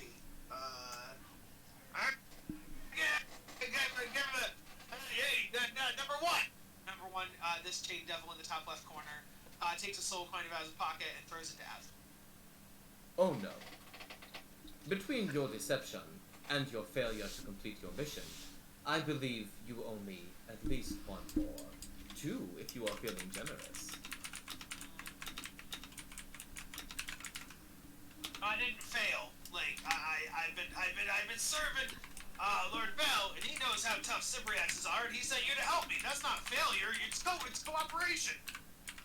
Azra looks at Fetch Tatter and says, do you believe that Lord Bell has any care for how hard you work if you do not give him results? Can you roll me either intimidation or persuasion? I would love to roll you an intimidation check. I don't know Would you how... like me to join? I'm a very scary man. I was about to say, if I would love a help action from somebody if y'all want to chime in. No one has spoken except for you. No, that's fair. Okay. I'm just gonna I will give him the help action by quietly walking up behind him and cracking my knuckles. Here's the thing: a physical, as you're doing, Bakram, a physical threat to these devils, they're not scared of that.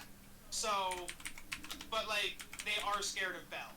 So it's less that I'm threatening them physically, and more if they're deciding to try and get uppity in return, I'm more than welcome to return said favor. He's keeping it peaceful. I'm here in case it stops being I mean, peaceful. none of this is peaceful. This is 100% extortion, which Oh, is no. cool. Azra is because they're extorting him. devils. Yeah, this is extortion, which is cool because they're devils. Look, it's as peaceful as it's gonna get in hell, okay? He looks over at number 2, and he's like, "Number 2, give me a coin!" And the second chain devil throws Azra a coin. So now you have 4. Azra will take it, flip it between his fingers, almost drop it, and catch it. Your generosity is appreciated, as I'm sure is my silence. Gorgoth would say only to Azra, "Hey, buddy, I'm really hungry. Do you think one of these days I could, like, nibble on a soul coin? That'd be pretty cool." At no point will you ever be able to do that. I fed you the soul of Evrock earlier. Did you not care for that? The soul. But you guys haven't actually been killing that many demons and devils, you know? It's been kind of slow around here. I suppose it's a shame that you didn't set a quota for me when we made our pact. Oh, I love The contract is written now. It is a shame, is it not? Oh, yeah, you're right. Maybe when, like, the 1,000-year deadline's up, we could renegotiate or something, you know? I'm certain we can look at it again, Gorgoth. I have added the 4 soul points to the party loot. We are at 11 soul points. I just love how pathetic and sad Gorgoth is. I'm gonna It's say like, You know what? Juniper. I didn't think it would... Sorry, Jess, what? I would say Juniper would probably be like, do we really think that escorting them for soul coins is the best option we should be doing? I do not think that it is necessarily what one might consider a moral course of action, but we are operating at a significant disadvantage here in Avernus, Juniper. And any and every edge we can get is something that I will fight tooth and nail for. Even if it goes against what we believe in? Juniper, what do you believe in? I believe in treating people fairly and not torturing, in helping those who are hurt, in supporting others.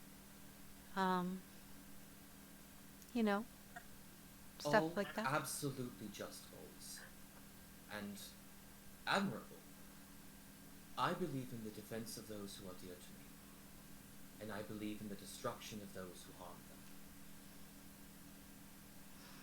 And in most cases, I would strive to follow the same ideals you do. But this is not most cases. We are fighting a war, Juniper. And there is not always a good option in a war. Right. But a lot of people will do things that make them lose themselves and say it's fine because of the war or the cause. We don't want to become something we hate later on just to justify the means, right? No, of course not. The old adage of he who fights monsters becomes one is an important cautionary tale, and it is one that any warrior should hold close to their heart.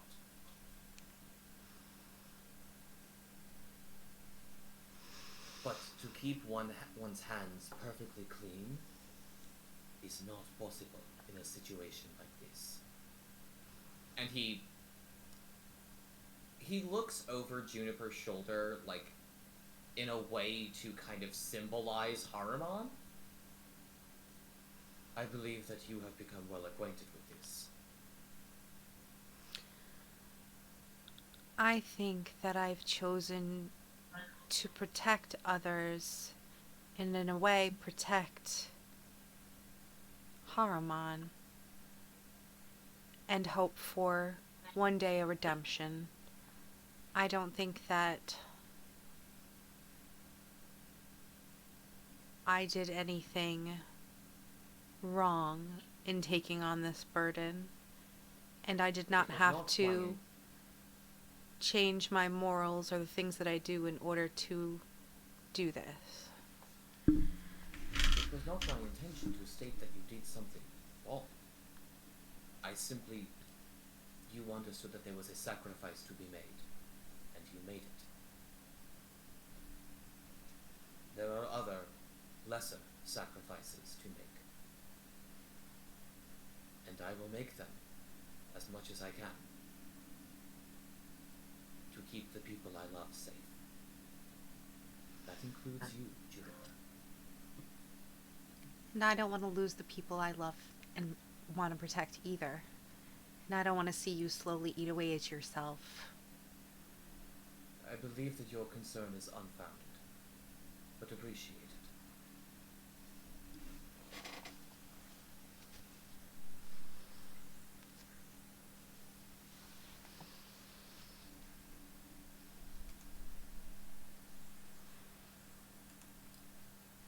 There is a part, I will say, like, out of character of Azra that finds this kind of hard to believe from Juniper after she compared him to the assassins who killed his princess.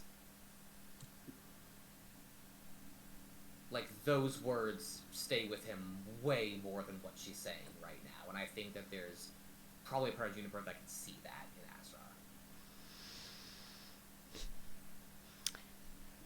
I'm going to say to Juniper, it kind of... The situations are the same. She's trying to warn him from walking down a path and slowly becoming something that he'll no longer be proud of being completely different from himself. So to her, it's the same thing, even if she puts it in a nicer way. No, it absolutely is, which is one reason why Azra is just kind of shutting this down, because this feels extremely condescending from a child who's never been in a war before this one. I believe we need to be going. We have places to be, after all. Yeah. People to protect and save. That's right. She'll just stare back at the demons torturing this evil being with a sad look and walk away. I feel nothing for this creature. I would ask the party. We kind of left. We don't have the boat. And, well, you can go back and see if the boat's still there, but it might not be. You also don't have your tank with you because you left the tank at the volcano, basically. Or, you know what I mean? So, how is the party traversing? Are we walking around Avernus? Are we trying to go backwards? Did the barge leave without us? You can go see if the barge is there. The barge technically was only on contract to take you to the Cybriacs. Oh, fuck Bell. What the hell? So you can go check and see if it's still there. I mean, yeah, I guess we go check and see if the barge is still there. Jesus Christ. Yeah, he wanted us to do all this stuff, but he's gonna leave us abandoned? Swear to God, if we have to hoof it across hell, I'm murdering him. So the barge is indeed still there. Okay. Oh, fuck you, Kyle. He gets Fuck to you live another personally. day. He gets to live another day. Like, It was a luck chance, and you guys rolled a good luck. Okay. Okay. So, oh, actually, I have to roll for while you're walking back to the barge. For a random encounter? Yeah, no random encounter on the way back to the barge. You guys find the barge. Captain Grindak is there. And he's like, "Ahoy! I didn't expect to see you back!" We need to return to our vehicle, back near Bell's volcano. Ah, yes, okay. Jessica says didn't What? Jessica says didn't expect to see that vicious V. Just Unless Alrighty. you would care to bring us to our next destination, but I believe it is out of your way. Yes, anywhere you can go, probably isn't near the river Styx, so I can only go on the water.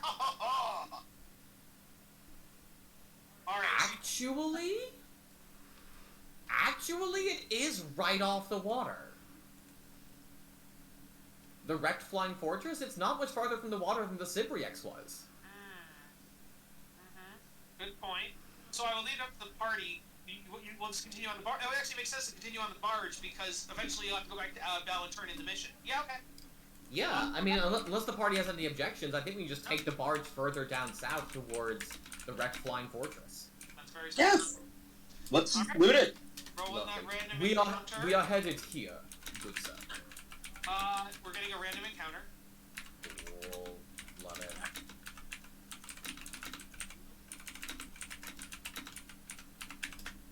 Yeah, let's give you this. Let's give you this one. That's kind of cool.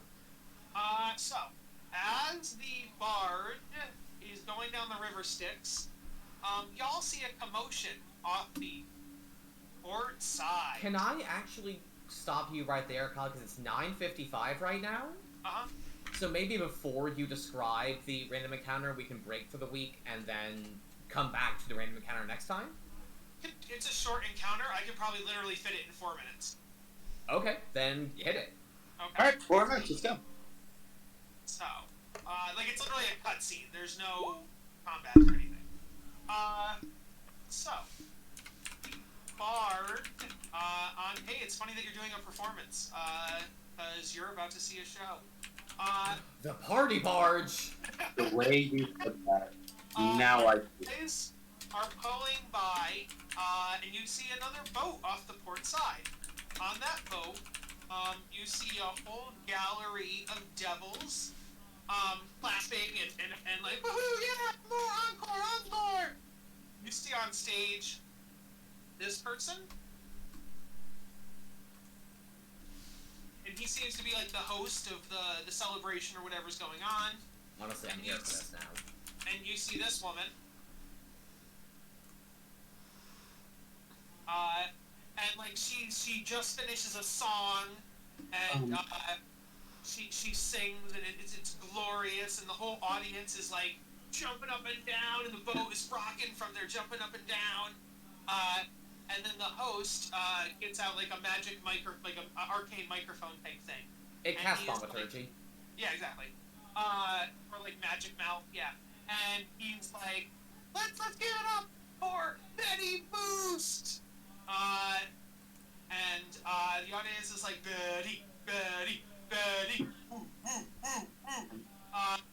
And it's like, oh, thank you. You know, I love to sing for all you devils and you know, demons and whoever wants to hear me sing. And the audience is like, yeah, and that's it. And you guys, unless you want to interact with Betty Boost or the audience or this weird devil host guy who I don't think has a name, and but otherwise we sail on. Why did you make him so fucking attractive? He's not important. I know. don't understand. He's the host of this show. He's the host. And this is why I He's don't the have host of this tokens show, for every and- NPC. No, he's important. His name is I thought he didn't have a name. His name is Carson Scaly. That's it. Get out of here, Kyle. Get off your shit right now.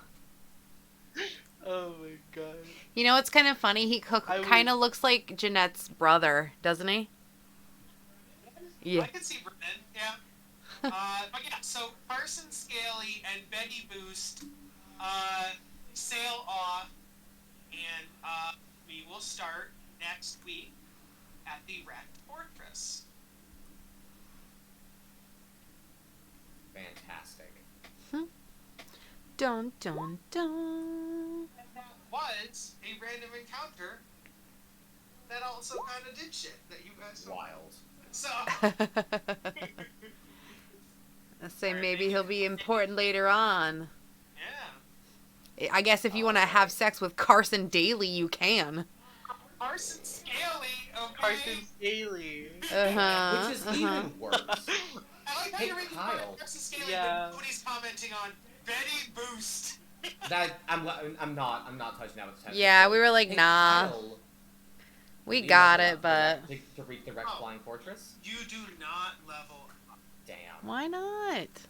You would get the feeling that you're like 9/10 of a level up. So maybe after the Flying Fortress. God damn Yeah, it. that sounds about right. Well, after you turn in the rods, I mean. But yeah! Sure.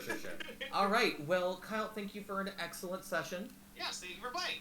Yeah. And y'all have a good night.